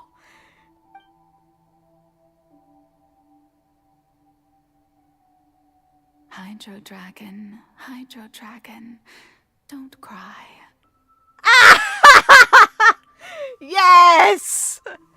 That's confirmation, isn't it? I love that. Let's go. I must say, had it been within my rights, I would have loved to judge the heavenly principles themselves. Were they not guilty of essentially the same crime? Egeria stole the power of the primordial sea, and the heavenly principles stole the power you ancient dragons possessed. I, for my part, am the god of justice. And is it not just that your original powers should be returned to you? Speaking of justice, I have always believed that justice lies in the process of pursuing human existence itself. So, if the theft of the primordial sea's might was Fontaine's original sin, then, leaving matters of procedural right and wrong aside, the descent of the Fontainians as humans and their right to exist in this world would be Fontaine's original justice. In other words, existence was Egeria's justice, and to me, justice is the continuation of that existence. Atta girl. Defying the prophecy and ensuring that Fontaine's people shall live on. That should be the justice enthroned over all others. At this point, we, whether it be myself or all other Fontainians, have shouldered the burden of this sin for far too long. Iudex Nervilette, the highest judge in our land. When you regain she manipulated him! Elemental sovereign, what verdict shall you pass upon us? He's gonna use the primordial water to turn them into actual people, isn't he? She's returning the authority, like she said. Oh, that's awesome. I love that. That's so great. So when I was invited to the court of Fontaine to serve as Iudex, I see now that that was your idea too. So it was Furina who invited him, but was she told in advance? At last, I now understand the true purpose behind this position. You're going to be used as a tool to save them. In the beginning, I was uninterested in human existence. But these 5 centuries of living alongside them have gradually brought about mutual understanding between us. And I have even attempted to feel as they feel. You are a devious one, Focalor. Atta girl. Things being as they are, surely you know that I could never declare them to be guilty. The hands behind the back, she looks so satisfied with that answer. She won! Yes! Now we're gonna see her die. That sucks. The hour of my execution is almost here. For the sinner, the curtain call has come. I know I may not sound it, but faced with death, I find myself a little afraid. Perhaps this is one thing both gods and humans have in common.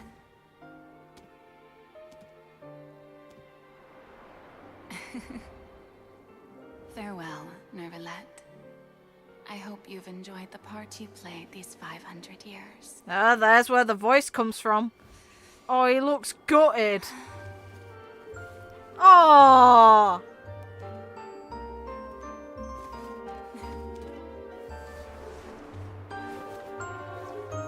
Oh, there's the other half.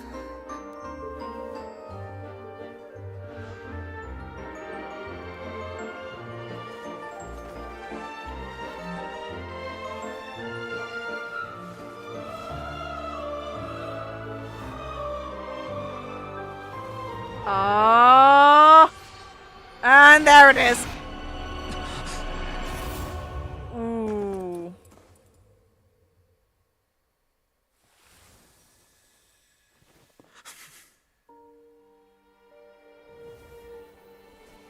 And there it is. Oh.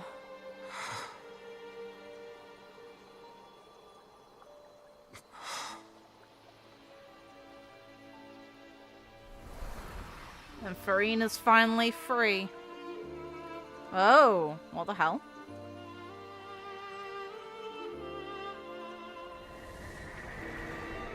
Oh.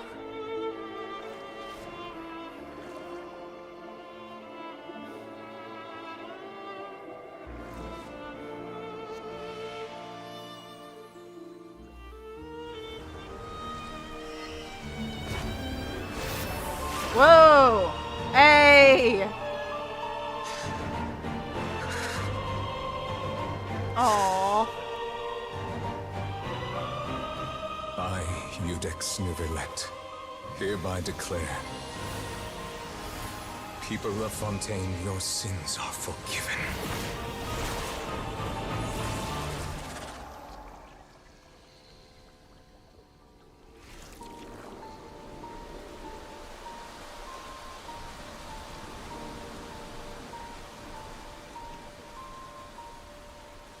Oh, the boy is crying.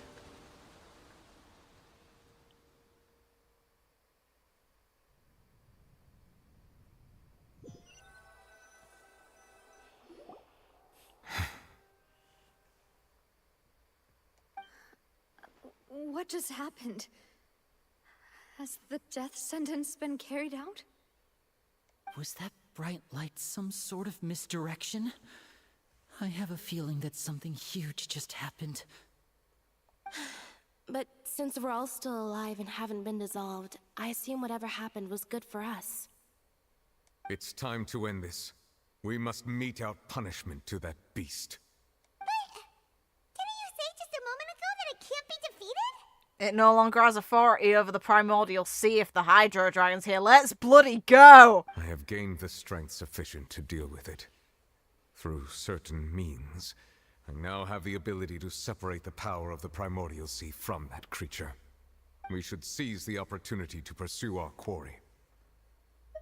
Traveler, now that the oratories can no longer function, I require an executor to help me mete out justice. The root of the calamities befalling Fontaine, the beast that enacts the prophecy. Its name is the all-devouring narwhal.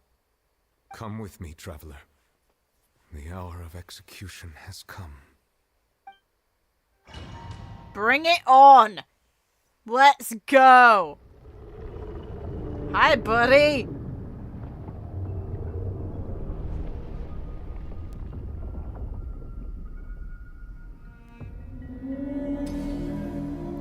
God, your animations are pretty, but you are gonna die. Whoa! How are we going to do that? It's huge!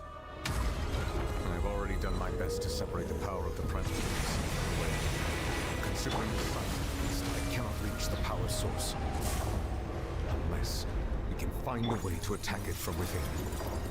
I shall share a part of the ancient dragon's power with you. We shall look for an opening together.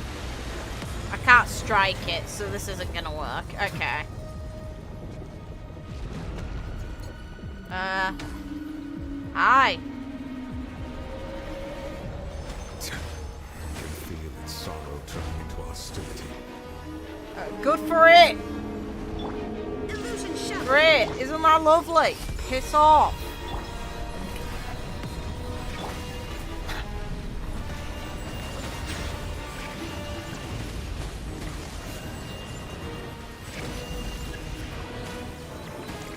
Up! Just spam this ball! Continue to trigger its hostility. Chance will present itself. Wuss! Oh! Look at this girl's health. And she's not even fully leveled yet. Jesus Christ. No, narwhal's a type of creature. Okay. In the whale we go. What the hell happened to the music?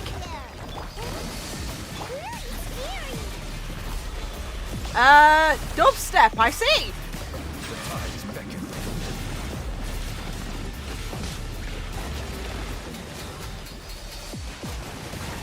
I have granted you my protection. Do not fear. Seize the moment and use my power to suppress its root from within.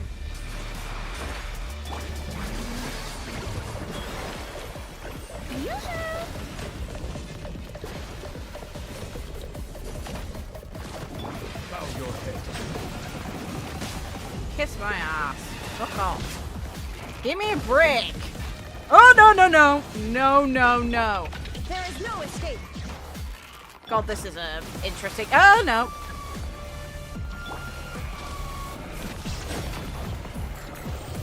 Nope. What the hell are you doing? Settle down.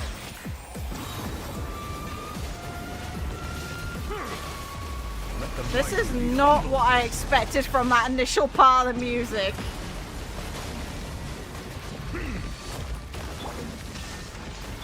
Hey, share my knowledge.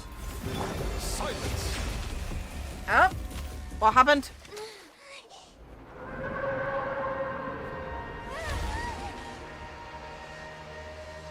Kill it! Oh? What are you doing?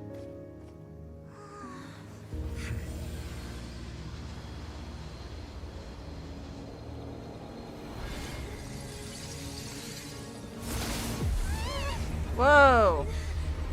Okay.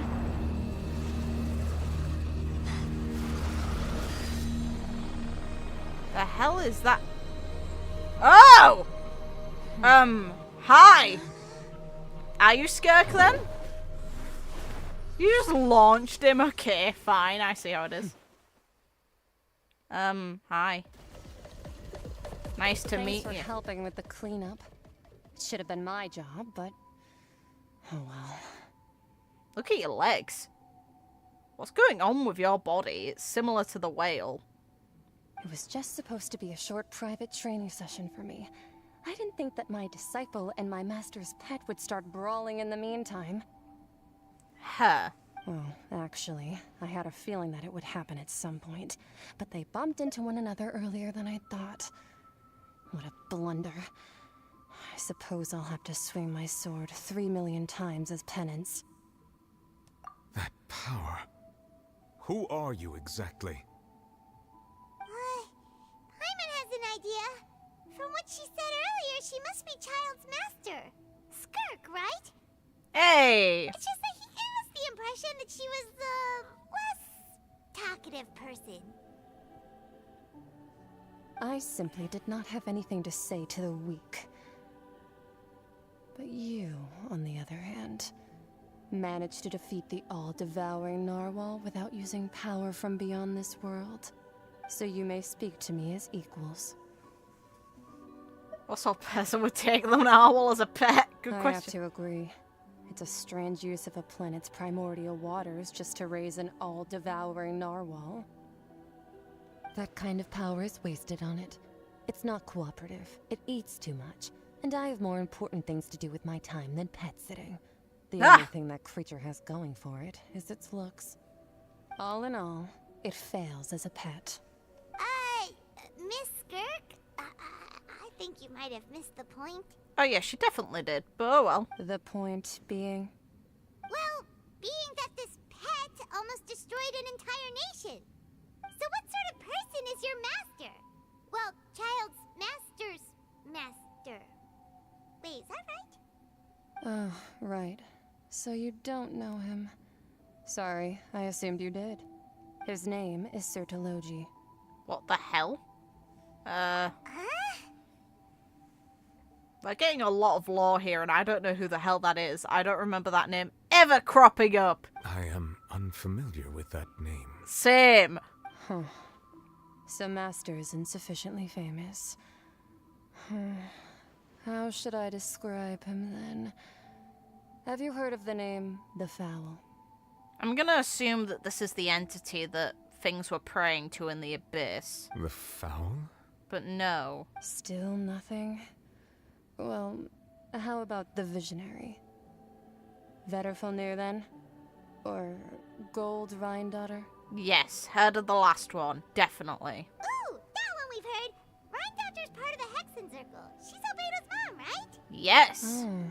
So you do know that name. To be honest, I also heard all of those names and titles from my master. I don't actually know them either.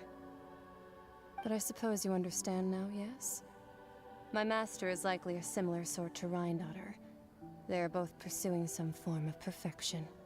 Wait, didn't you also mention a visionary person? Paimon didn't quite catch their name.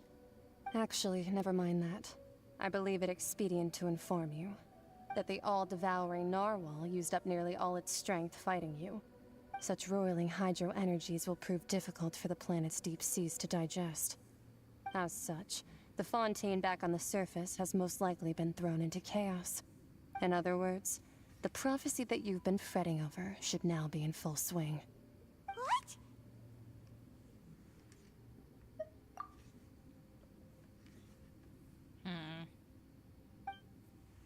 Not to worry. Focalor has already managed to deceive the heavenly principles. In the end, the people will all be dissolved into the waters. Aww. And only Furina will remain. Nope. Weeping on her throne. Whoa, okay.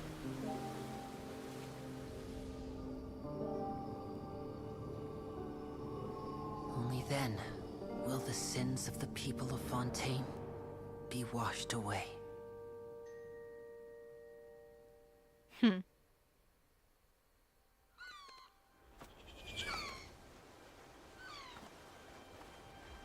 Now let's see the water recede. Hey!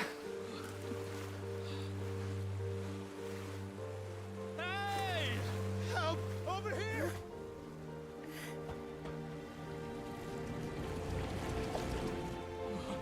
Victory! Get on the damn boat. Furina no longer has to be alone.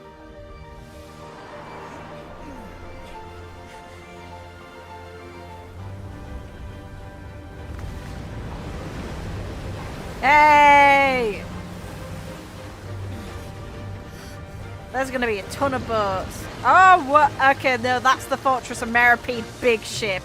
Hell yeah! All hands initiate emergency rescue. That's awesome. Let's go. So what's gonna happen with the water then? I'd assume it has to recede after. Hurry!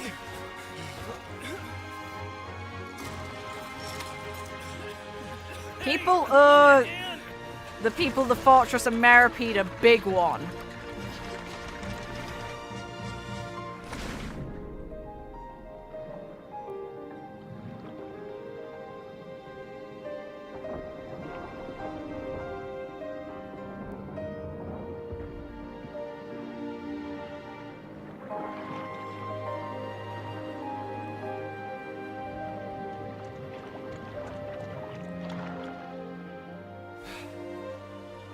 Look, the water's receding. Yeah!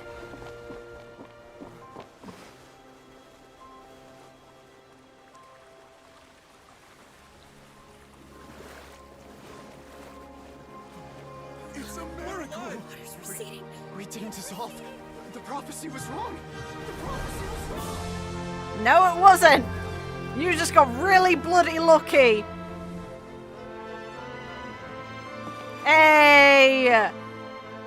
You're finally free.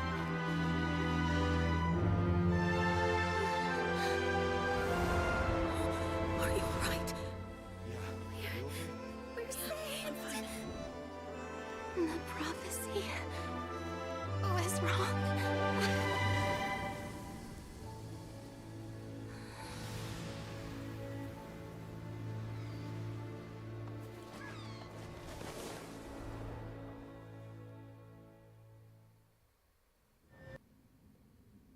Hell yeah. Aww. The soil renewed. The Spina di Rasula talks post-disaster rebuilding. I recently visited Poisson to meet with Miss Navia, spokesperson of the Spina di Rasula, and we spoke about Poisson's present and future. Old soil can still give birth to new bloom, Miss Navia stated. Hope is like seeing a small cookie when you're starving late at night. You Listen. just need a little of it. Listen, I just want to know what Furina's up to. And how she's doing. Skyship Winglet, lunar brain of the Fontaine Research Institute. The various disputes that have arisen on account of Mr. Edwin have suddenly become a shield over the Institute, with Jurier turning out to be a once-overlooked hidden gem. People always call the first researcher mad, but few know what to call the second. And should that latter person achieve a miracle, they would find it all the harder to find a word with which to classify him and his team. Wow! Paimon barely recognizes the people in the reports. Are those really Jurier and Navia?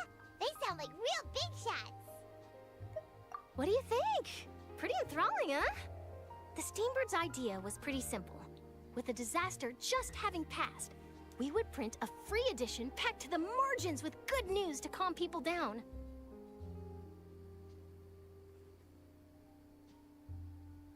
The value for these big scoops lies in their inevitable follow-ups.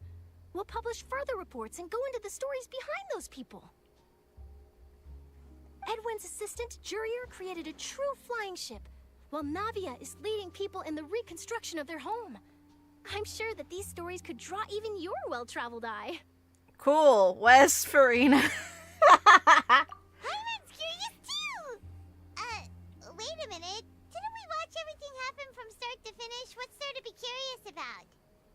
Where Furina is. That. And how New Vallette's doing. That. And that's exactly why I'd like you to come conduct interviews with me. You're the best incubators of news, if you haven't noticed. And also, with you around, I'm sure I'll get to see that Duke.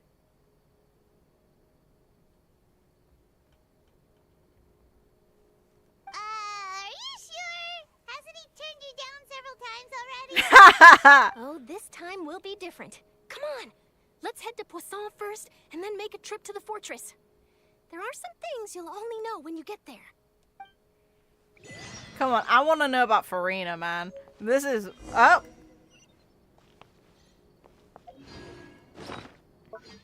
Huh.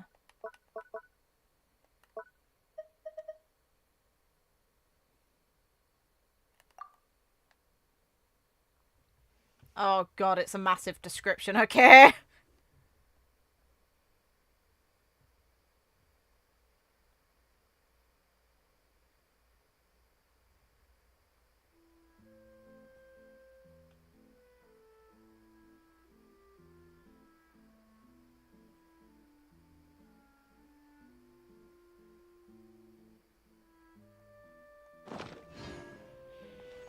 Okay, well, that happened.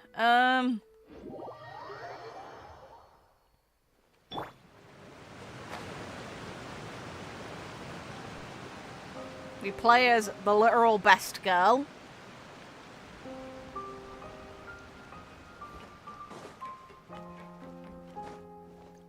It makes me wonder though if she can ascend again, since she's basically in the same sort of position she was back when Ageria was still alive. All Fursalos was a Oceanid that turned human. Not a true human, but she ascended from that position. So part of me kind of hopes that long term in the future, Furina could regain some power. Navia! Oh, it's you. What brings you all here? Hey, we're just having a look around. I'm here to update myself on how things are going here. Oh, the Fatui are here too! Let me introduce you. This is Mr. Garunt Snežević. He represented the Knave in sending us a large amount of supplies, and is helping with our work. Fair enough. Our residents are hard at work as well. Thanks to everyone, work is progressing nicely. We've lost a lot of people, but we're moving forward. That will have to be enough. Hello, Miss Charlotte. I'm a big fan of yours. I especially like that article you wrote last year about Fontaine stray cats. Ha! Okay. Also, something to keep in mind, though, the people that were dissolved into the water aren't technically dead. They still exist. I wonder if in the future there's a way to spare them. But if you don't mind, could you not emphasize our role too much in your report? It's not charity we're doing here. We just happen to share the same interests as the Spina. I get where you're coming from. I'll keep it as simple as possible. Or would you be willing to feature as friendly neighbors? That would be fine. Thanks. Oh, you're back too. How are things? Hey! We finished laying down the construction materials. It'll be another hour before the workers are able to go over there. Huh? You're here too, Clorinde? Well, her reputation's greatly risen after that whole duel business with Miss Furina. So she's here in Poisson to wait out the heat. All right. She really came here to help me out. There's too much to consider in the reconstruction of Poisson. The Spina has need of more decision-makers.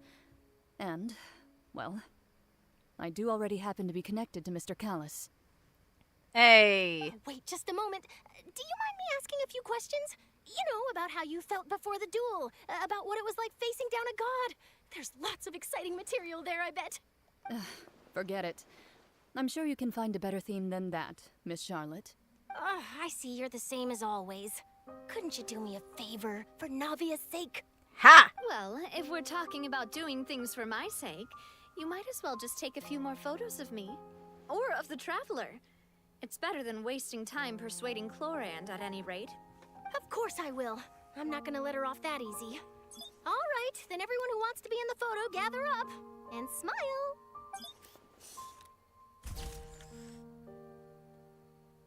How did it go? Was it a good shot? Did Paimon look cute in it? Not bad. Your addition really helped the composition of the picture. All right, hang on a moment. Let me snap a few more shots. All right, that should do it. I'll be back here later anyway, so let's call it a day. You're very quick. Speed is of the essence when it comes to the news, and freshness is the key. Yeah, valid. Also, not to brag, but I'm pretty good at building connections. Who knows? I might eventually get that interview with you after all, Miss Clorinde. Wow, you really do have that never say die spirit. I'm impressed. I'll hazard a guess that this is how you got that interview at the Fortress of Maripede. Whoa, you're well informed. Let me make a guess too. I asked Sijuin, who told Monsieur Nervillette, and he told you, right? Ha! That's a very complete information chain. In truth, all Monsieur Nervillette asked me was, when did the fortress become so friendly towards the media? I told him that it was best not to speak too soon. There's no guarantee that Ridesley will make a personal appearance. You're right. I've got to treasure every moment I have with them. In which case, I'll be making a move first. Ha! Stay safe now. Have fun! And tell me if you hear anything interesting. I'll treat you to afternoon tea in exchange. Oh, okay, I actually have to go down there. Fair enough. Let's You have a seem chat. curious about the fortress. Of course. That Risley. I still remember going down to the fortress to grill him for information on my father's case. Boy, did he take me for a ride. Without telling me anything, of course. Ha! But he did invite you to tea, didn't he? 2 large pots of it, in fact. It was good tea, though. I have to agree. The tea there is very good. Speaking of that, would you like to have some today? I mean, you've got time, right? Hey! Well, I'd be partial to some shortbread. Hey, it's good to see you two getting on. Wow, it's like we've got a menu or something. Sure. Good. What flavor of biscuits would you like, Mr. Snezhevich? Me? I'm fine with anything. But I would prefer chocolate, should you have it. All right. Leave it to me. I'll go over the newly arrived supplies with you later, Mr. Snezhevich. We should be able to finish the preparatory work today. It's nice to see the Fatui in a kind of good light for once, because normally it's the complete opposite. Normally they're scum.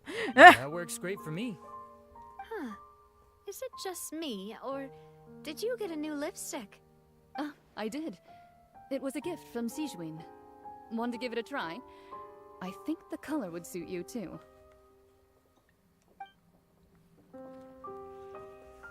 Okay.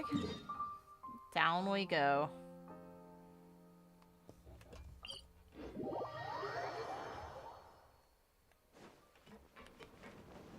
Whee!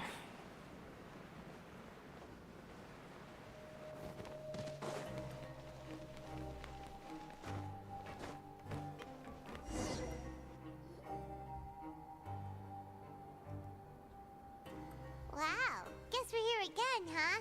There's a real nostalgic feeling to this place. If you say so, Paimon. Looks like you've been missing us. Not really. I miss you, but I don't miss this place. All the way to the entrance to greet us? Of course. I'm here to welcome you and our dear Miss Charlotte, whom our good head nurse recommended to me. It's an honor to finally meet the much-rumored Duke. Thank you for consenting to my visit to the fortress, sir. No need to thank me. But that said, I shouldn't be the focus of your interview. I trust you recall our agreement? Of course, of course. All right then, this way.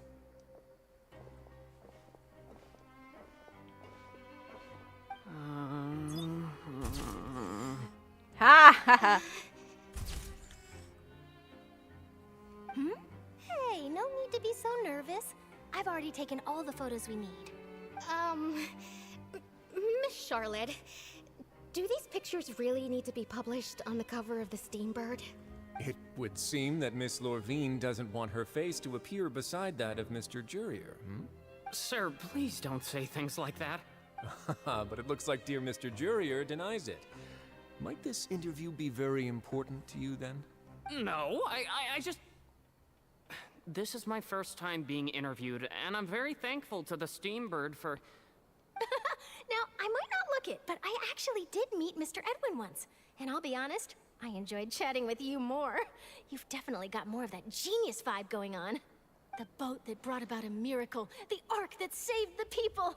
Why, you recreated a myth back there, like an emissary of legend. Still, if I might ask, where's that flying ship now? Huh. Looks like Charlotte's trying to get herself another exclusive scoop. Of course she is. I have to apologize, but that ship is presently in the bowels of our factory. I'm afraid it won't be easy for you to get a shot of it. Really? Well, then in that case, could I have an interview with you to make up for that loss? Ha ha ha! You already know my answer, I'm afraid. Best you interview our head nurse instead. Or perhaps you'd like to take another photo of this couple of researchers? Selling them. Did you really have to use the word couple? Yes. Well, then, 2 solo photos will do. Is my hair messed up? Please, someone help me have a look. Things sure are getting pretty lively here. We've seen this kind of thing before.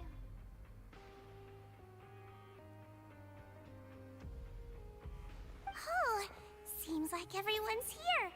Would any of you like to try this new drink I came up with? Absolutely not. Ah, Sijuin. Hey, Miss Charlotte. Why don't you, take some pretty photos of our head nurse? Sure. Come on, Miss Sijuin. Over this way. Let's find a brighter spot. Huh? Sure. Do I have to smile? No, it's because she makes weird stuff. Her aesthetics aren't the same as ours. Same old, as you can see. Fontaine's undergone some changes, but this place is still more or less the same. Other than that flying ship, it got a tad too much attention, I think. That's why I decided to let the interview go through. We should direct more public opinions toward the behind-the-scenes heroes. Am I right, Mr. Jurier? Miss Lorvine? You're too kind, sir. I believe that you too should have your day in the sun. Not that you would want that, which is a pity. I'll just leave the spotlight to you two.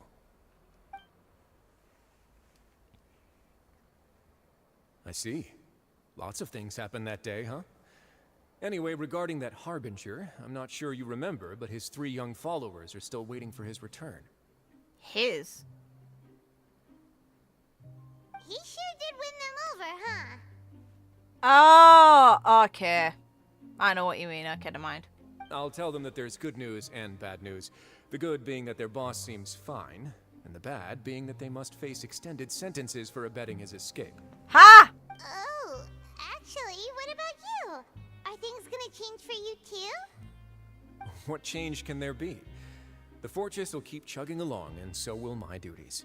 As to what Miss Furina's departure will mean for the nation, and if laws and governance will be transformed, we'll leave those to the folks in the overworld. Hey everyone, the photo shoot's done. Can we please go talk to her? Please?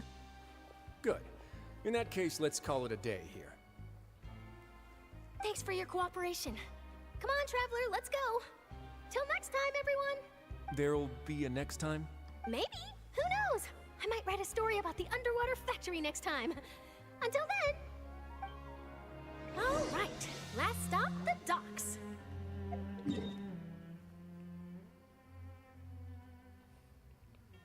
God, it's been a while since I last came here. Fair enough.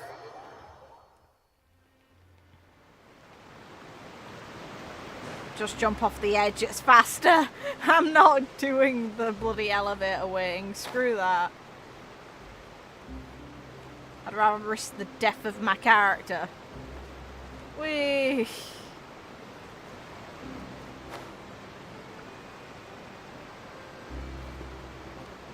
Yeah, I know that they mean child. It took me a second.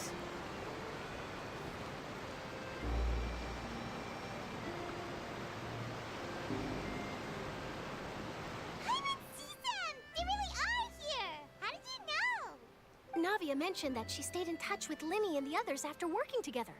Apparently, they've been at the docks distributing these strange pockets the whole time since. Traveler, Paimon. Ah, and Miss Charlotte, too. Oh, it's the magic pockets we first met them distributing. Okay.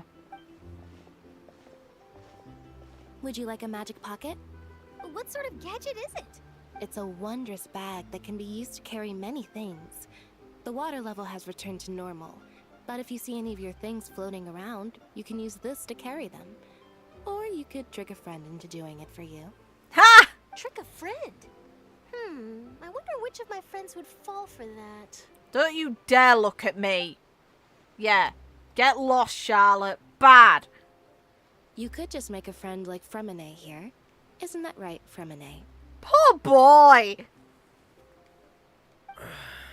Is this what you meant by, I'll help you make some more friends?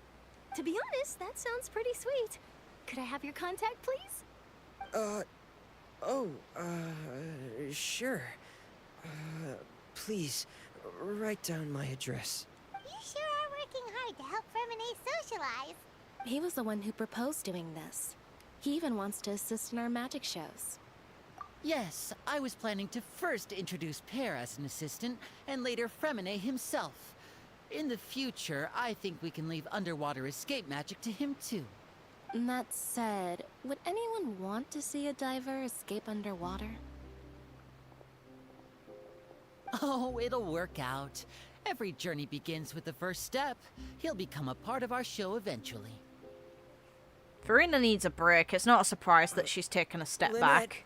Could you come over? Miss Charlotte says she wants to take a picture of us. Got it. My, that Charlotte is rather perceptive.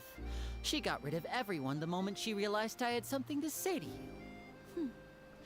So, how have things been, Traveler? Father says that you did a great deal during the latest events.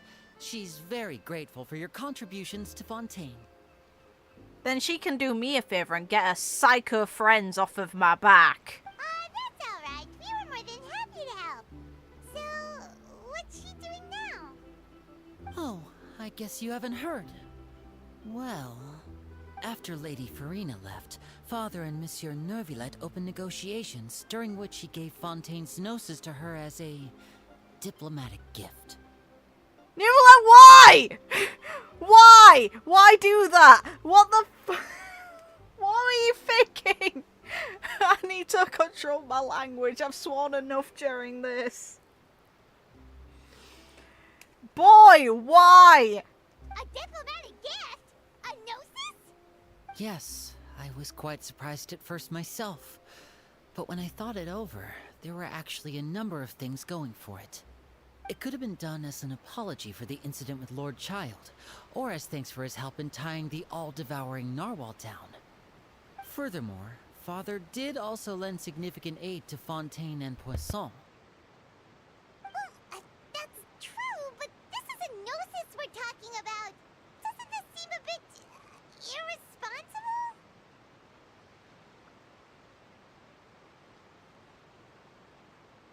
Actually, here's a thought.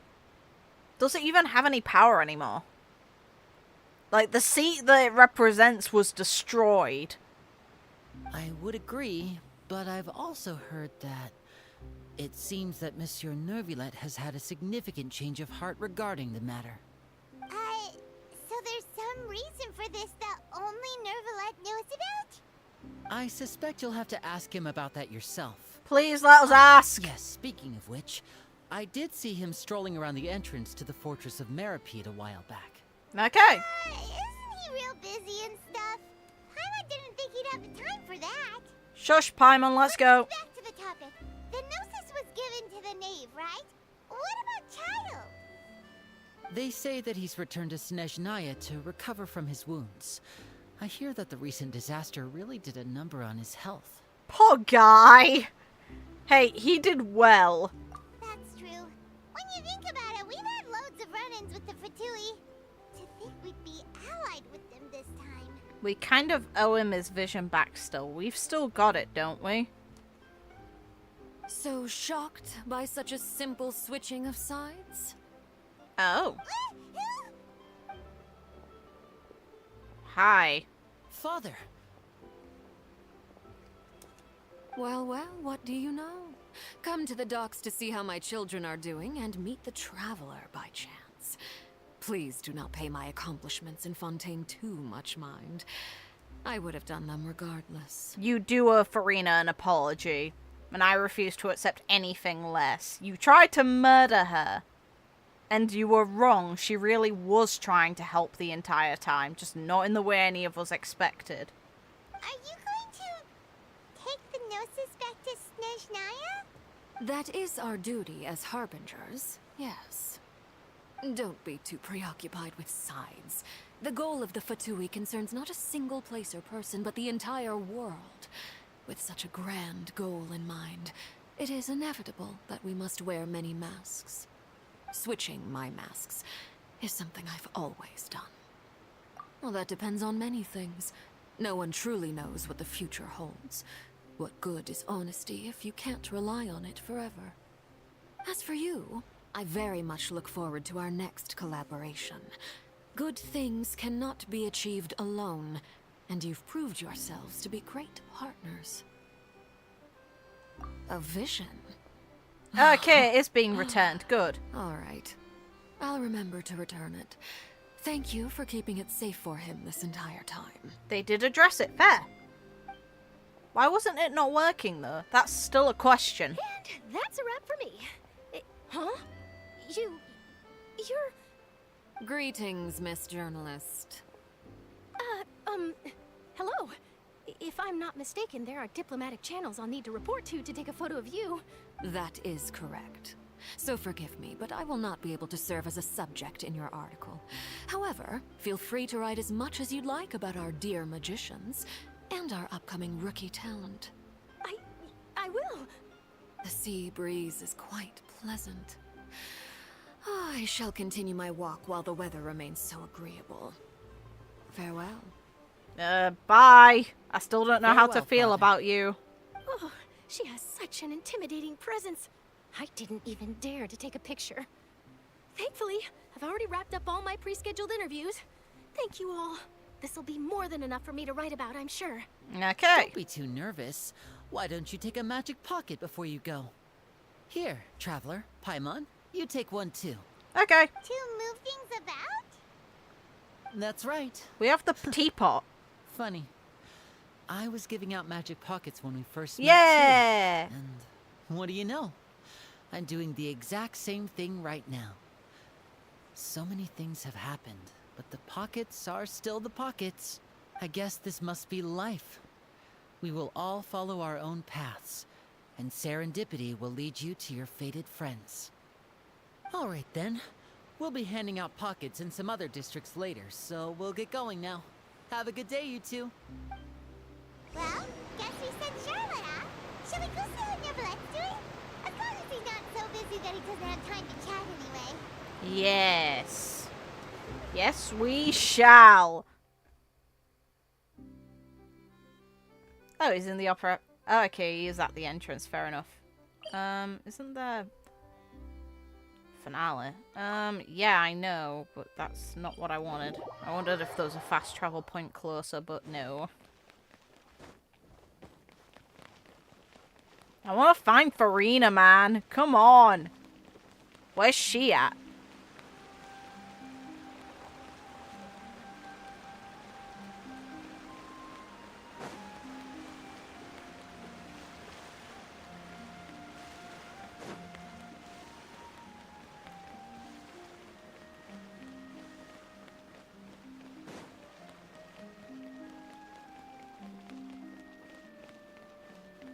The entrance to the fortress!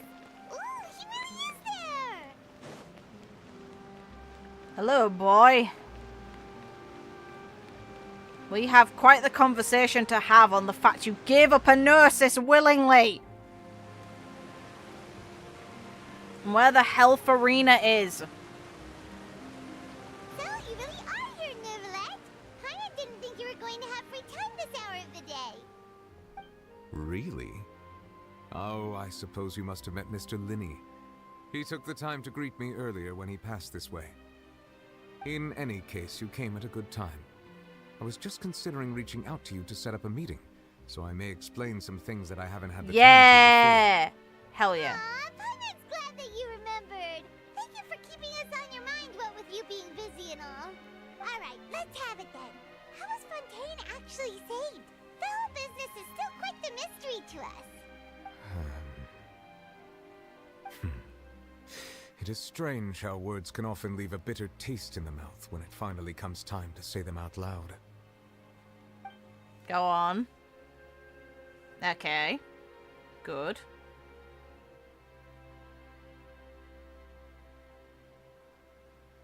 Whoa. So that's what happened?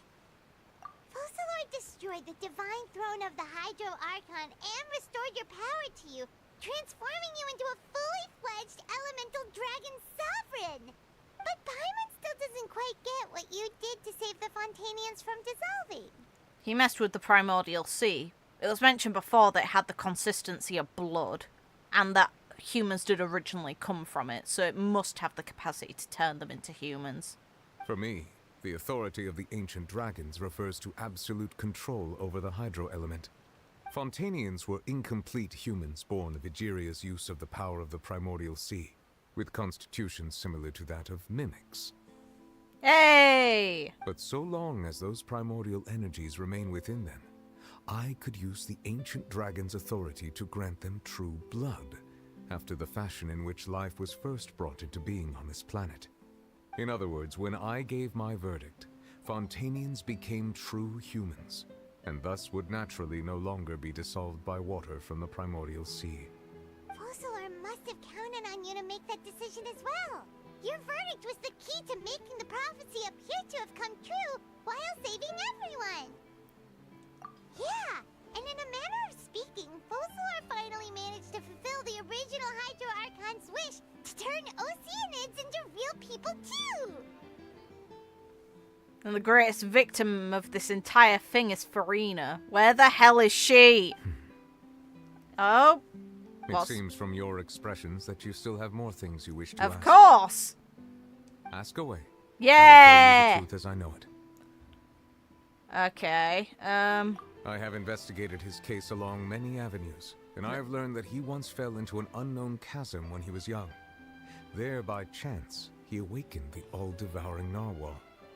But whether it be by sentiment or reason, that should not have been enough to consider him the root cause of the disaster. At most, he would have had tangential liability. As for the judgment passed by the Oratrice during the trial, Whether it was due to that liability by association, or Focalor deliberately using him to buy time for us on the assumption that he would be able to hold the creature off, I cannot say. Guess Focalor had Fontainians in mind the whole time. In the end, it was thanks to her that they finally became real humans. We haven't still... There's no option to ask directly... Hold on a second. Paimon suddenly got another question. Please ask about Furina. Back when Fontainians hadn't yet become real humans, were the children they had also transformed Oceanids? Ooh, actually, this is a really cool question. Life has always flowed like water. Do you recall how Fontainians would often come to the Fountain of Lucine to pray for children? Oh, okay, so it's tied to the convergence of water, so they don't actually conceive anything. Yeah, Lynette said the fountain is where all the waters in Fontaine converge. In truth, even those couples did not know that such prayers were no mere custom, but instead a form of ritual.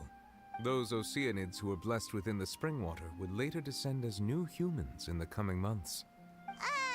Paimon sorta gets it now. Either way, seems like this ritual won't be of any further use, but it'll probably live on as a local custom. Ask away. I will tell you the truth as I know it. No specifically direct question about Furina. That sucks. Yeah, about that. Risley said Okay. Okay. Good stuff. Good. Ah, Lady Furina. The people are only aware that her death sentence has not been carried out. She abdicated the post of Hydro Archon and left affairs related to that title to me, before leaving the Opera House. So she's still seen as the Hydro Archon, she just has no duties at all. I related Focalor's words to her faithfully and completely. After hearing them, she seemed neither saddened nor comforted. She simply said that she was tired and needed to rest. I don't blame her. I'd want to rest after what she went through. Having said that, she then packed her things and moved out of the Opera House. Not unlike how an ordinary person might. No! Why? But she's still got a place to stay, right? Furina, go back to the goddamn Opera House, please. You need not worry. I will make arrangements to ensure that she will not want for food, clothing, board, or travel. Good, but still, let her move back in. God damn it, what the hell? In truth, I am somewhat happy for her. The wear and tear on her spirit will, of course, take time to heal. But now that she no longer has to play the role of Focalor the Hydro Archon, she can finally lay down her burdens and lead a normal life. She can't do that unless she leaves Fontaine. What are you talking about? Her life will never be quote-unquote normal in the way that a normal person's is. What about you then? What are your plans now that you've regained your full powers as the Hydro Dragon? After Focalor passed on, the Oratrice also ceased to function. This matter will directly affect our trials. After much careful consideration, I've decided to take over its role in our courts. From now on, I shall hear cases and pass verdicts by myself. Looks like you're still considering stuff from the perspective of the Udex, huh? As an elemental dragon, there are indeed many things that I must do. But this power and this duty, in a manner of speaking, you could say that both were granted to me. As such, before I attend to my other responsibilities, I must first and foremost continue to serve Fontaine as its highest judge.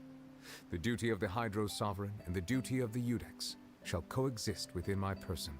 Additionally, the Hydro Archon's departure has brought about another problem, which is that the Opera House shall no longer produce indemnitium. That's true. That power was derived from the people's faith in the Hydro Archon, wasn't it? Wait, but the various mechs and machines in the city are all still okay. Where are they getting their energy from? Likely him. As I am now, I have full command over New Musia, and it can serve as a complete substitute. Another reason why I cannot quite leave Fontaine immediately. Wow. This ancient dragon's authority stuff is really quite useful, huh? Ask away. I will tell you the truth as I know it. No, sis. Oh, that's right. Why did you give it away? Give it to the knave as a diplomatic gift or something. Leaving aside their intentionality, the two Fatui Harbingers have indeed done much for us during this crisis. Not worth a nurses. I refuse to believe. Sorry. Their sole remaining goal in Fontaine, at least at this point, would seem to be the Gnosis. The Oratrice has ceased to function. The Hydro Archon's divine throne is now no more, and I do not need the Gnosis's power. As such, it has lost all meaning for Fontaine. If the Fatui have impure designs, then we might as well accede to their request now, and avoid unnecessary conflict. I guess, but come on, man. What complicated considerations? Paimon thought you were just giving it to them out of gratitude to the knave and as an apology to Child. I don't think he's that nice, sorry. Ask away. I will tell you the truth as I know it. You will soon be heading to Natlan, I presume? Hey. I'm afraid that I have little talent as a travel guide, so all I can do is tell you what I know about that land. As far as I'm aware, Natlan can be said to be a nation of dragons. You guys can't see it, but my eyes just, like, probably widened. I felt it happen. What? A nation of dragons? You mean like you? No, I suspect that I would not find myself welcome there. Unlike ancient dragons such as myself, the dragons of Natlan have undergone long years of development and evolution. Large numbers of them have entered a form of coexistence with humanity. Natlan is also the nation of war. War ravages those lands like an undying flame. There is one other piece of information I got incidentally from my negotiations with the Knave that I believe may be useful to you. The Harbinger known as the Captain has thrown his hat into the endless ring of war. Oh! The Captain. Sounds like a real tough customer. Seriously, everywhere you look, there's a Fatui Harbinger doing their thing. I suggest that you fully prepare yourself before going to Natlan. In the meantime, Fontaine's doors will always be open to you. Hey. Ask away. I will tell you the truth as I know it. Hang on a sec. Paimon's still got a question about Gnosis. When we spoke to Linny earlier, he mentioned that your attitude towards giving away the Gnosis had clearly changed. Go on. We guessed that there might be some reason for it that only you were aware of. No wonder the House of the Hearth is the Fatui's intelligence division. They are certainly sharp. So regarding this specific issue, I was just getting ready to share something with you. Go on. What is it? In truth, I exchanged some further words with that lady named Skirk after sending you two back to the surface. It went something like this. Oh?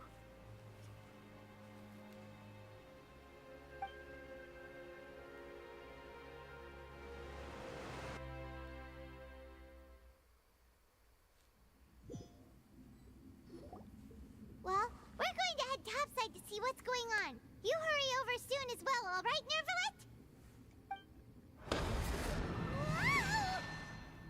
What next?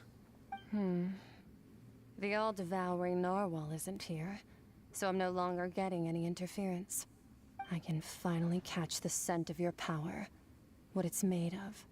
It is the authority of the planet's primordial dragons, but with something very similar to a god's curse mixed in. Huh. It's quite a novel blend. I'm sure I've encountered something like this before. What was it again? I do not know what you speak of. Of course. How could I forget? You should have the remains of the third descender on your person, yes? What? Remains? I've never heard of any such thing. The Gnosis is a decapitated god parts? According to your parlance, I believe it may be called a gnosis. Okay. What? Well, that much is true.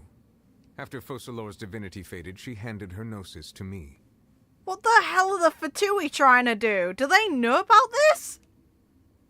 But I fear I have never heard of it described in the manner that you just did. I've been training with my master, the Foul, ever since I was young, and I have never returned to the surface since. So most of the information I possess, I got from him. It is only natural for those who are greater than humanity to possess a different sort of common sense, which is why there are so many problems in our attempts to communicate with humans. Regardless, you should probably get rid of objects of misfortune to prevent any disasters from befalling you. To live in itself is a blessing. But once a person dies, the bonds he once had with this world shall all turn to curses. What do you mean by that? No need to fret. These are just my personal thoughts. And my reason for no longer wishing to return to the surface. This third descender you refer to, who are they? And when did they die? Master never mentioned them to me. Perhaps it just wasn't that important for me to know. If you're interested, though, I could ask him. I'll be sure to pass the answer on to you next time. Okay, that's cool. Next time?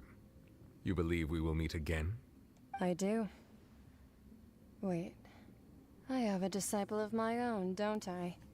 He can be the messenger then. Ha! Poor child. He's not even recovered yet.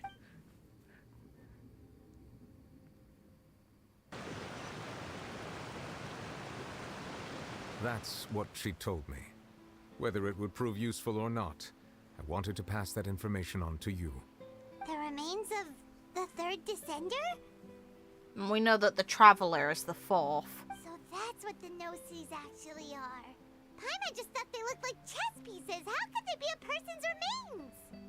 Elemental power could take whatever form it wants. Plus, we make ivory into concerning things and feel bad for the elephants. All the same, assuming that there was no misunderstanding or special metaphor at play, that is what she meant to say. And she said that it would bring misfortune and that you should check it, which is why you gave it to the Fatui. So they're seeking misfortune or to assemble a godlike Exodia from Yu-Gi-Oh!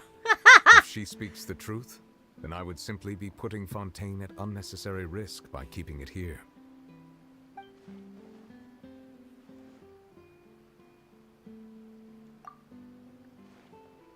Okay.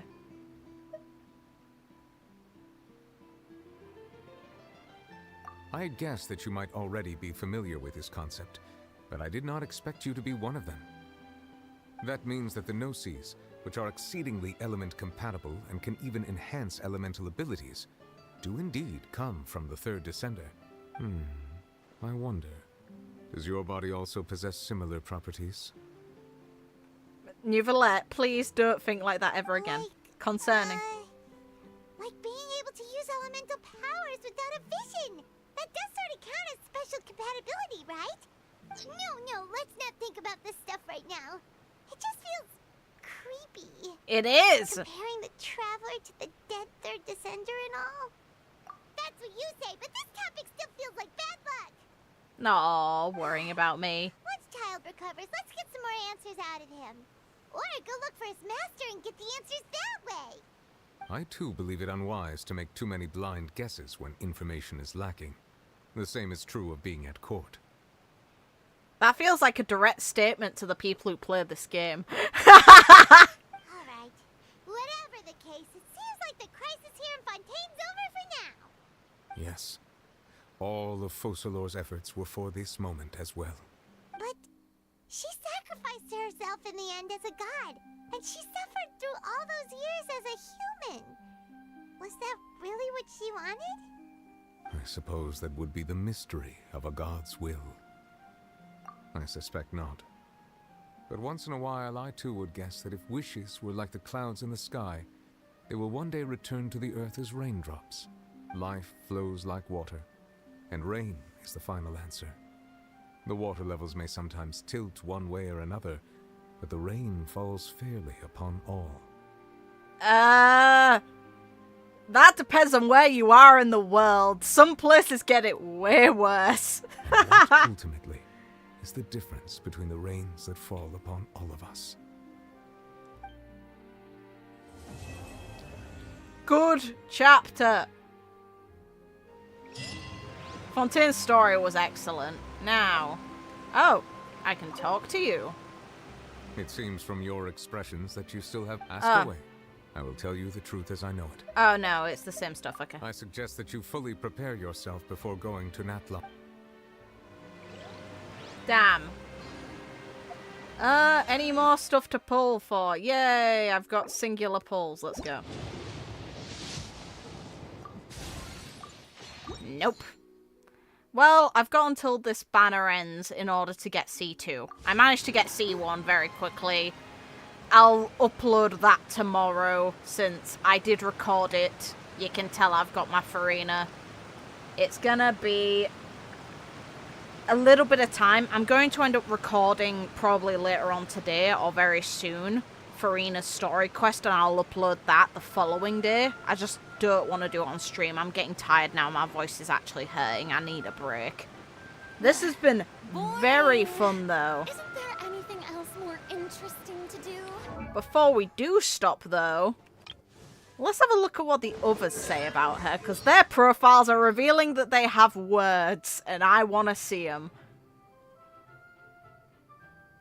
Yeah! People often say that wisdom isn't about what you know, but knowing what you can change. It is beyond question that the prophecy was carved into ermine so long ago.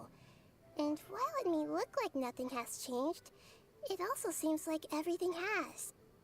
I think we both know her to be smart enough to turn the fate of the world around. Hey! I love that even though technically Furina as we know it now is no longer a god, the other Archons still have words. For 5 centuries, I dueled the Raiden Shogun in my personal realm of consciousness to confirm the steadfastness of my will. Yet this Furina you speak of, though possessing only a frail human body, committed herself to acting out her part every second of every day for 500 years. A true battle of the spirit. Her willpower has indeed reached the level of a god. Oh, eh! That is acknowledgement and a half. I can't check Zhongli because I don't have him. I just don't. There's no point in me going through Furina's stuff because I just don't have access to friendship levels, so there's only a limit to what I can see anyway. Why am I going all the way out here? Venti. Venti next. And the next element that we're going to have access to is Pyro. The Pyro Archon's the leader in Natlan. A bard must be versed in both music and song, but a stage performer requires far more skills than just these. Hey, don't you think we should invite her over to put on a show at the next Windbloom Festival? Huh? You want me to talk about how she saved Fontaine? Well, I mean, she's such a talented artiste, it's no wonder. I wouldn't be surprised even if she'd saved the entire world. Hell yeah! They all give their respects as they goddamn should. Let's just give you your constellation. I'm not looking for your voice lines, you can wait. Now, what I do want is Boy, because stuff was locked for him until now, and I now have access to everything. Okay. It doesn't work? So you have heard of that? The hell? They're not voiced. What? Okay. I don't mean to condescend to humanity, but it's quite clear to me that social concepts of justice, fairness, equality, and rule of law are not equivalent, and can never be. Now, of course, water always seeks its own level, and it was in this spirit that the previous Hydro Archon, Egeria, hoped to achieve universal equality by connecting all things with love. Her successor instead chose to seek equality by means of law. Ultimately, due to the various external factors, this unfortunately manifested itself in the distorted form of trials for the sake of trials. Nevertheless, there are reasons for everything. I should refrain from criticizing her. Especially when you owe her, boy!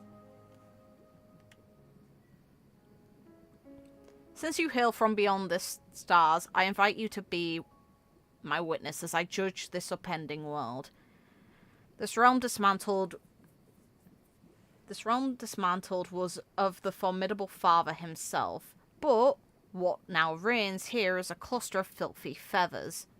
Though we live in a world of disarray, I shall undertake to restore all that has been broken. Okay.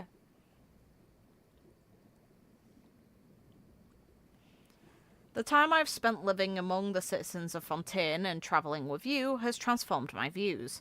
Besides this, I pardoned the sins of humanity long ago, so I can promise you that my future judgments will not cause any harm to the common folk. Nevertheless, my grievances with the usurpers has yet to be settled. They owe me a debt of blood that shall not be forgotten. Anything else? Okay, Vishaps. Neat. The Bishop's ancestry can be traced directly back to the Fontaine Sea, which is why they are so adept at evolution. I am reminded of an old custom that the dragons once observed. We would take a sip of our perished young brethren's blood.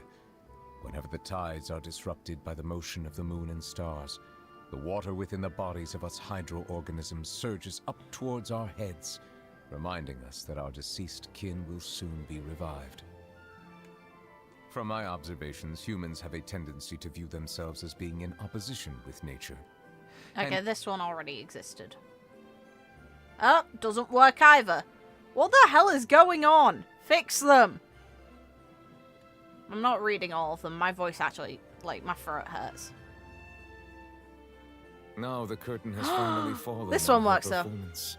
Ah, The shut up. character she portrayed was an imaginary one, yet in playing that role, she fulfilled her duties. Though she is meek and full of doubt by nature, she was able to use madness to stiffen her resolve and see her duty through to its conclusion. The work that she has done over the centuries is truly immense. If she were to ever make a return to the stage, I should personally attend the performance and give her my heartfelt applause. Aww. Yes. I must do so when the opportunity arises. Good. Make sure she's happy. That's what she deserves. Ah, they made his story available. Yes. I'm not reading these. I'll just glance. I'm gonna read in my head. You guys can read for yourselves. My throat actually hurts now.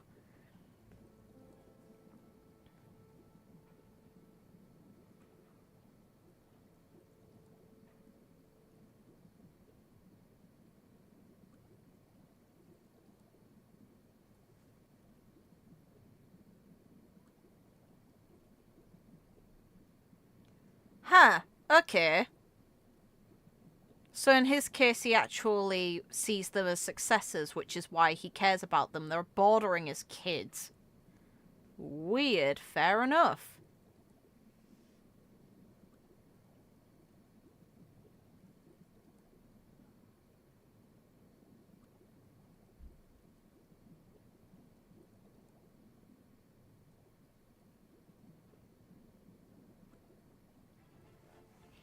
That makes a lot of sense on his behavior. Fair enough.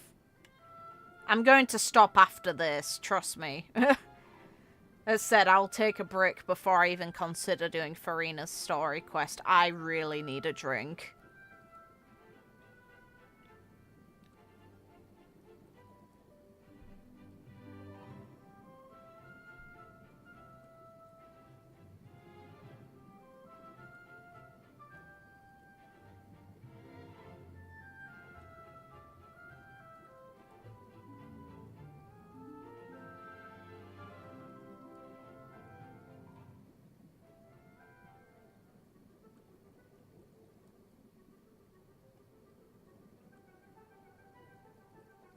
A letter found its way to him by some unknown means. The name of the recipient had been left blank, with the text only addressed to him, addressing him bluntly as you. A special you, a unique you. Huh.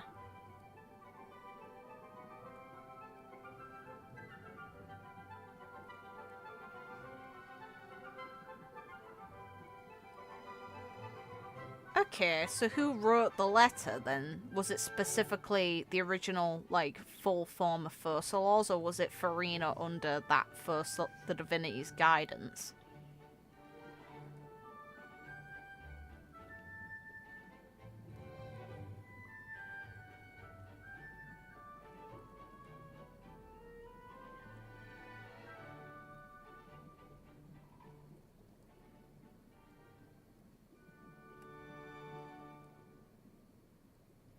Oh! It mentions her at the end. It was that... understood the seat that was mentioned in the letter was not merely a chair in the opera house. Fursalor's Furina, he should say, had given up her seat in the audience, come on stage alone and become the heroine of the drama. There were only ever a fixed number of seats, and for one to sit down was for another to depart. That letter had been addressed as an invitation, issued several centuries in advance. Well, Hydro Dragon, how do you feel about becoming a member of the human audience? Are you enjoying this human drama? Aww.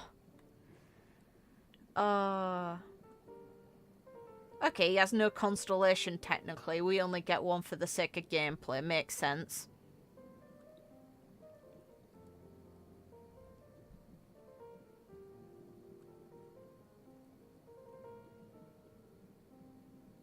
Oh, the big dragon's being mentioned.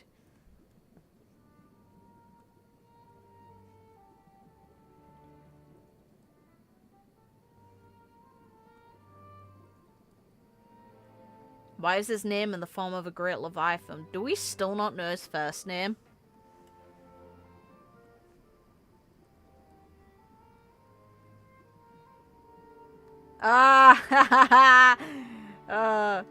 We know that this nursery rhyme has to come from Furina / Fursalors herself. There's no way it doesn't, and it's great that she mentioned it to him. This chapter has been great. He's been accused of being a stalker. He got mocked with the nursery rhyme. It's great. I enjoyed this.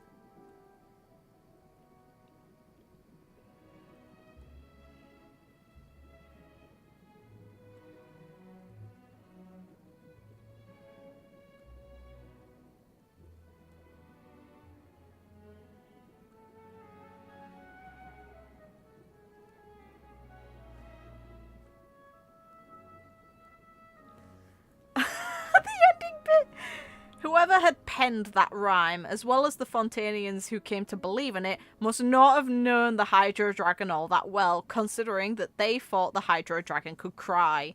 What did they take said dragon for? Some kind of bleeding heart who grieves for humans and the heavens alike? You did cry, so they knew you incredibly well. Of course he doesn't need a vision, that's common sense. Oh, okay, this pertains to why visions are given out. So it came to be that an order was made to be upheld, and thus did humans come to only possess those 7 remembrances, and all the fragments of the primordial were driven to devour each other.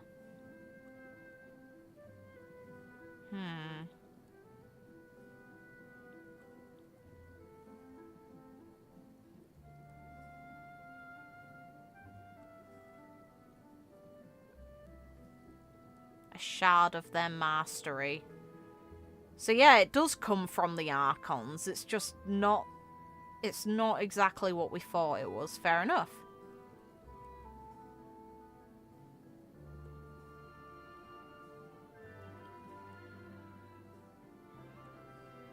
Aw, he's willing to actually uphold the tradition so there will be more Hydro visions in the future. Aw, good boy.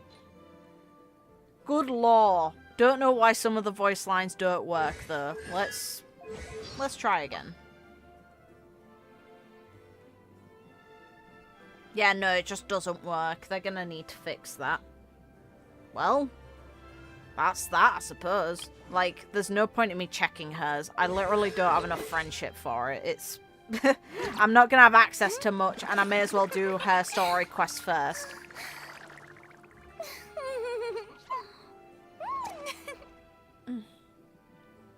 Well, it wasn't even just that it was raining. The marks on his face indicate he was crying. He did cry, so he was lying.